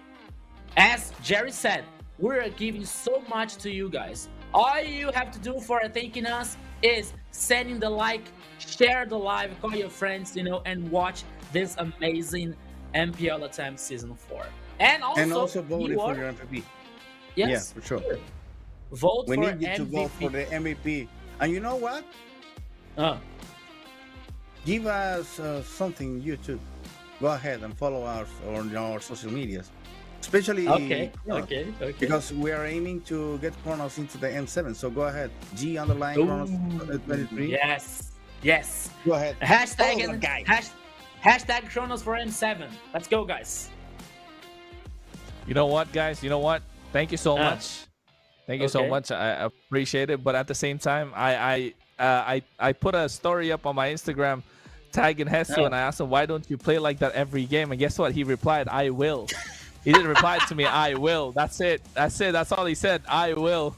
That's crazy that I think he replied. Christopher Malcus A. Calderon. That's what his full name is. And hopefully he plays the way that he does all the time, because we love to see him at the highest levels and dish out the best performance that he can, right? However, looking at the next series that we have coming for ourselves, this is one that needs no introduction. Black Sands Esports, Jerry, Orochi, Hiron Bush, Shin, Stefan, Doom, the Chilean team. Yeah, they are the new guys on this neighborhood. The new powerhouses coming here on this season of the MPL. The newcomers from the MDL. And here they are, they're commonly used heroes with Tsubasa on the screen. Rico. What about their picks and wins percentage that had been, well, so good until now? Tsubasa, the coach for Black Sentence here, the Super 11. It's a great cartoon. It's a great anime. I love it. Now here comes the commonly used heroes. Orochi here, the XP laner, 100% with the Fovios and Esmeralda and Ranos and Glue. What a versatile play here for Black Sentence. Hiron Bush on the jungler, 100% playing with Hayabusa and also Insun Shin. Also with a big and a very interesting pool here, heroes for the jungler. Shin, the mid lane, 75% playing with Kimi, 100% playing with Eevee. And Lunox here, the magician mid laner, is playing so well on Black Sentence lineup. Steffi, the roamer, 100% with Hylos and Matilda, with Baxia, and also Chip, another versatile player for a Black Sentence. And Doom, the gold laner from the Chilean team here, 100% playing with Bruno and Ixia and Iritel. So, it's a good time to be alive because we have a new powerhouse here on the guys on Black Sentence with all these chances to be part of the important parts of this history made here at the MPL. Kronos, the keys to victory for Black Sentence are early comfort, early dominance. Black Sentence, the masters of the early game of this MPL, must keep prioritizing comfort picks for both of the gold and mid laners while maintaining the strong early game execution. Flex the picks in the draft can open opportunities to dictate the pace and also to counter influential aggression. But what about influence rage early game? Because that's not so bad also. Not so bad. It's the best early game we have in the entire MPL LATAM. For sure. Even better I would than say so. I would say so. Can you sign that? I think so. I think so, yes. Influence Rage have some of the best early game that we've seen. Yes. Well, the good thing is there is going to be two powerful early games colliding on this game. So it's going to be more than interesting to watch. The interesting part is going to be it's all about the draft. Right? I think it's going to be so much about the draft this series. And I mean, I have no doubts about Coach Blackjack's. Coach Blackjack's a brilliant mind. He's done this so many times. I've sang his praises multiple times. You guys have heard me say this multiple times before. But he is an absolute crazy guy when it comes to drafting. And I know how he likes to draft as well. But with the keys to victory, what we saw from Black Sentence Esports, it's not so much to prioritize the jungle. It's to prioritize mid and gold lane. Specifically the mid lane, I would say. Shin is a big key to victory for them. And if Shin performs, Hiron Bush performs, and so do the rest of the team, right? They kind of move like that in a unit, I would say. But the mid laner that he's going to go against is Syndra. And we saw that possible comeback that they made, right? What we saw with that Syndra hitting the Selena. And we saw the interview as well, what Syndra said, like, hey, I hit the arrow and everyone saw we were losing and I said, guys, we're gonna win. Only one arrow. Their base was less than half HP. He said they were gonna win. That's the cool that he brings in. So of course it's gonna be intense with his friends, the lineup. Chino, Hotun, Syndra, Paquito, and Fury. Yes, you're right. You see Hotun back on the stream, back on the screen, because he is already past his penalty phase, and I think we will see a different influence rate compared to the last weeks. Because last week's we saw influence angry. Today we're going to see influence rage. Oh, no. No, you didn't say that. Oh, come on. Okay. Now here comes with the commonly used heroes for influence, angry, and rage. That's gonna sad. So Chino, an XP laner here on 100% with Lapu Esmeralda, and also here with CC, becomes Hotun. Welcome back, Hotun. 100% with Akai, Fredrin, Lancelot, and Insushin as well, with a very interesting hero pool. Syndra, the mid laner here, the most powerful one, 100% playing with Selena, the arrow, we can win. 100% playing with the Zushin and also with the Zetian. Paquito, the roamer, 100% playing with Grok, Gato Kacha, Kalia, Chip, and Glue. 100% playing with everyone. Oh, Paquito, we love you, guy. And the gold laner, the Fury. 75% playing with Granger, 100% playing with Moskov here. And Bane also a strategy that we used to see most of that with the DreamX and Gremio, and 100% with the Claude. Is Blackjack's coach here for Influence Rage. There comes with full strength, 100% with the Force here playing with Hotun. And now we're heading for the keys to victory. Control the river, control the game. Influence Rage should keep their aggressive identity, applying early river pressure to limit Black Sentence's mid lane impact. Fast rotations in proactive fights can secure momentum and snowball through objectives. So as Chrono was saying about especially the mid lane situation, so in one hand you have a very good mid lane from Black Sentence, but in the other side you have Syndra, one of the most powerful. So we're seeing now the head-to-head from XP laners here from both teams. Orochi versus Chino. The KDA comes just a little bit superior for Chino. The damage per minute, the gold per minute, the Lord control rate, and on the team rate here it's even 70% for both players. So just a little bit superiority for Chino, not so big, because we're really seeing Black Sentence performance getting bigger and bigger and better so well in each game. So we were supposed to see many of that situation, many of that shining plays once again with Black Sentence. And here we are with the casters predictions. Me and Kronos voting for Influence Rage, being realistic, and Jerry believing in the magic, believing in the dream, voting for a Black Sentence. The dream that is not impossible, but it's very difficult, my friend Jerry. Look, Rico, look. He dreamt to the max. It didn't work out. Okay. Right? Okay. Because we were just alphas with the picks. Oh, come on. It didn't go. It wasn't a best of 7, right? But now he wants to dream again. But what he's forgetting is gonna be the last sentence that he's gonna see, and it's gonna be black, because the rage that we have, the influence that we bring in, is gonna be too much for him. It's such a great creation, you know, so creative to think a lot about of that. crosswords today, my friend. Just inventing words like like we're playing with this game with the letters. I don't know how to call how to call. Well, the thing is, we're playing a lot of Scrabble, Kronos. you're yes, trying to invent new words. The thing is.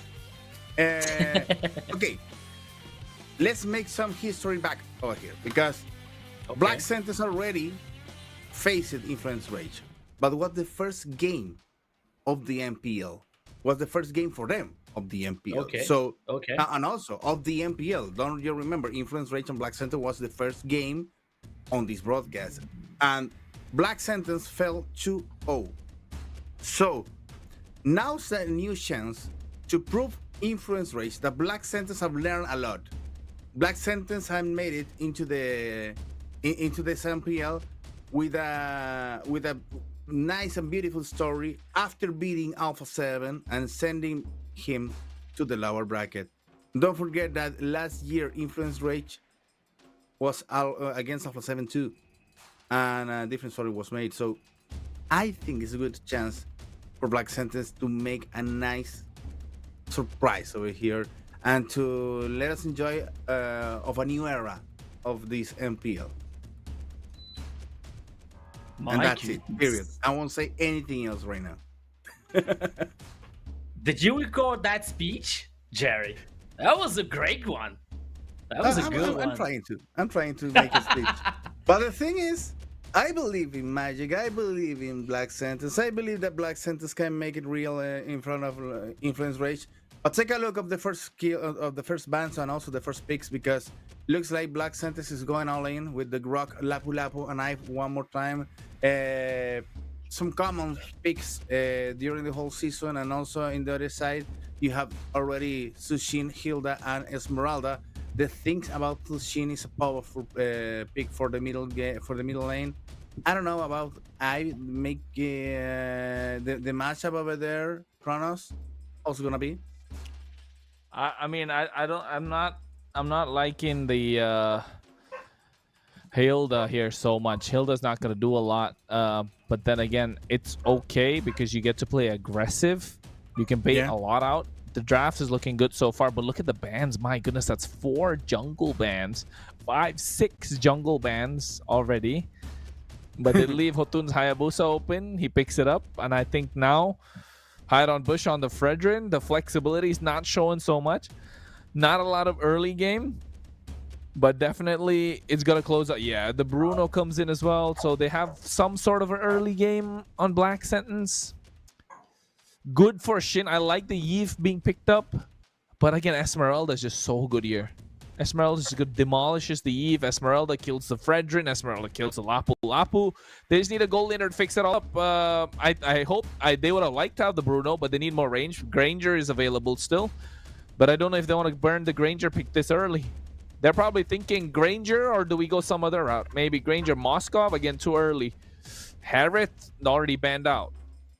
I don't know if they want to go Ruby. Take over here, Kronos, as you already said that 4 bans against Black Sentence jungler, that said something on Influence Range. Maybe a little bit of afraid, if you want to say, a little bit too much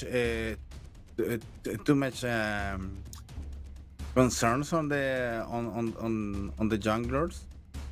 And maybe Black Santos was ready for that because the pick for Frederick was so quick. It looks like they were expecting for Hiram Bush to be banned with a lot of heroes. Yeah.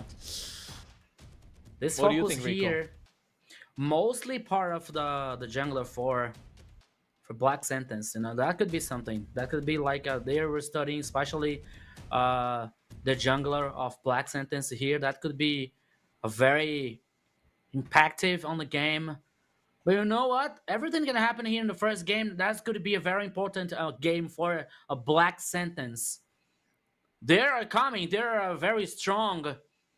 Even coming through the MPL LATAM, but now even so far coming to the upper bracket, you know, to the final of upper bracket here. So they have a lot of things to show. They have a lot of surprises still to do. So let's go, Jerry. Do you want to say something before leaving us? Guys, good luck and enjoy this because it's gonna be so much fun. Okay. Where Okay, you So you maybe were going somewhere? maybe later. but Maybe you know later, what? Jerry. Yeah, but you know what? Good things takes time, so we need to wait a little bit for this game. Yeah, you know what? You know what? Let's do one thing. Hopefully, Joao can do this for us, right? While the pause is going on, can you bring up the draft so we can take a look at it once more? Just for us to take a look at it, Joao. It'll be amazing. Just for us to see how it could have been, because we don't know how long this draft goes on for. It's only the start, so I think they just want to fix whatever they had. Because if we take a look, right, with what they were having. Look at the jungle bands, thoroughly respected. They lock in the Granger in the end anyways. The Kalea, again, not a... Look at the CC ban onto Chino. That means they know they want to go for a tanky jungle. They're looking to take away the Herod because Herod is too strong in the hands of Fury. And that the two tank jungles, knowing that Hotun can play anything. Right? That's the difference between Hotun and other top junglers in the MPL LATAM. He's good on the assassin and he's equally good on tanks. He's not like half and half. I think that's the other thing with DreamMax King, but unfortunate that they got knocked out. If you compare between Hotun, Hiron Bush, and Flick, I think Hotun's the best jungler. He can play both assassin and tank jungle and fighter, same level, in my opinion. And I think Paquito getting this Hilda is going to be aggressive. So they were kind of forced to pick this Fredrin, but it's all going to come down to how this Hilda is going to do against the Yve and the Fredrin. If the Fredrin going to use the taunt to pull the Hilda back, then I think Influence Rage might find slight bit of a difficult time. But then again, we have the Esmeralda, right? Esmeralda is just going to absolutely cook everyone once Esmeralda's fed. Yeah, especially, you know what? With Esmeralda here, especially heading for the shield and the Black Sentence composition that comes from Fredrin, for example, and Lapu, that could be very interesting for Influence Rage. And playing with the Zunshin here, that could be very different for Influence Rage, especially taking the control of the mid lane here and getting some kind of advantage to getting the control of the vision and on the river to guarantee the objectives. That can be very good for Influence Rage. But once again, Black Sentence here, they have a very hard engaged situation that I like. Grok here and Ivy with the ultimate and with the damage that can be caused in this combo. That could be very good for Black Sentence as well. It all comes to Doom here performance with the Bruno to guarantee a solid early game in that composition. That can be a very good, especially from the transition from the early to mid game, to try to guarantee an advantage for Black Sentence in this first game. So, you know what? Okay, Hilda here, Paquito has a very important role, not only for like spotting the enemy, not only like to try to cause a slowdown, but also to survive in this competition, because we're not seeing so many resistance. Okay, Esmeralda can be an off tank, Hilda can be an off tank, you know, but with no control, with no only slow actions here, only slow skills, you know. So And they have to play very solid here. They have to play very well to make this composition from Influence Rage work. But once again, we're talking about Hotun, which is very good in any kind of role. He can be assassin, he can be a tank. That now he can be comfortable with Hayabusa. Fury playing with Granger here, he can work especially in the bulk system. Zunshin once again, which has a high mobility. So this, I think that this first game here is very well open so far, Kronos. Well, it is indeed, and I think you know what's open? It's open time for Jerry to go and get some tea, coffee, take care of his dogs, like we like to say it. We'll see you later, Jerry. Hopefully there are not many pauses for you to come through again. But then again, I feel like this is going to be slight intense indeed with this series, Rico. Especially this being a best of 3. What do you think? Are you going to call it? Is it going to be, you know, 2-0, 3-0, or 3-1? What do you say? You know what? I voted for a 3-2 actually, to be more like diplomatic, not to like get many haters on the broadcast or something like that. But I think that it could be a 3-1 for Influence Rage, you know. And it's not gonna be the end of the world for Black Sentence. It's gonna be a good opportunity for them to know Influence Rage. Okay, they already played versus Influence Rage once again.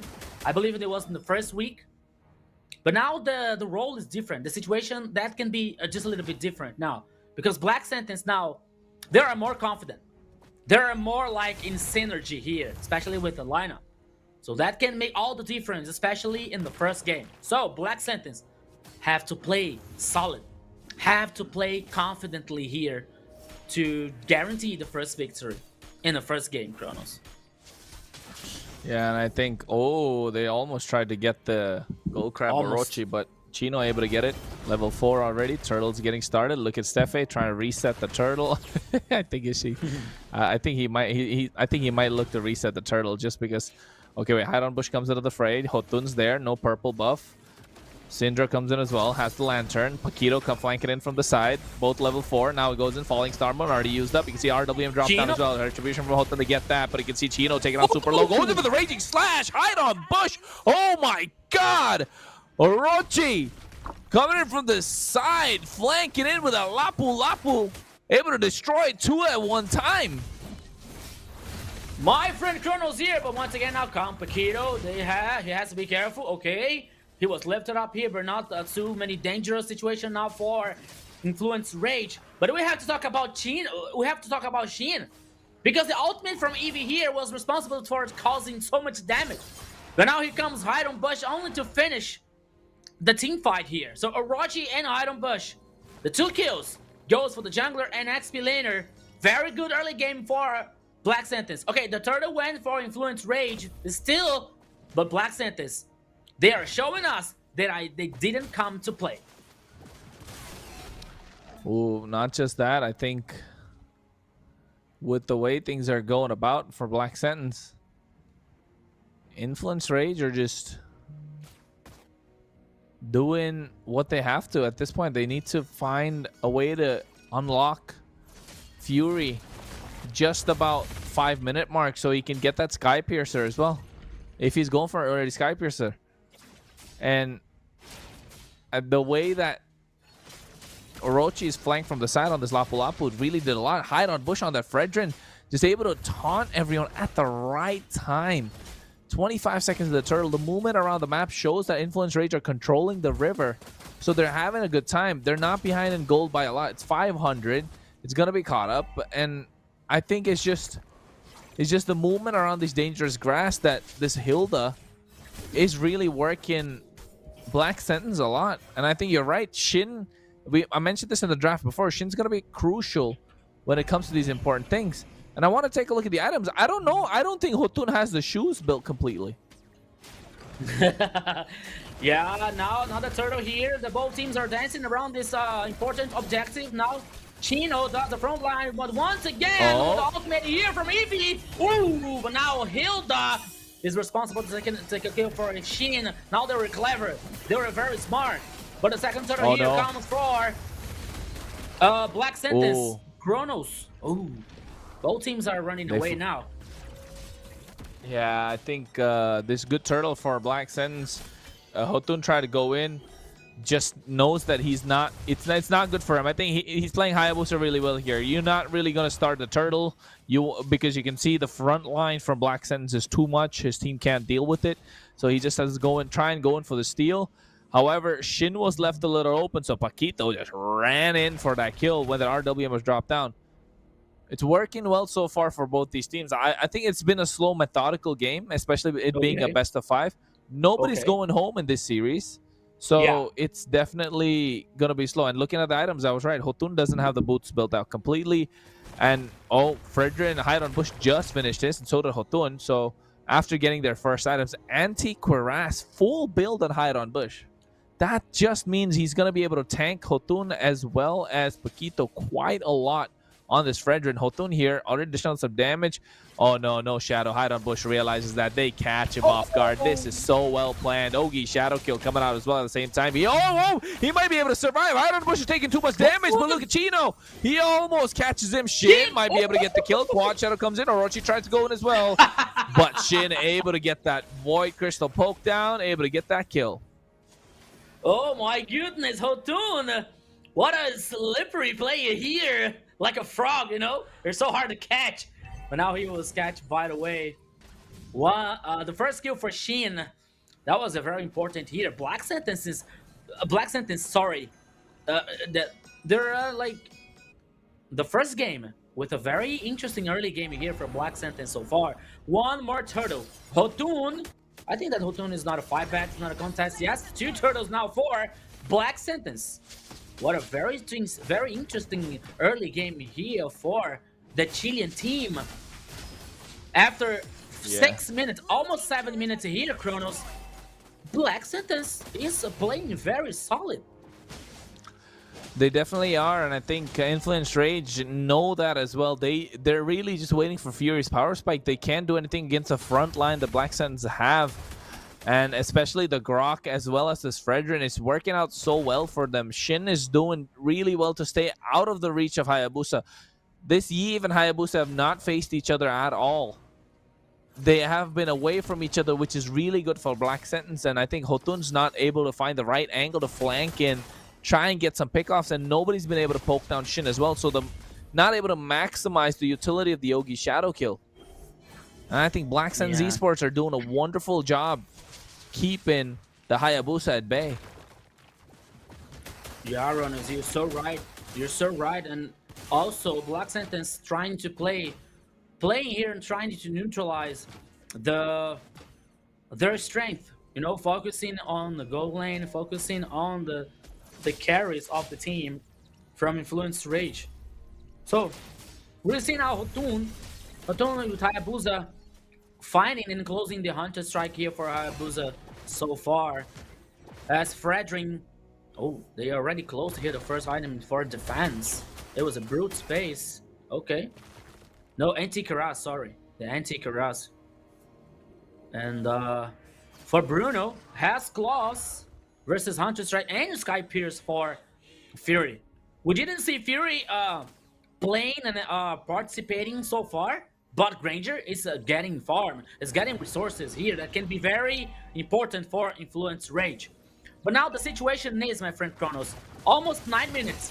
The first Lord is on top side, but both teams are trying to work something in the bottom lane. And here we go. Oh my god, Shin's taking no much damage already from Paquito, but what an RWM drop down. Paquito has to flicker out of harm's way as well. They pick up the Grok and put him down. He does have the charge, doesn't want to... Oh, taking so low, flickers out as well. Too much damage from Syndra, but here, Hotun, he might be going down. Yes, he does, and not even given a chance to move around. This Fredrin's been on top of him the entire time. Hide on Bush on a completely different level in this game, but you can see Fury downside. Able to get one tower, one turret in exchange. And now no jungler. It should be an easy picking for Retribution. But here you can see Chino goes with the Falling Starboard on top of Shin. They're really trying to catch down this Yve, but they're not able to. Able to get the Retribution misses. Doom able to pick that one for himself. Black Sentence secure the Lord. Less than 10 minutes in. It's going to be marching down the bot side. Even though with the jungler alive, there responsible for guaranteeing the Lord was Bruno, was the Doom, the gold laner for a Black Sentence. I know a person which is laughing from ear to ear now, and his name is Jerry. Because you see now proudly his team are playing so well versus Influence Rage Chronos. Black Sentence is playing aggressive, playing forward. They are recognizing their strength. They are focusing on the right time. You see now, Paquito! My goodness! One more kill for a Black Sentence. I don't know, Kronos, but maybe we could be wrong here. And this match in this best of 5, my goodness, it's a Black Sentence coming from the top. And you know what? The other thing is, all the Black Sentence are doing so well. Look at the goal lead. It's not so much. Yeah. It's only 2K. Only 2.5K at this point. So Influence Rage are still holding their own, but they don't have the towers, the turrets on their side. More, right? They lose. It seems more. Yeah, it seems a lot more with the way Black Sentence are playing. It's a lot of confidence in this best of 5. And I think the Lord already, look at the Lord. It was worked upon so well. The Grok himself stopped the Lord, and the Holy Shield's not even popped. So they don't really have to defend the next wave that's coming in because it's already going to get cleared. Influence Rage, what a clean defense. They don't lose one single Holy Shield. Now Black Sentence have moved away in terms of gold, about 3K ahead. But I think Influence Rage understand the assignment.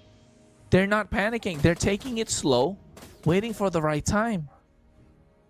Okay, but Kronos, don't you agree with me that this situation is not as usual for Influence Rage, as we are talking about, hey, Influence Rage, what a great defense of the turret. Because we are used to seeing Influence Rage have the advantage, playing aggressive, dominating the game, dominating the map. But now the situation is totally different. We are seeing Black Sentence causing pressure against Influence Rage, my friend. Yeah, absolutely, and I agree. Look at Hotun. He has to use the Yogi Shadow Kill just to clear the way. Yeah. He doesn't even realize his orange buff is being invaded by Haran Bush and Orochi. So now he has to give away the buff. The goal lead is slowly starting to extend. They're just waiting. 5-1, 5 kills for Black Sentence. The goal lead is almost 4,000 for Black Sentence so far, you know. And here we are seeing, because we have Doom. Doom is 0-0-0 so far. Here's a Bruno, you know. Is waiting for the power spike, maybe with 2 or 3 items, and it's going to be very, very hard, and it's going to be very important for Black Sentence. But we know now we're seeing Paquito walking down the whole land of Dawn to trying to take some flank. But you know, it is not, maybe it's not a good idea because the Lord is guaranteed by Black Sentence. But now here comes a possible team fight here, Kronos. Oh, Paquito, look at that chin already. Taking him down, flickers out of harm's way as well. Look at Hutun on the top side. Orochi's doing a lot of damage. Shin drops down the RWM. Chino has to run away. Fury doing as much as he can. Shino gets taken down by Doom. Syndra has to flicker out of harm's way, but damage from Doom is too much. He picks him up, puts him down, but he can see he might be able to get Doom. But meanwhile, Fury able to take the kill on Steffe. Syndra survives. Paquito's going to be taken away. It's a 2-for-1 trade. The Lord is coming on the top side as well. Everything working in the favor of Black Sentence. Fury has the damage now. Only 1 stack on the Sky Piercer. Not what they were looking for. He's looking to snowball. He's looking for a couple more kills. But Black Sentence are not giving that. They understand how a Granger works. A Granger's going to be more dangerous the more kills he has. In this game, they just haven't given him a single kill. Just 1 that he got in the previous fight.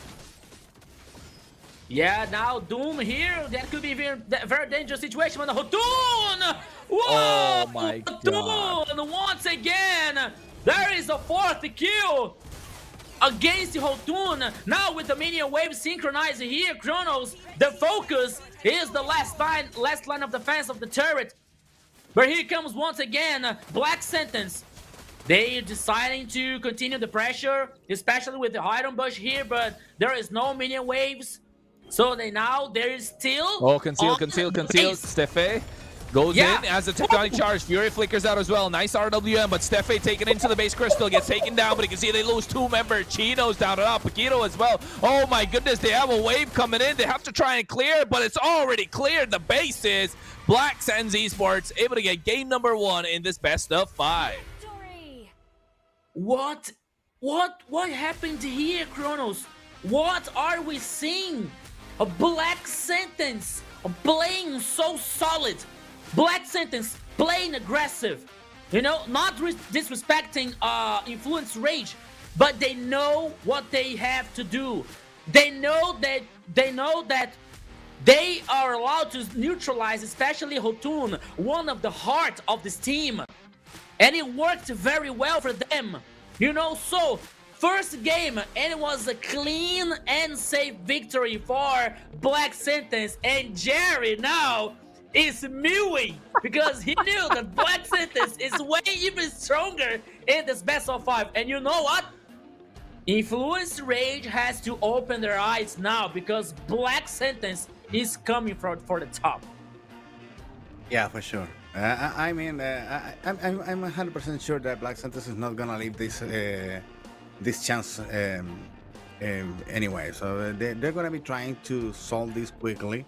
They already made something very important, that is make the first hit, land the first hit on Influence Rage, and it wasn't easy because Influence Rage played a lot of important picks over here. You had the Hayabusa on Jotun, you have Shino with the Esmeralda, you had Syndra with the Yusujin, so with the Sujin. So there was a lot of chances for Influence Rage to take this game, but Black Sentence played it well in a way that we were planning. They were planning something. We spoke with Influence Rage last week, and they said we have some surprises for the next games to come. So here they are, one of them, because Influence Rage, I believe they wasn't expecting to have this fortune on the very first game of the series. Black Sentence take the first one, plus 1 against O.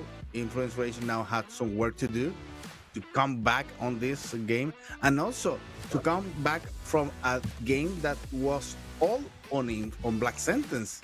It was a game with a big difference for Black Sentence, and they still have a lot of chances open to make some another interesting combinations to get the games to come, Chronos. So I think it's a good chance for now for Black Sentence. Let me enjoy this one because it's the first one, and it's still a lot of things can happen, but it's a nice first step for Black Sentence. Yeah, I think in this one, Black Sentence, they're absolutely great performance. That if you break down the way that they played, they did not let Hotun do anything, and I think that comes to the pressure coming in from Hide on Bush for me. I think Orochi really played a fantastic game. So did Doom, Shin, and Stefe, but I just think Hide on Bush is a different level with the way that he put on the pressure. I know everyone's gonna want Orochi. I know everyone's gonna want Orochi for the MVP because of the KD and the way that Lapu Lapu performed. But don't forget, the kills for Lapu Lapu came only when Hide on Bush was with him. But it's not just for the KDA, my friend. I believe that it's important to set the importance of the experienced laner here. And for Black Sentence was so important because despite of the Hide and Bush played it beautifully also, Lapu Lapu hit the first punch everywhere in every single battle. So he was just not looking for the killings. He got the killings, but because of the team fight, because of all the team is also aiming to win, not just to get the kills. And this is good for our team as Black Sentence, because we said it before, Black Sentence plays as a unit, plays as a team, plays without regarding any special appearance on one player or any special performance on one player. So it's good for Black Sentence to keep that on their sides and not just to look for a player to shine over the other ones. Rico. Yeah, and you know what, Jerry? Another clever thing here from Black Sentence. The first one is neutralizing Hotun here, one of the heart of this lineup for Influence Rage. And then secondly, that I was analyzing here, that I was watching, all the calls for objectives, they were safe and clean, you know? There was not like a risky calls or risky team fight situations, you know, because they knew that by the time they were guaranteeing objective here, it was better for them. So even despite even more than neutralizing Hotun is guarantee you remember that there was a fight that they killed Hotun and they were heading for the Lord, you know, and they were saying like, okay, no jungler for Influence Rage, and they were heading for the Lord. They guaranteed the Lord, you know, and they were playing forward and always aggressive versus Influence Rage. So Black Sentence once again here are playing so good, are playing so well, so solid. And as you said, Jerry, they're playing as a team. You know, the team play here is a very solid. It's a very high performance here for Black Sentence so far. Okay, maybe it can be too early to say something about that, something like that. Sorry, because it's only the first game, and we are talking about the Influence Rage. There was the second place in the last MPL LATAM, and now Hotun is back. But the way we saw the first game here, and the way I saw the first game here, Black Sentence has a high potential here to close this game. So Orochi is the MVP of the first game, playing so solid and so well with Lapu Lapu with the KDA 503, 23% of damage and 80% of kill participation, playing so well. And as Jerry said, not only because of the KDA, but they was one of the pillars to guarantee and bringing safety for Black Sentence situation, especially in the team fight, you know. So someone was responsible for taking the damage, you know, healing the damage here and guarantee and say something to the team like, hey, I'm here and I can tank, so you can play, you can shine, you know. So Orochi was the responsible for that situation in Black Sentence composition, and then worked so well that Black Sentence won the first game. And you know what? I think they didn't sweat a lot to win this first game. And it was against Influence Rage. But you have to remember that Black Sentence already beaten Alpha. If I'm not wrong. You see? So, the teams now have to be careful. They are so attention for a Black Sentence. Because the Black Sentence, for me now, is not a potential. A Black Sentence is a reality that MPL LATAM and all the teams have to pay attention. Yeah, it's gonna make history if they manage to win the series, but it's too early for that. I think it was a good game. Yeah, maybe it was a good game, but we need to take a look on Influence Rage, because Influence Rage is a team that delivers also awesome swipes on during the series, and they also have been managed to play against Black Sentence in a very good way, beating out 2-0 in the first game of the season. So yeah, I'm enthusiastic for the first win, but I'm not that sure yet, because I know for Black Sentence is a hard work to beat for now the team that is the best team on the region. And I'm sorry for the reigning champions, because Alpha 7 almost got rigged just a couple of hours ago. So don't you forget that Alpha 7 now is a little bit under the weather in relationship with Influence Rage. Now, if Black Sentence managed to beat Influence Rage, that is going to be big changes on the region. That is going to be big news also for maybe for globals, because we were thinking, okay, now all domains, the all ranks here in Latin America are changing. Alpha 7 and Influence Rage are going down, and another teams like Black Sentence, or maybe if it was the chance that DreamHack managed to survive, they are other teams making the things good, and that's good for the region. Don't you forget about this. We don't want to Alpha 7 and Influence Rage to underperform, so the other teams can win. We need new teams can play better than the old ones. That's the idea. That's the idea for a region to grow. Kronos. Yes, you're absolutely right. I think that's what we should be looking at. So a region to outperform the other, right? That's the main thing. For that to happen, the players and the teams need to outperform each other, and we don't want to see the same team on top. And if the same team's on top, they need to get really good. That's how we get better. And so far, I think it's the MPL LATAM on the global stage that haven't had a great impact. Hopefully this time for M7 we'll have better representatives, worthy ones, and of course not like the previous ones were unworthy, but strong competitors indeed, right, Rico? Yes, Kronos and Jerry, we agree with you. But now here comes the Master João, which is bringing us a video from Black Santas for you. Let's go.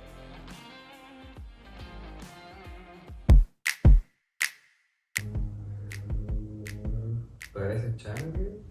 ¿Por qué brillitos? No. Seca. ¿Gor? No. ¿O el otro que tiene más azul? Javier. ¿Para qué sacas? Harley. Porque una varita y un sombrero, Harley es un sombrero y su arma es una carta. Yo le creo. Creo que Ítalo. ¿Por qué? Porque hay un arco, hay una mujer y un león. Y bueno, Ítalo tiene un león y bueno, That was easy one. That was easy. I hit it all the ones. I hit it all the ones. Yeah. Rico was using all the heroes before the players, so it was good for a caster also. But the thing is, these videos are just to set the expectation a little bit, to lower the hype. Expanding because rivers. now we're getting into the game number 2, Broken Walls. Okay. So Jerry's favorite. Broken It's a Walls. sign. Jerry's favorite. No. Black Santas is winning. Yeah. Despite of Black Santa's winning, I think that there is something to know, to take a look on this Broken Walls pick, because in the last game, Influence Rage banned 4 junglers. 4. Okay. Out of the 5 bans, 4 was to the jungler, and now you have Broken Walls. What are you gonna do now? Yeah. EXP. Now Influence Rage is banning XP laners, Yeah, right? Yeah. that's what they're doing. I think they saw Orochi play a lot. First game they target the first junglers. This time they target EXP laners because now we can't play 3. That's Yuzhong, Phobius, And the first ban for Lapu Influence Lapu. Rage is the first ban on Influence Rage is the worst that you can pick it up on Broken Walls, because that dragon coming up to between the jungler is something to be afraid of. Okay. A dragon in the jungle. Yeah. I think Kalia banned for Black Santas. another EXP. Even Grok. Yisun That Shin? could No, be. Baxia. Insushin. Yisun No. Shin, yeah. Aim into the jungler one more time. Benny Box. I mean, Yisun Shin. Black You Santas can't is give Benny high on Box, Bush Yisun Shin, right? Lancelot. Oh. Lancelot good for ban. Yushin already. That's a But good for ban. Haidamush. No, Lancelot for Black Sense. For Hotun? No way they leave Lancelot open. Hotun's Lancelot is absolutely insane what we saw. Yeah, but I think it's Tsubasa is just take a little time here to ban Lancelot. I mean, I think he's Well, discussing the next ban and the pick, looking at the sequence. Okay. That could be a Kimi. Kimi. Oh. Oh, so if they pick Lancelot, then Black Sense pick Baxia. And if they pick Baxia, then they pick Lancelot and something else. Lancelot is? Yeah. Influence Rage pick up the Lancelot. But I believe that Baxia and yeah. No, CC. Ooh. Can be Baxia. Baxia. Can be Baxia. Stacy Baxia. Yeah, CC and Baxia here. Can be the back from Hyro. Okay, Yeah. Black Sentence, right? That's a way to control Lancelot. Yes. Yeah. But I think the they need back a little here. bit more control. Gato Kacha, maybe? For Yeah, I Influence. think Gatot, yeah. Influence Rage. That could be Yeah. Gato Kacha Gatot and and maybe the mid Gatot laner in- already. Maybe Farsa, for example. I was thinking, but I'm not sure. I think they locked down Gold Laner as well for Fury. Okay. Maybe Gatot Eve. I think that, or maybe Oh, Cho. Show. Okay, Show for Paquito. What are the chances for Show here? Maybe to prevent something Broken to be picked up walls, I for think. Black Santas right now, because Oh, Selena. Selena. Now we see. Look at the from aggressive. Look at the 3. Syndra. Look at the 3. So aggressive. So aggressive. Oh. So aggressive. Oh my goodness. Broken walls. You were scared of a dragon coming? Imagine Selena walking in with that trap. Even more scared. You know, that stun of Selena is 2.5 seconds. Or is it 3 seconds? I think that is long. That is very long. Longest stun of the game, I think. You got a stun. You have time to make coffee. You have a time for cooking a pasta. You know, you have enough. We have a lot of time to do many things. While you get the stun from Selena. Now Bruno here is the ban from Black Sentence, focusing on gold laner. Okay. Influence Rage. They can focus. Oh, Alice. Oh, okay, there's a good ban here. But banning Alice. Orochi still have a CC. They're assuming the CC can be to the gold lane? Maybe. That's CC on the gold lane for Black Sentence? I don't think so. Because they banned Alice, and Alice become most for XP lane, Jerry. For Orochi, you know? I think that CC goes for Orochi, but they banned Alice.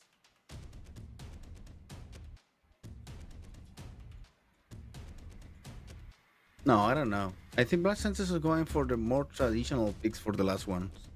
Yeah, I'm with you. I'm with you. Rage is taking a powerful combo, if you may think, between the Show, Selena, and Lancelot. Harriet? You already said. But I don't know if Show is gonna perform as good as Influence Rage needed right now. Selena can be a nice surprise with the Lancelot also, but I don't know. Black Sentence is playing more under the script with the same pick that we have been really seeing during the whole MPL. And what if Baxa goes to jungler, Jerry? Yeah, they need a stronger one to go in the experience line. They already Influence Rage have Lancelot for jungler CC here. on the experience lane, and now they have another roamer like I don't know, maybe some control, more control. Yeah. Don't you forget? There goes the Terizla. and Moscow. That Moscow's to fear. Yeah, splitting here. Chip! Oh. Chip was open, and Chip was disappeared for a long time since the starting of this MPL. I thought that instead of the ship, I was thinking more than a Minotaur to get more control on Lancelot and Selena. Yeah, but you know what? For me, a Black Sentence composition here, it's for me it's better, especially because of the scale up here. You know, especially because of the late game. We got CC, Zunshin, Harriet. But the thing is, no, Rico. But the thing is, Black Sentence can afford to go to the better late game because it's gonna fall against the Moscow. Okay, I'm with you, but they need still to solve this quickly. They need to solve this as fast as they did in the last game to get the Aris making damage from the very beginning, and to choke that Moscow away from the very start.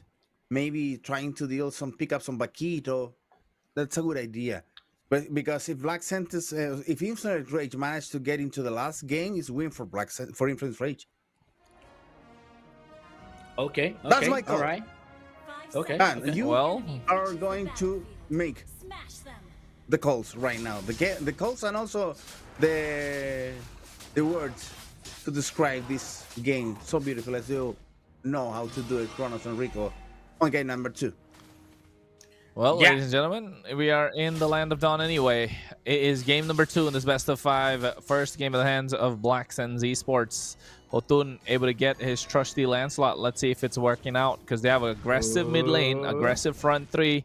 But Black Sentence, I think they equally have a good front 3 as well. They have a nice way to round things up. A lot of control, a lot of crowd control. Would love to see how the Lancelot performs here, right, Rico?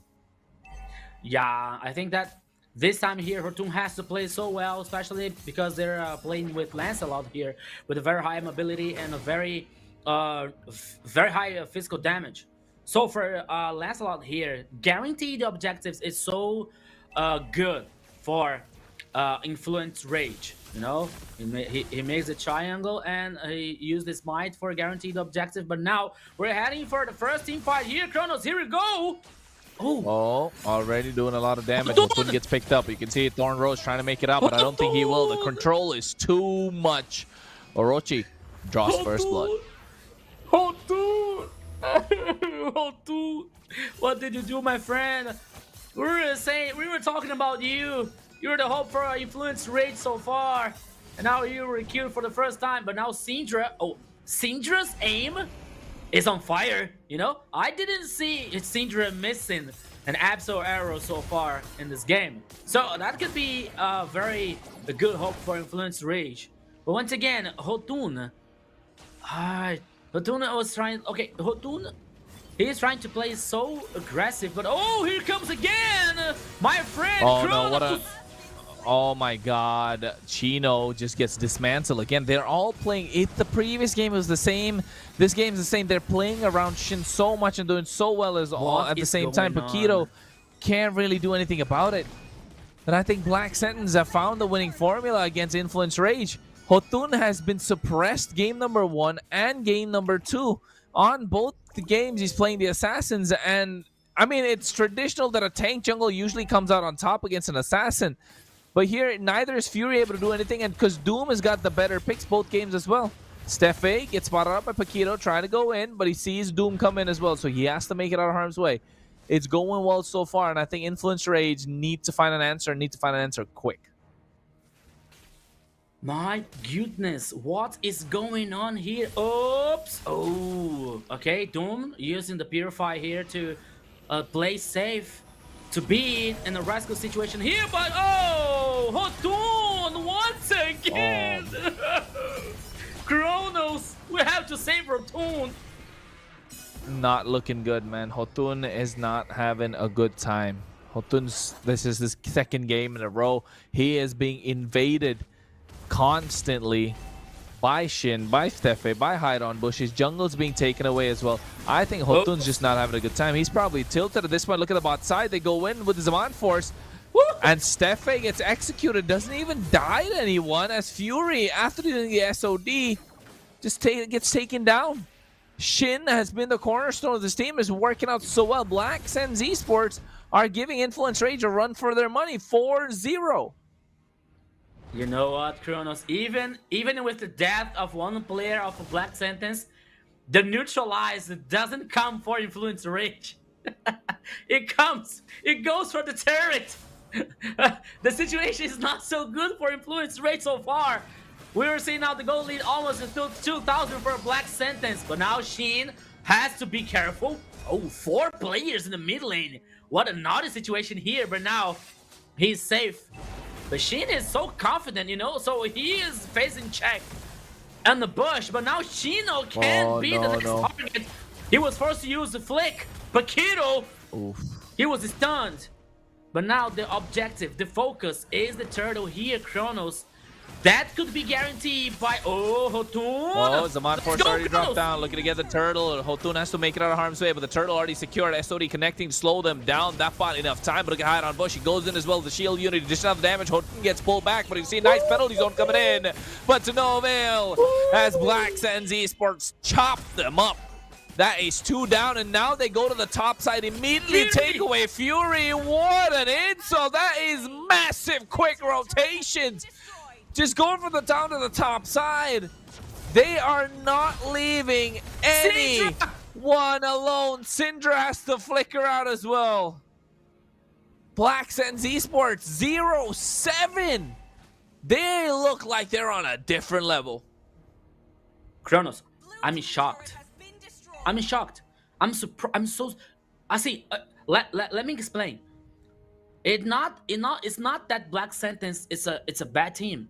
You know, a Black Sentence defeated Alpha 7. It was a 3-1. But now they're playing versus Influence Rage. And we were saying, and we were talking about, okay, Black Sentence is a very good team, but maybe it would not be the time for defeating Influence Rage. But now they're proving the opposite here.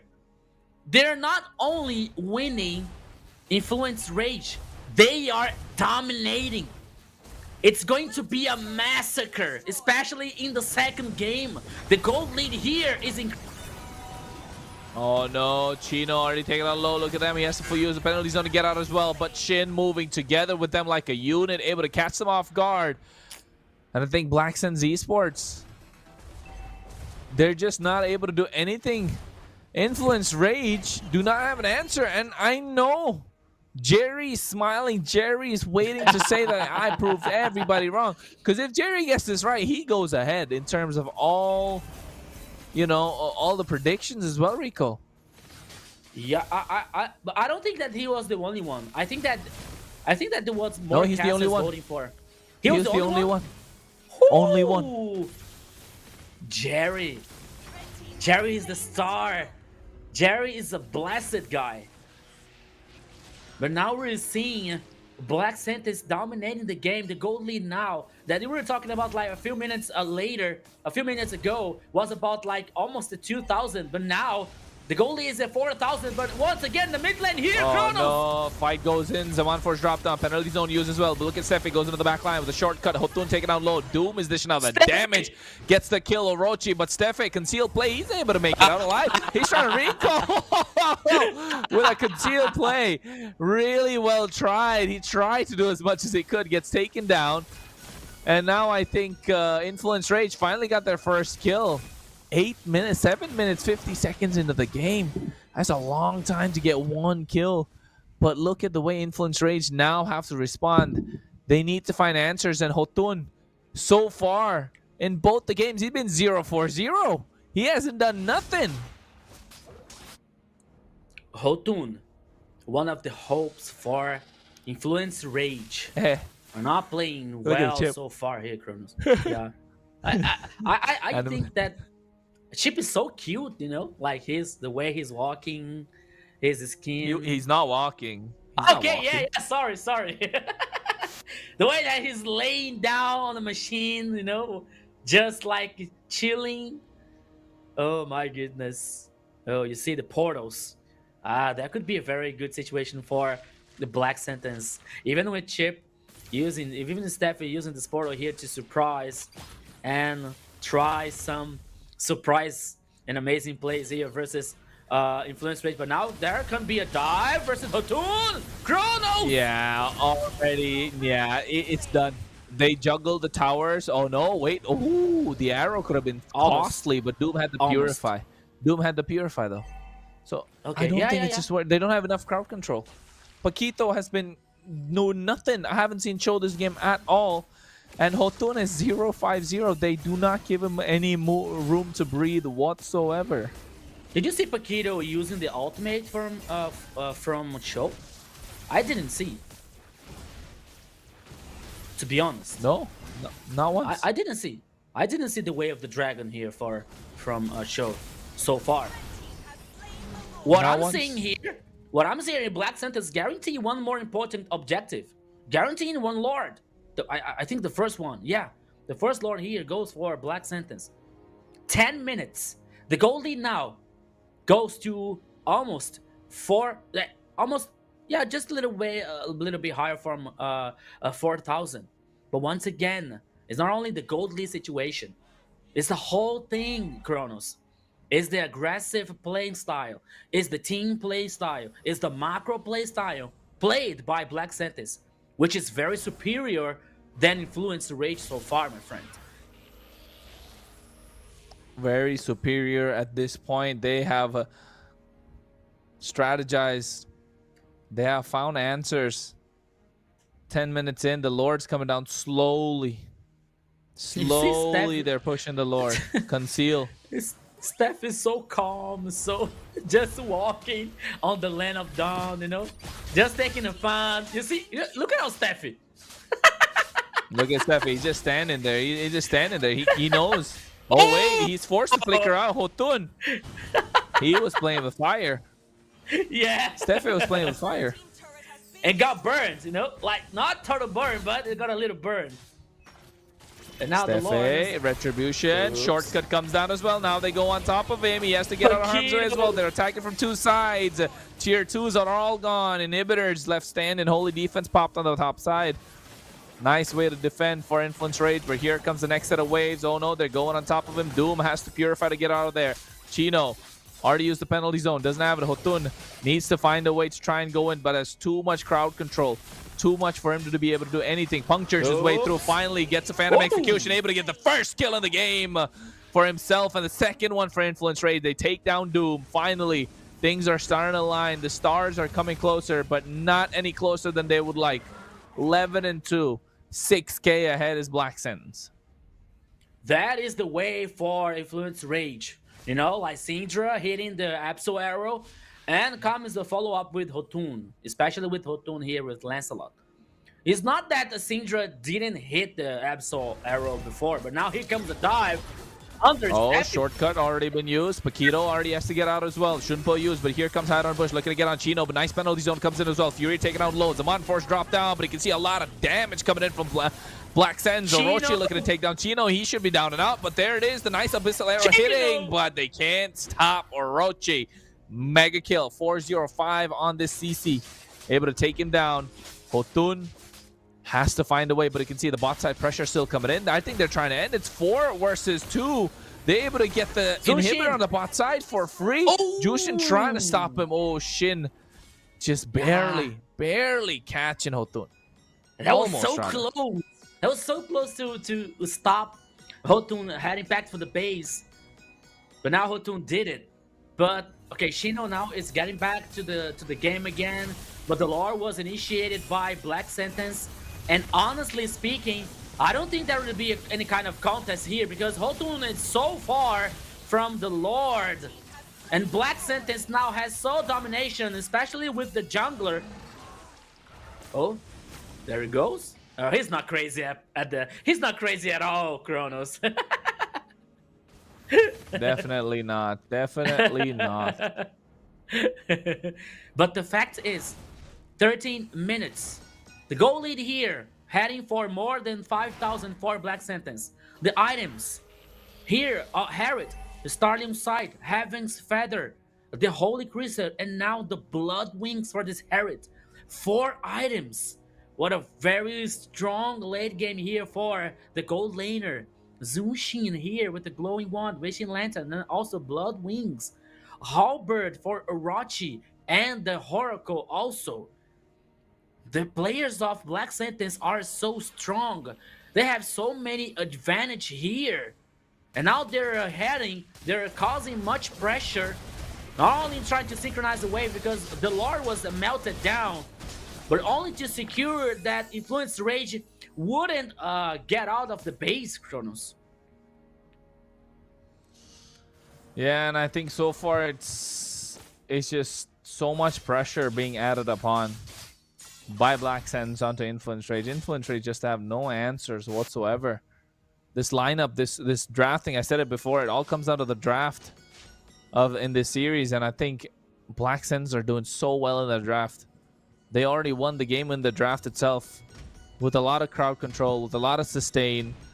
Right? They haven't picked a marksman here again, and it's working out well for them. But on the other side, they're just so squishy. Just so squishy. Lancelot, Selena, Moskov, even the Cho is not that tanky, if you ask me. Take a look at the items. He's not building Antiquaire. He's just building the Antiquaires now, but he needs a Radiant armor as well to try and survive, to do anything. And again, Chino, he's also not built any lot of tank items. Still a lot of sustain. They're still very squishy. Well, on the other side, they're so bulky.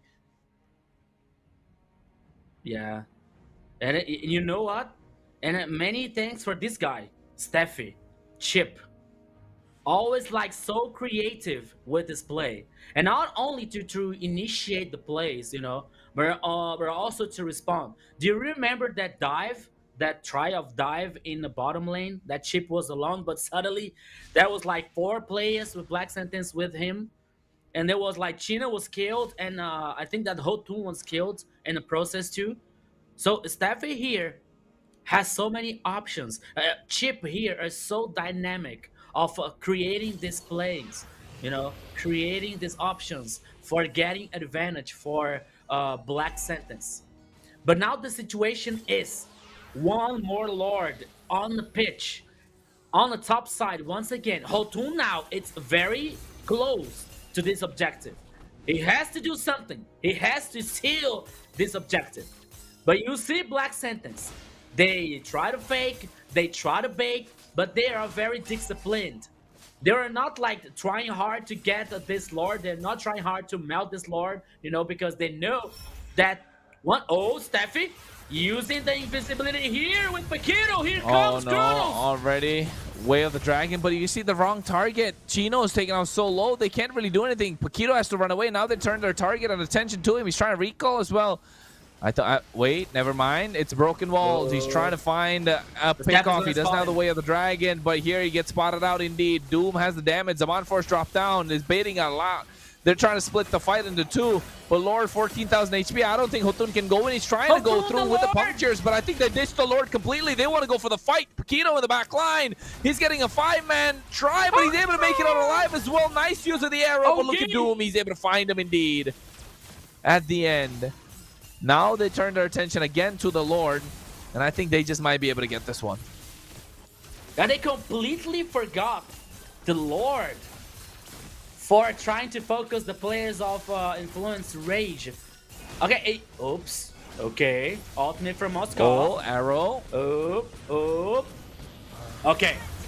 Arrow. Okay, no. Okay, one more arrow, but it is very, very difficult for Influence Rage to try to contest this Lord so far. But now Hotun can be the target.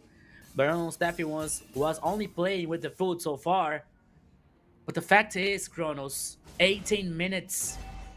The Lord is heading on the bottom lane with no turret for defense.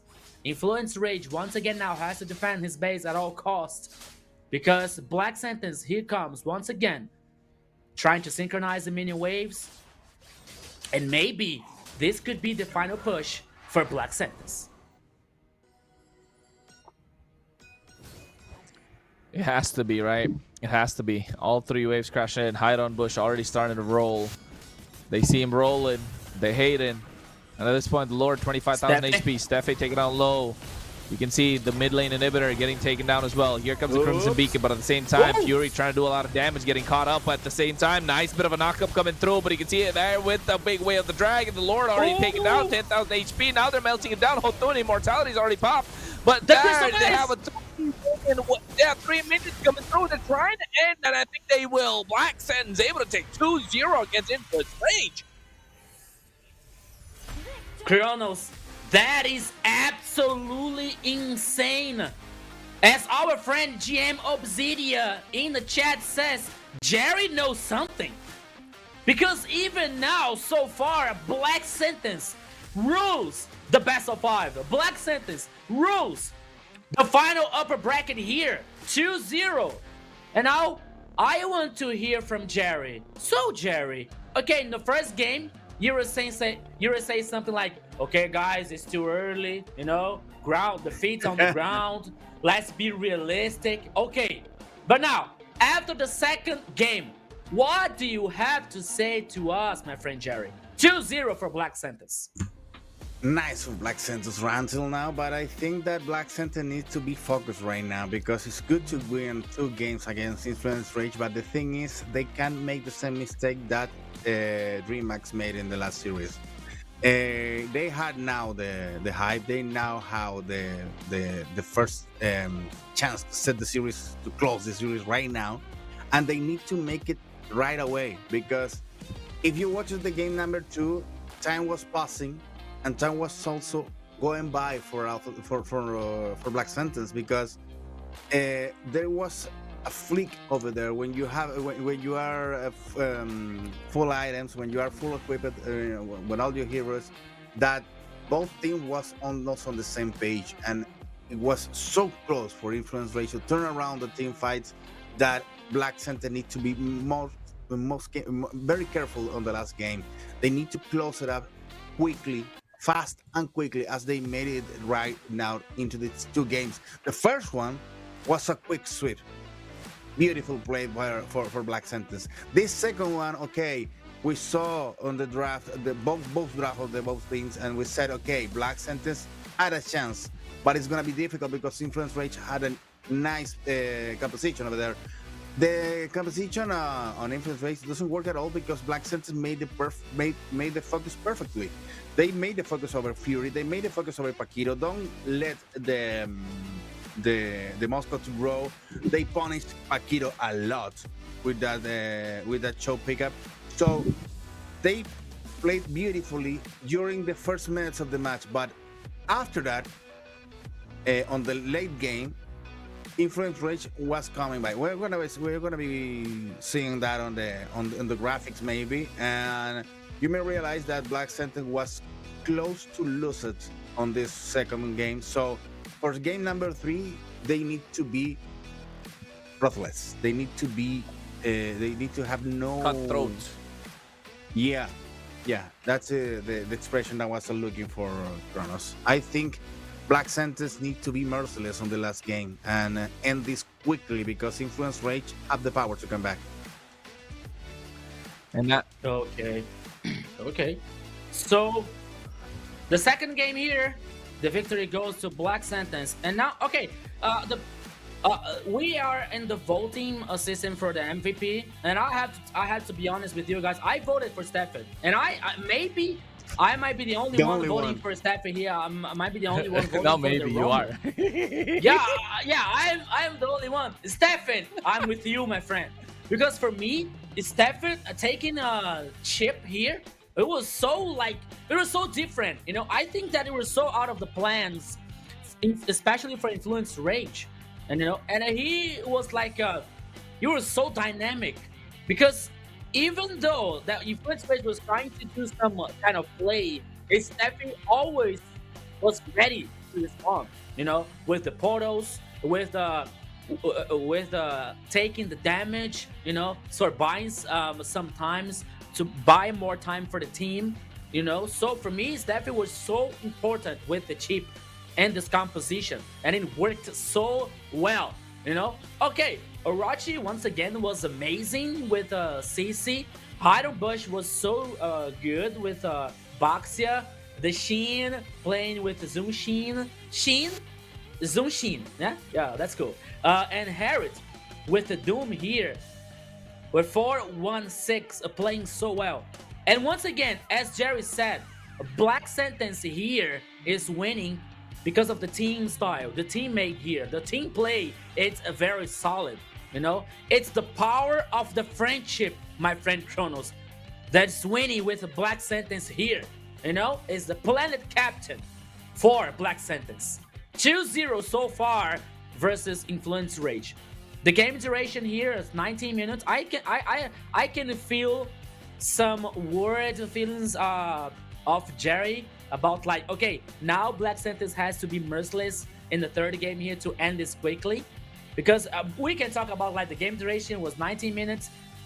Maybe Black Sentence was able to finish earlier, you know, but there is a situation here that any mistake can be very lethal for both teams, because we know that Influence Rage is a very qualified team, it's a very experienced team, that they can punish early any kind of mistake that could be brought from Black Sentence. That it didn't happen in the second game here. You know, okay, the game was just a little bit extended, but it still was so controlled, so dominated by Black Sentence. There was a guarantee the second victory for the Tillian team. As we see now, the gold graphic, once again, for the first minute, that was only for Black Sentence. Controlling the objectives, controlling the map, controlling the macro style here. So in favor to the team of Chile. That all leads to the second victory for Black Sentence. One more game, Jerry. One more game for Black Sentence here to bring a 3-0 versus Influence Rage. But I want to point out one more thing, or I want to point out one thing one more time. You notice at the end of the graphics a little curve down or curve up, if you want to know. In the gold graphic for Black Sentence, there was a chance for Influence Rage to woke up. There was a chance, but things wasn't the team fight wasn't that clear or that clean enough for Black Sentence. So they need to be careful. Don't relax. Don't go there on that winning tunnel and you said, okay, everything's going fine. We're the winners. Come on, my friend. There's still one game to go, and it needs to be this one.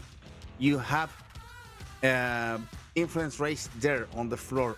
Don't give any chance to stand up. They need to be merciless right now. Yeah. What do you think, Kronos?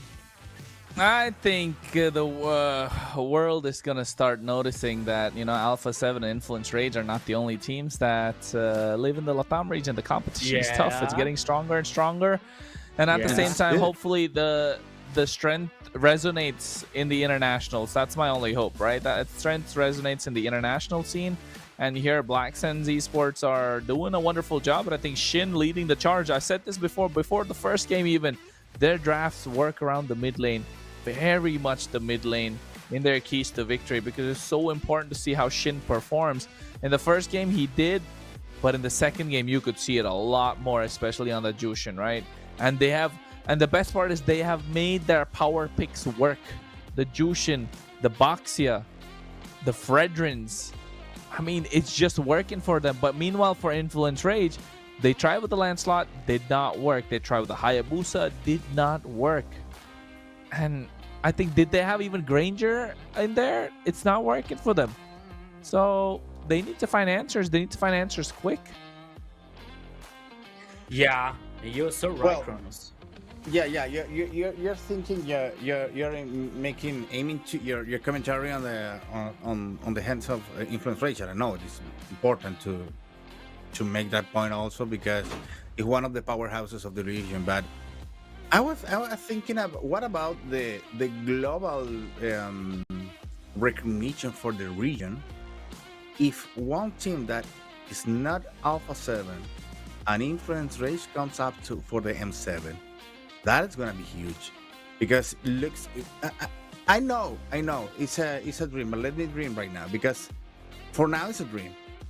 But how important is to have another powerhouse on your region? That shows that your region is growing. That shows that in your region there is a lot of good players that can be part of the biggest stage of MLBB around the world. So it's important for us to have this rechange, these chances to have new talent on the biggest show possible here. So I think it's good.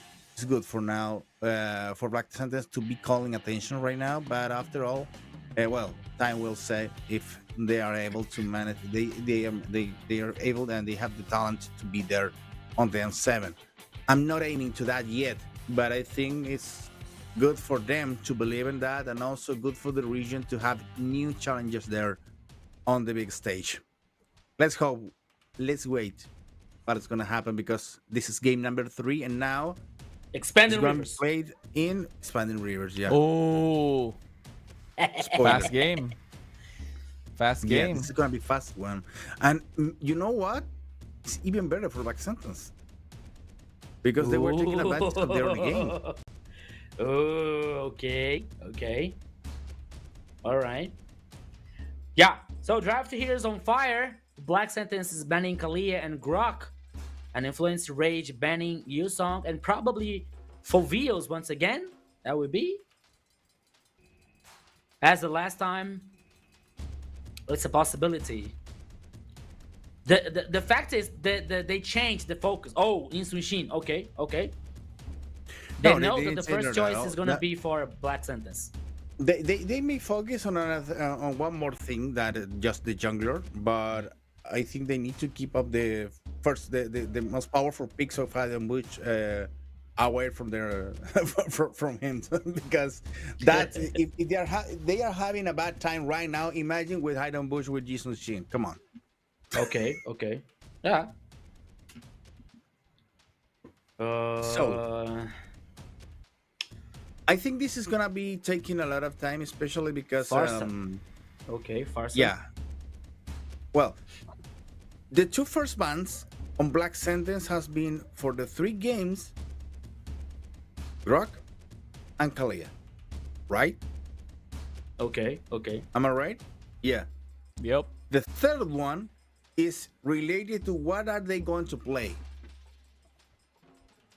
So regarding that, Kronos, what do you think about the It's a good the strategy. It's a good strategy because I think you're really hurting the chances of Paquito to make any sort of plays, to have any sort of early aggression. Because if you notice the first 2 games, Hotun's basically right. He hasn't done anything, and it's all because of how Black Suns have invaded his jungle. And usually, if you have a Grok and a Kalea, they're hesitant to invade. Kalea has the heal, got a bit of, knockups here and there.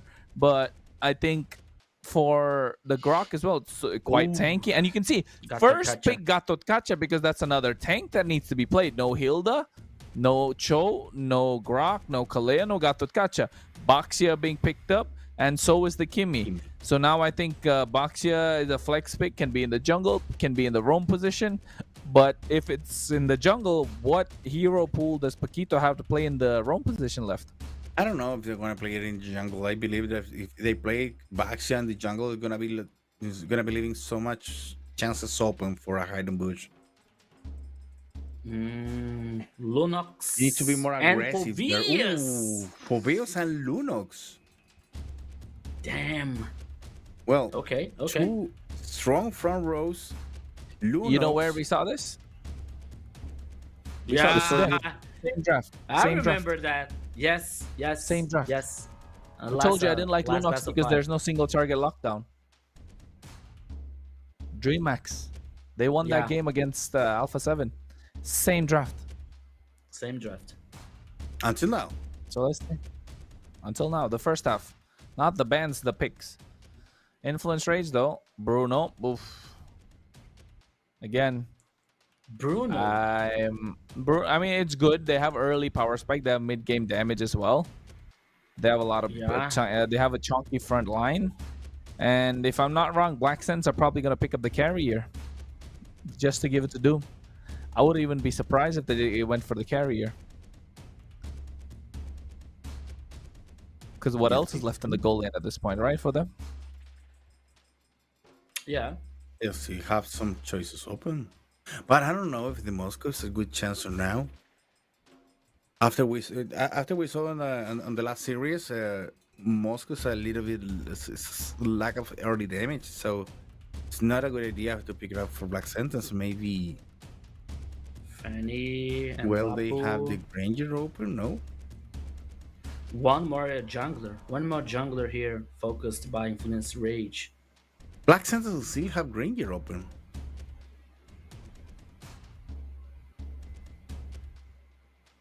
If Influence Rage doesn't ban... I think that Black Sentence is not gonna pick it up a Maxman for a late game. No. Yeah.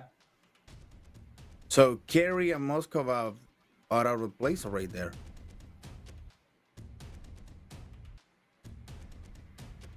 But what can they go for? They can't go for a Ruby, not against Kimi and a Bruno. They're gonna get melted down. Hayabusa. One more jungler. Really, no. Not a chance. Four Four junglers, 5 junglers, 5, 6, 6 junglers basically can be played here. Akai? Yeah. No. I'm so sorry, but I want to say an X-board. Because X-board. I was saying Akai or X-board. Yeah, because you have Gatotkacha, you have Phoveus to start with. After that, you have the X-board to deal some damage, maybe to melt a little bit Baxia. Glue, especially when they got a glue. Yeah, it's a good chance. Joy. Joy went for Black I mean that reached the back line as well, so I get it. Yeah, but well, if Joy can't jump it up to the back line, they're gonna make Baxia to pull out. And they pick it up with Gary. That was clean because you already have Baxia on the other side. There's not many marksmen left. So, Carry was the other choice. I think they're looking to kill the game here. Influence Rage, though. I think, what else could they go for here? I don't know if Carry is the right call thinking that this game is gonna be quick, expanding rivers. Yeah, No, I think you carry's mean, okay.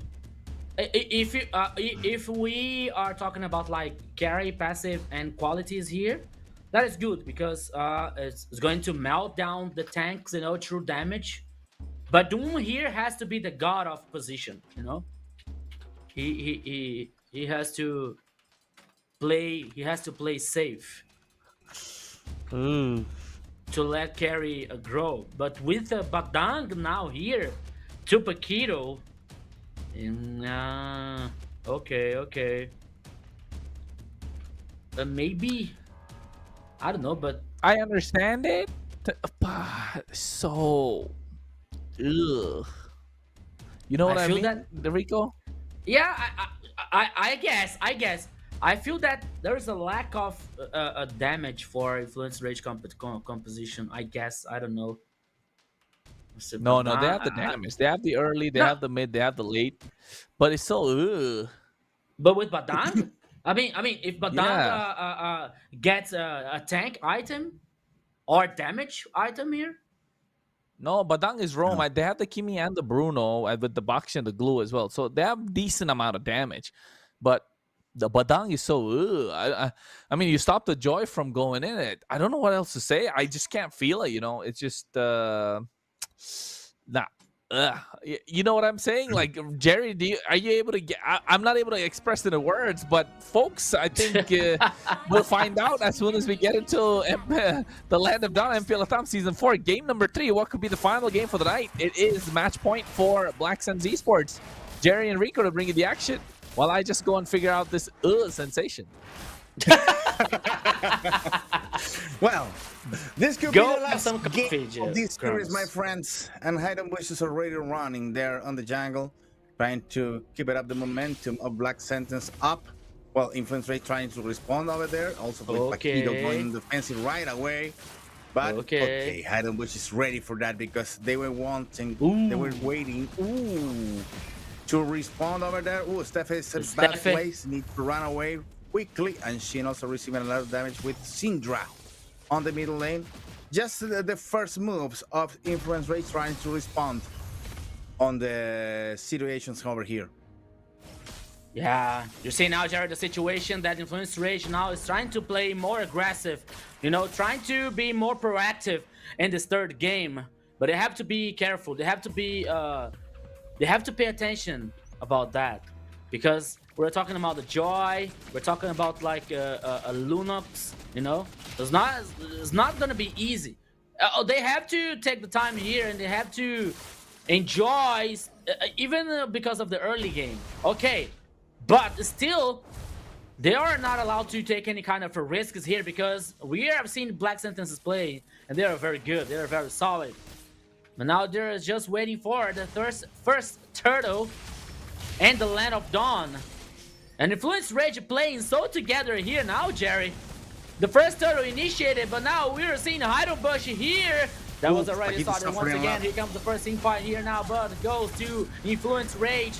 Now Black Sentence was trying to respond here, but later taking so much damage. No! There comes the first blood for Hotun, plays Boxia. No response for Black Sentence. Yeah, Jerry, the game started with a not good situation for Black Sentence. And you know what? It's the first time that Black Sentence is down. Okay, yeah. On the whole series. The first time, but I know it's just one kill. But during the draft, when I saw the Joy, I doubted. I said, okay, Hidden Bush with a Joy. I don't know if that was the right call for this game. I would love to think more on next work on this one. Well, maybe I'm failing a lot on my ideas, but I think the Joy is just too squishy for this game, for this kind of a game, especially because Influence Rage is trying to moderate their interactions and going there with a little bit more respect over Black Sentence until now, right now. So I don't know if it was the right color right now. Yeah, Heidenbush here forgot the Beetle, and now they head back to destroy the monster in the jungler, just to farm here in the jungler now. doing the path for the top side, because that could be via 1v2 for the Fovios, for Orochi. But now he has back here trying to, guaranteeing the Lizard. But after 3 minutes, almost 4 minutes here, the goalie won. The goalie has 1,000 for Influence Rage already. I know that is not a big deal, but it still is an advantage. And now we're seeing the situation that 4 players for Influence Rage were heading in the bottom lane, because now another turtle is on the pitch here, Jerry. Is started by Influence Rage. Yeah, Influence Rage one more time taking advantage of the turtle, and it's gonna be taken out without any problem at all. Black Santos need to wait until they got the damage. Oh, now nice kidnapping over there. Orochi is gonna fall. It's impossible to survive. He already falls in the hands of Syndra, and now trying to respond, trying to Influence Rage to pay the price for the teammate that already been killed, and also for the total, but it was impossible. And Jotun is playing beautifully there with that Baxia running over the whole map, and Doom almost without any chance to respond to the aggressiveness of Fury on the gold lane. Yeah, we're seeing now the items here. Corrosion side closed, finished by Carry. Has Claws finished by Bruno. So far, no a big item for the other heroes. Oh, the Radiant Armor for Glug already. And Sky Pierce for Kimi. There is the advantage for Influence Rage that we were talking about. 5 minutes. And now it's an advantage. The gold lead goes to 2,000 for Influence Rage.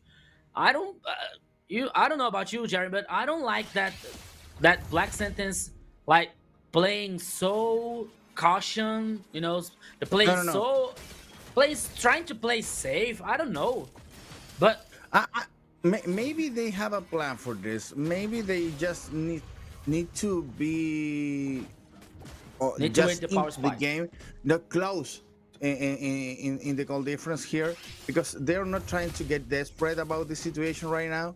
Doom is receiving a lot of damage, but he hasn't been down yet. Ooh. Shin was almost falling over there. Received the help of Orochi right now. One more interaction there in the middle lane, and the bottom lane there in the gold lane. Paquito and Fury trying to cut the lines for Doom and Steffe to not to get involved in the battle for the next turtle. And Black Sentence is gonna leave it. It's gonna leave the turtle. Yeah. Yeah. They left the turtle, but now here comes the team fight here. What a hard game for Steffe. What a great AOG here, but there was no follow-up for the team. But now here comes the response for Black Sentence with no kills. Okay, now the damage is not good enough to cause an execution, not to kill the players or Influence Rage. But we're seeing now the plan, Jerry. We're seeing the strategy, the execution for Black Sentence. That it got almost worked so well. As you said, there was a lack of damage. Yeah. Maybe the idea is to get Influence Rage confident enough to make some mistakes. And maybe they're saving Doom for the appearance at the end, but you can't play that kind of a game against Influence Rage, because Influence Rage is a team with experience. Don't fall in that so logical tricks, so easy tricks. I think that Black Sentence is playing with fire right now, trying to let Influence Rage to be on a comfortable situation. Now they are gonna be attacking right now on the gold lane. Oh, come on. Steph is almost there. Oh, he managed to run away, but they need to leave the tower to fall. Influence Rage with the demolition damage on the first line of the gold lane. And the difference on gold is just going to 3K right now. Yeah, 3,000 for Influence Rage. The Starlion side closed by Joy. The glowing wand for Lunox. Radiant armor for Gato Kacha here. To tank some magic. They have some magic resistance here now. Ice dominance for Glue here. Stop healing. We're seeing now Kimi with the blood wings. Wait a sec. We have 5 seconds before the Lord, and now Black Sentence need to fight back. This is the time. This is the time where they need to fight back. They can't let this Lord. That is the time. The Lord here was started by Influence Rage. The Lord is getting melted down, but oh, Chino here can be lost in the party, but ooh, here comes the AOG. What a beautiful AOG now. Where's the follow-up for Black Sentence? The team fight continues here. Here comes the Fabios once again, causing so much damage, but now Chino can be the first one who be killed. Chino can be the next target. Here was the stun. Here were so many provokes here from them. Whoa! Gator Catcha here from Steph. It was so important. Guaranteed 2 kills for a Black Sentence. The Lord was guaranteed by Influence Rage, but the 2 kills for a Black Sentence make them back in the game again, my friend Jerry. I think Black Sentence was thinking to fight back on that Lord, but they wasn't there yet, so they just managed to influence Rage to pay the price for the Lord, and that's it. Now the Lord is marching on the gold lane. They already have 2 players over there. Syndra and Yutuna are already close to the line to help the Lord advance, and also in the other lane they have Akira and Fury to melt that tower down to get a beautiful power play on the Lord. But Influence Rage is not getting what they needed of this power play. I think they were looking to close the game, and now Black Sentence is managing to respond to that. But you know what, Jerry? The clock is ticking. The clock is ticking against Influence Rage. Because the late game for Black Sentence is way stronger than Influence Rage. Because we have Lunox, we have Carry, you know. We even have Fovios. So Influence Rage, they are not allowed to keep extending this game for so long. Because Black Sentence, as we saw in the last team fight, they are growing up, they are getting the items, and sooner the heroes are going to get on the power spikes here, and that could be a huge problem for Influence Rage. Well, we're 65 seconds away from the next Lord to be battled, and I think that Black Sentence and Influence Rage is going to be having the battle of their lives over there, especially Black Sentence, because that is the turning part of this game. The plan there for Black Sentence is looking for the late game. Late game is going to be arriving at minute 13 or something like that. So it's gonna be close. They needed to make an important pickup right now. Maybe Pakir over here. The Badang managed to survive. And now the guys trying to push and to force Influence Rage into the mistakes. Yeah, Corrosion Sight and Golden Staff finished by for Carry, Infinite Glaive and Glowing Wand finished by Lunox. Oh, here comes Hotun with Boxer, Steffi. Okay, he's like a gotcha. Oh, Stefan now is provoking here.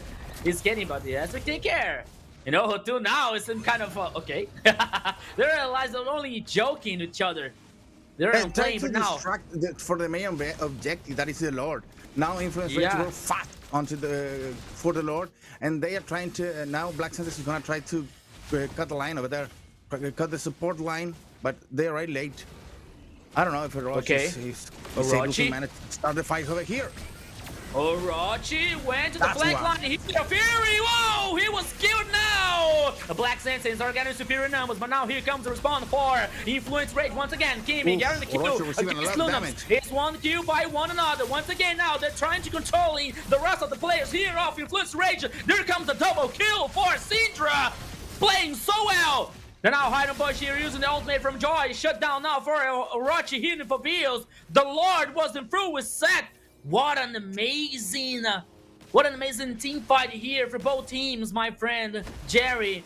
But now, once again, the situation is getting harder and harder for Influence Rage. By the time it was passing here, and the heroes for Black Sentence is growing up or growing. You know, getting more items. The clock is ticking. Once again, the clock is ticking against Influence Rage.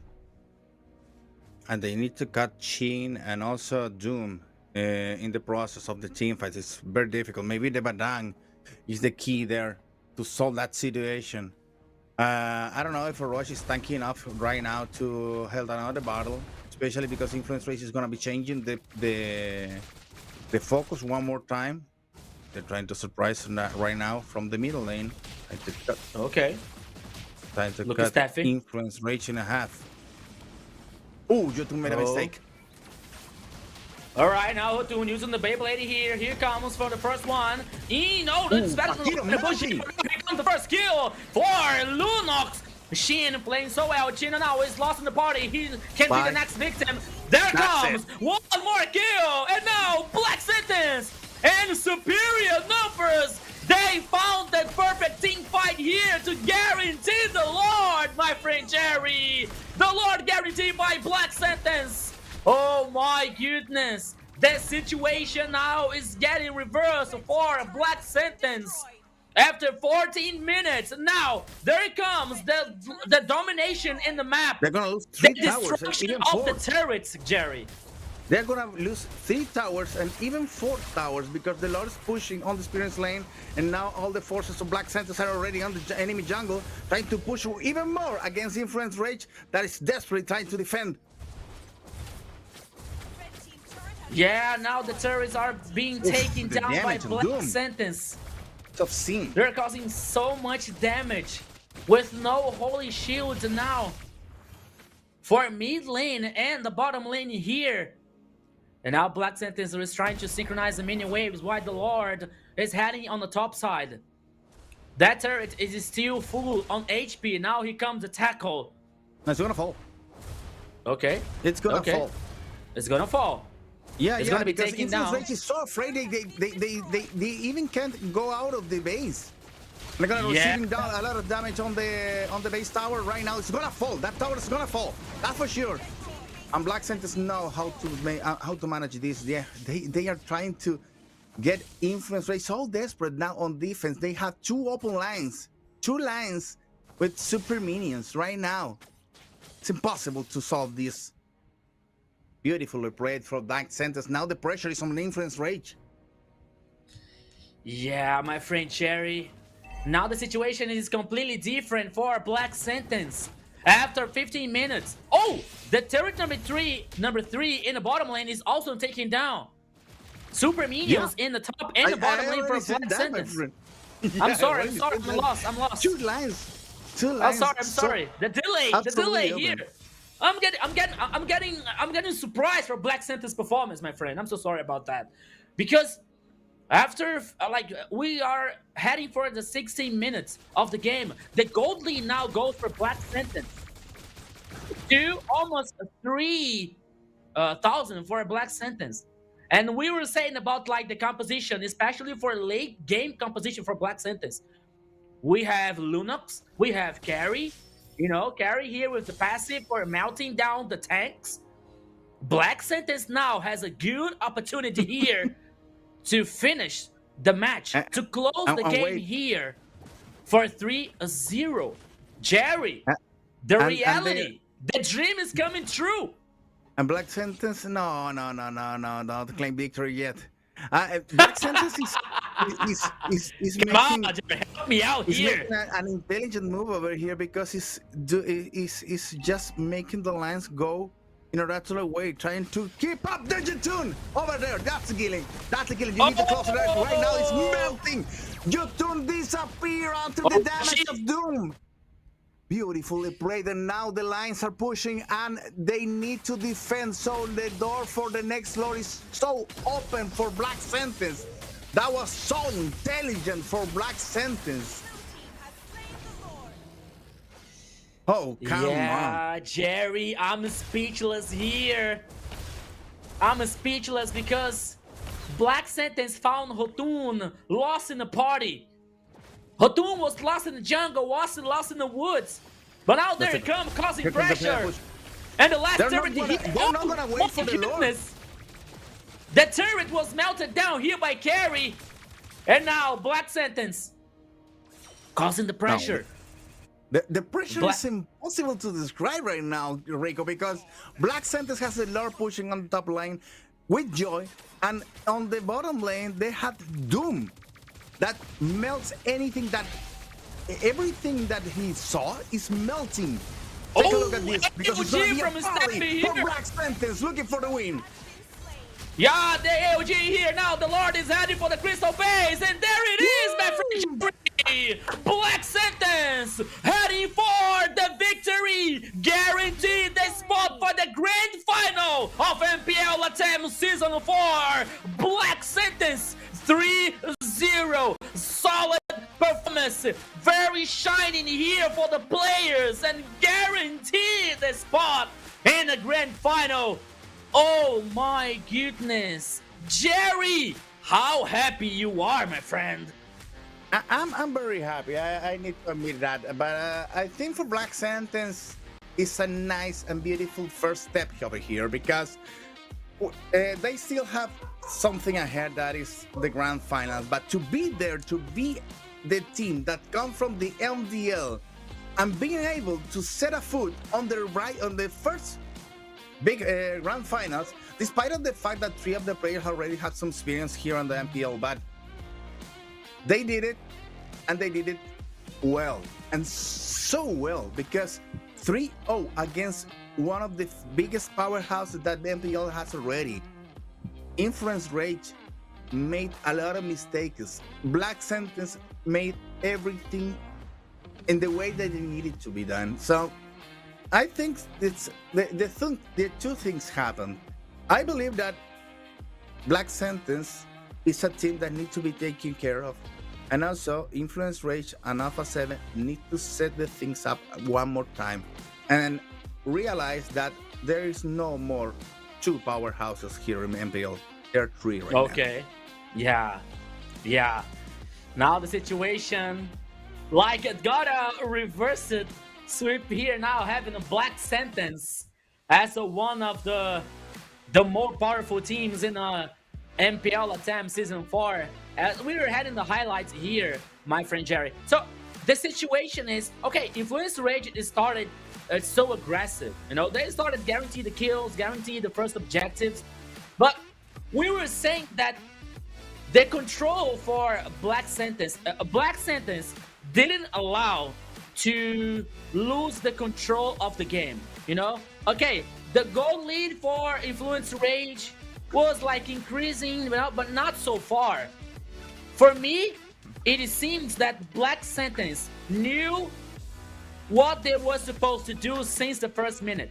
You know, they were saying like, okay, we don't have a very strong early game here, so all we have to do is to control the pressure, is to handle that situation and wait for our power spikes. And that what happened, you know, because after this Lord, the situation for Influence Rage started changing. And now you got Hotun completely lost in the jungle here. You know, that everything that could not possibly happen for Influence Rage, even with the last Lord for Influence Rage.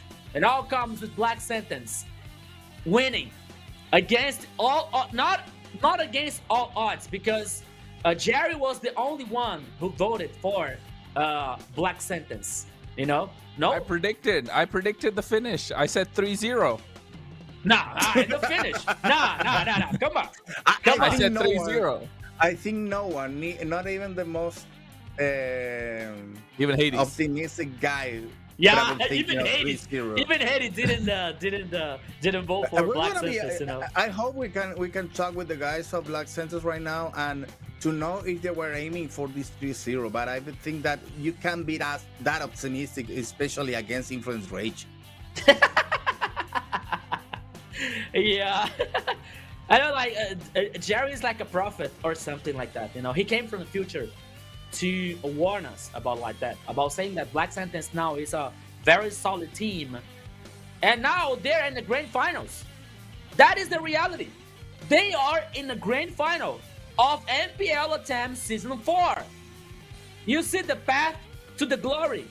A team that came through our MPL LATAM and the first edition in MPL LATAM, now they are in the grand finals. That is super duper for Black Sentence here, Jerry. Well, I need to hear what is Chrono thinking about this. It's an upset in terms of who was the most favorite to win, the fan favorites and all that. But to call it an upset when it's a 3-0, I don't think so. So Black Sentence, absolutely great performance. They came in with a lot of preparation. They knew what needed to be done. and they did their homework. But you know what is another crazy thing that we need to look at is Jerry wanted chaos. Jerry's getting chaos because we are gonna have lower bracket finals. Influence Rage versus Alpha 7. That's And only one of them can make it. But you know what? And the best part being, at least me personally, I wanted to see Influence Rage versus Alpha 7 in a best of 7, and we're gonna see those two in a best of 7 because tomorrow it's gonna be a best of 7 lower bracket final, and so we're not gonna miss the entertainment. We're not gonna miss the action. Oh no, not at all. It's just that we're gonna miss one of the teams in the grand finals. And while we're at it, I think Black Sands Esports, hopefully they have their eye on M7, because if there were 2 slots this time, Black Sands would have already qualified. Unfortunate there's only one, and they're going to be the winner of the grand finals. So, however, I think it's still worthy for them to make it to the grand finals. And I mean, I've said it before, I'm a big fan of Hide on Bush from the previous season, but oh my goodness, to see them work it out like this against some of the toughest teams in MPL LATAM. Not only did they beat Influence Race, they even beat Alpha 7 last week. So, ended up in a dominating fashion, 3-1, now 3-0. So, I would say these guys were the dark horse for the tournament. And look at the way Jerry Smiley, he's chilling. No. I'm thinking about statistic, my friend, because if you take a look at the past games or the past series of every single team that is involved on this big final right now, well, the MVP for now is Steffe. Yeah, there it is, my boy. It's Steffe. Sorry, Jen.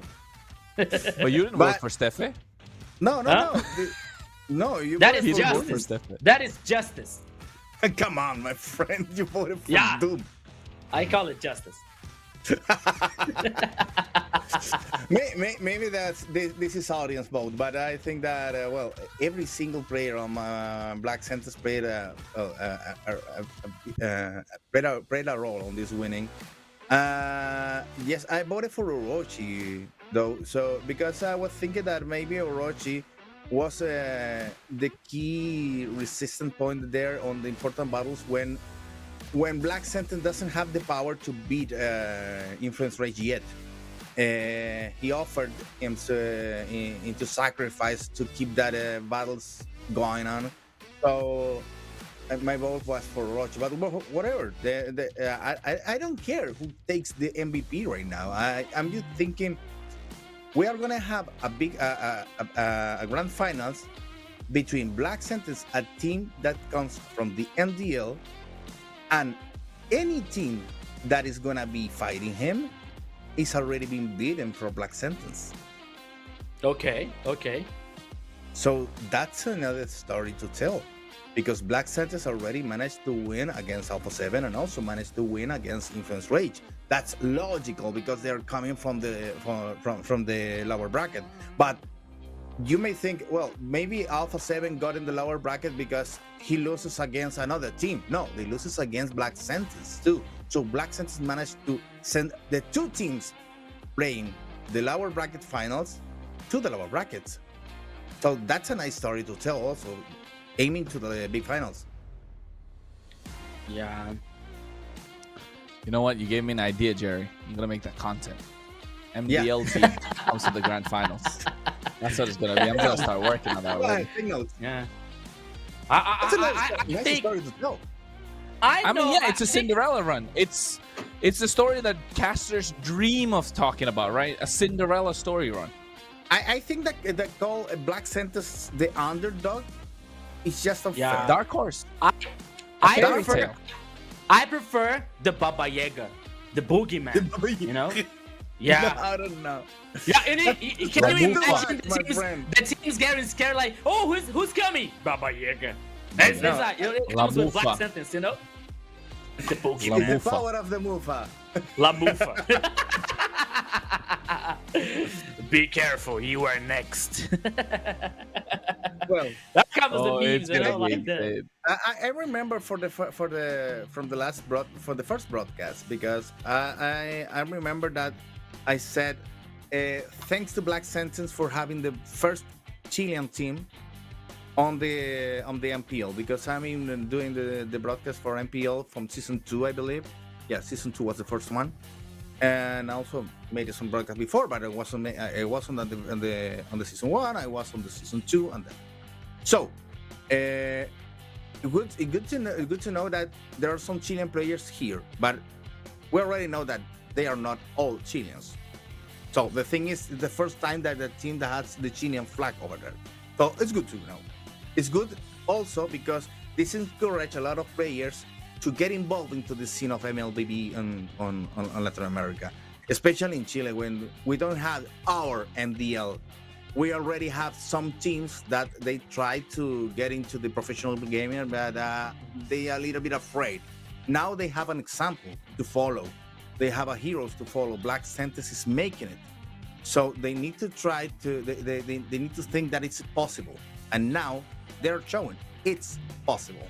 So good for Black Sentence. It's gonna be a nice story to tell and also a nice story to follow after this. And now, so one more thing. No,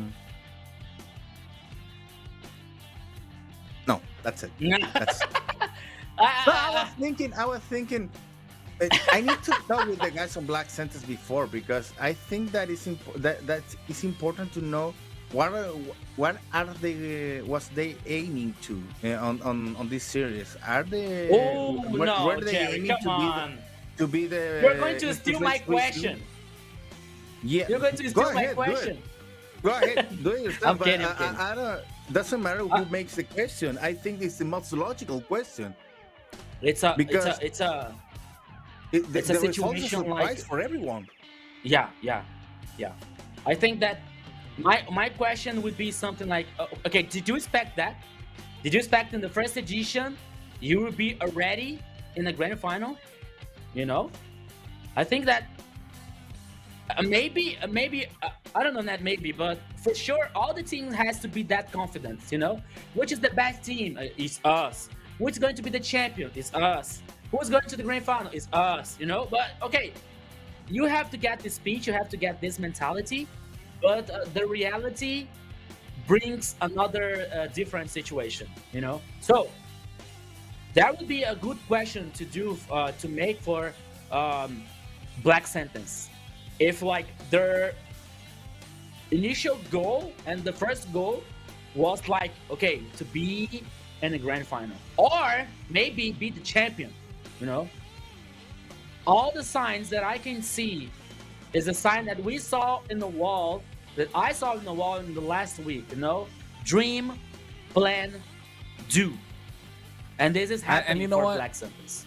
I really don't think I don't know if I might get an interview, but just because you know, of the excitement that the players will be having, I don't know if they want to do an interview. Will they be wanting to do an interview? I think if I was them, I'd just be super excited.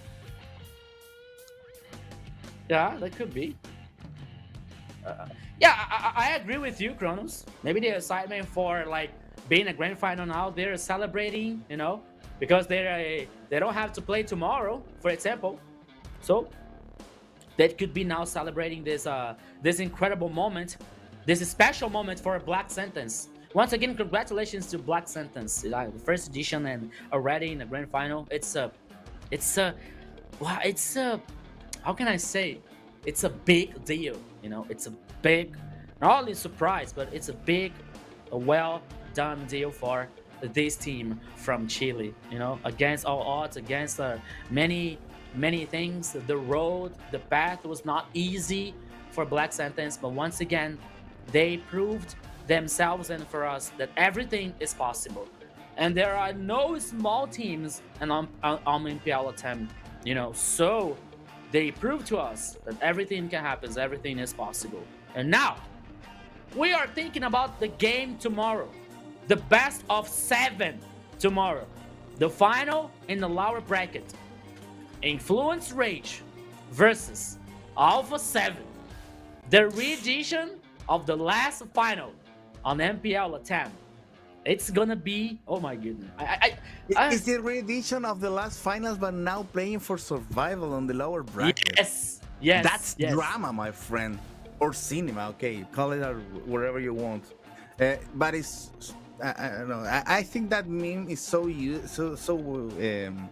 rusty right now. That cinema. So let's call it drama. It's drama. Drama. You see? And Black Yeah, Sentence big time. heading to the grand finals. Jerry would do something like, "Hey, what is happening, Jerry?" And Jerry says, "Magic." But no, I'm kidding. It was not magic. It was hard work. No. You know, it was experience. It was a well done job from the coach to the players for all the stuff for Black Sentence. You know, so everyone in the Black Sentence team are well done. They have to be proud of it, and congratulations for Black Sentence for the grand final. Yeah. I don't know if we are gonna have the interview. No, nobody got for an interview. Well, it's okay. Okay. Perfect, production. Told you. Okay. Well, they were Yeah, so that's excited. normal, Maybe that's they were normal. just trying to keep the focus on. I don't know. The next week they're gonna be celebrating for sure. Yeah, they're keeping the Come on. focus. They have 1 week for resting. We are No. the grand final. Oh. They are not. They just don't have only one more week for resting. They have 1 more week to prepare new things for the big finals. And that's yes. another important thing. And also, tomorrow, between Alpha 7 and Influence Rage, they're gonna be playing the biggest card possible, because you think it's a best of 7. They're gonna be playing all the compositions possible. So it's good information for Black Sentence to be taking care. Yeah. They're gonna take notes tomorrow. Well done, well done. Yes, well noted. Yeah. Well noted. Beautiful. It's a good time to And be now, alive. And also a we good are- time to give the thanks to our sponsors, guys. Oh, yeah. Okay. Let's go. Yeah? So, production, whenever you want. Because we need to say thank you to the guys who made it possible for us to be here one more time, enjoying these beautiful games and also enjoying with you, my beautiful audiences. Go? Right. Are you right. there? Let's just go into it. I'm talking. Hey, let's go. Bonox is there indeed. Bring it up there. Let's go, Jared. Let's start talking. But there is no graphics over there, bonus. You know, you already know that you can power up your Mobile Legends adventure with Bang Bang with Bonnet. For sure. The official and trusted way to get your diamonds fast. Instant delivery, secure payment, and unbeatable convenience to keep you always ahead in the game. So don't miss out and use the code BNXMPL and grab 5% off on your next about today. Well, Technopova, you're going to power your play with a Pova 7 5G Ultra Battery, blazing speed, fluid 144Hz display, built for true gamers. Don't wait, experience the future of gaming performance now.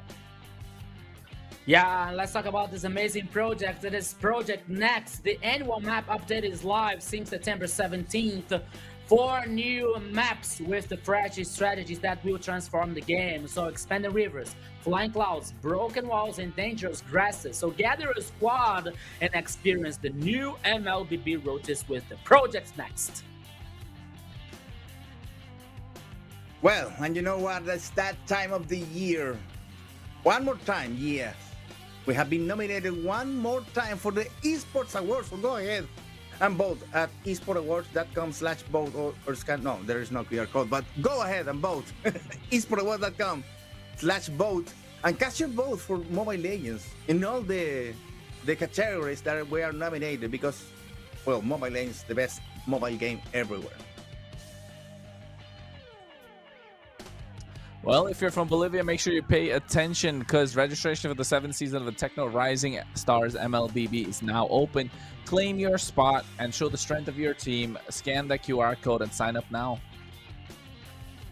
Yeah, and let's talk about the great news, because one of the great news is the Black Sentence, because there is a guaranteed spot in the grand finals. The grand final event that's going to happen on November 15th is happening in Login XP São Paulo, Brazil. Come join us live on site. Enjoy special skins, exclusive activations, and plenty of surprises waiting for you. And don't forget, there is a free entrance. Yes, free entrance for everyone. Don't miss it. Login XP on Vila Madalena, São Paulo. Follow our social media for more updates and behind-the-scene content. The Great Finals on November 15th. And you know what, guys? I'm just thinking, like, there's your QR, there's your skin code, guys. Make sure you grab that.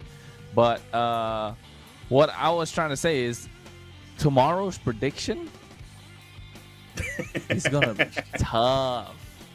Gonna be tough. Gonna divide the room. Gonna divide the casters. Tomorrow we're gonna see clear who's gonna get clear in terms of, you know, predictions. Is it gonna be Alpha 7? Is it gonna be Influence Rage? Ooh, tomorrow's gonna be tough. Yeah. Make sure you Before get your that, skin don't forget though. our code. Yeah. Don't forget our code here. Go to your Mobile Legends account, click here on photo profile, go to settings, and click on code redeem. And you have the chance to get a beautiful skin. You have the chance to get a pack of emblem or anything good in Mobile Legends just to increase your account. So quick, get this code here. Be faster, you know, because here they're only the fastest one. And don't you forget that everything that comes with the code is for free. So grab it. Could be Magic's nuts, but yeah, come on, guys, it's free. It's free. And also, you know what's free? The diamonds that we already gave up. So, guys, congratulations to all the ones who participated on that and won that raffle. So, because we can participate, so go ahead and participate. And also, don't forget to follow us on our social media, Jerry Senpai GG all together on TikTok, Jerry Senpai without the GG on Instagram, G_Chronos23, and also Rico and Nunes for Rico, my friends. There, guys, final words. No, we need to check it out, the playoffs. Oh, look at that. The road of the future champions. Okay, so now we're seeing the brackets from the playoffs so far. Alpha 7 versus Influence Rage tomorrow with a big best of 7 tomorrow with the finals of the lower bracket. And the winner is going to be in the grand final to fight against Black Sentence on November 15th. Tomorrow it's going to be on fire again. Influence Rage versus Alpha 7 is the re-edition of the last final on MPL LATAM. My friend Kronos, what can we expect from tomorrow? I can only expect nothing less 7 games. I want 7 games. I want 7 games, but I don't know if we're gonna get 7 games. Oh, I really don't know. Do you think that today somebody is gonna melt it? Like is already been melted now? No, because what you gotta remember is Influence Rage are coming from back-to-back shaky games, right? The one against DreamHack was very shaky. The one against Black Sentence was absolutely say words that I don't want to say from Influence Rage. But then for Alpha 7, they're coming from a very, very, they were out of the tournament types. And then all of a sudden, they just completely switched on. There's a different Alpha 7 that we saw 2 games back-to-back. Right? Yeah. So now they'll be moving into the next series with that kind of momentum, with that kind of tempo, with that kind of a mindset. Influence Rage will need time to get into that mindset. So, I don't know. And also looking at the way that Influence Rage was broken down by Black Sentence, Alpha 7 are probably going to try and copy the same. And if not, they might be able to execute it slightly better too. Yes, that's a good way to see things right now, because if you think about that, Alpha 7 has the chance to play the same game that Black Sentence did today. So maybe that's gonna be working again. They can copy the strategy from Black Sentence and maybe improving it a little bit. So maybe tomorrow is Alpha 7, and the final is gonna be Black Sentence against Alpha 7. Well, maybe tomorrow is Influence Rage. Yeah. Okay. But the good thing is a best of 7, so we're gonna be starting early. Please don't be late tomorrow. Don't be late, because every single game is gonna be an spectacle. Come on, guys. You can't miss out every single game, Kronos. That's gonna be awesome. I want to see 7 games tomorrow. I don't care. I want to see 7 brilliant games tomorrow. Kronos is saying, I don't want to sleep. Please give me 7 games. Then go ahead. Give me 7 games. Give me 7 games. That's what I want. I want us to. Okay. It's a good practice before the grand finals. I want us to rip our throats out for the game for 7 games. And you know but then what? again, It's gonna be the first best of 7 with global ban rule. exactly. So that's gonna be beautiful. Exactly. That's why I want to see all. Enrico, I want to see all final 7 word. games. I want to see all 7 games tomorrow. But of course, ladies and gentlemen, it has been an amazing time. And if I might not take too much time, allow me to speak for all 3 of us, but I don't think it is. But however, it's been a great stream. We've taken away 1 team tonight. DreamMax, thank you so much for taking part in MPL LATAM Season 4. Hopefully, we get to see you in the next season as well, coming back stronger with the lineup that you have currently. And of course, Black Sands, congratulations for booking your ticket to the Grand Finals. It's on the 15th of November. Make sure you're there in Sao Paulo. Try and get there as quickly as possible. If you don't have flight tickets, book it now. But of course, for Alpha 7 as well as Influence Rage, tomorrow is the date that we will love to see who's going to be the next team to go to the Grand Finals. Who will be the one to try and book a slot to the M7? Because at the moment, ladies and gentlemen, it was a great day, and tomorrow we're going to see the first best of 7 come down the global ban of MPL LATAM Season 4. It has been amazing. From Jerry, Rico, and myself, Kronos, we're to give you a good night. We'll see you tomorrow. Like Jerry said, don't be late. Like Rico's waving. You wanna be angry, happy. You wanna be looking forward to everything that's coming your way. See you tomorrow. Bye, guys.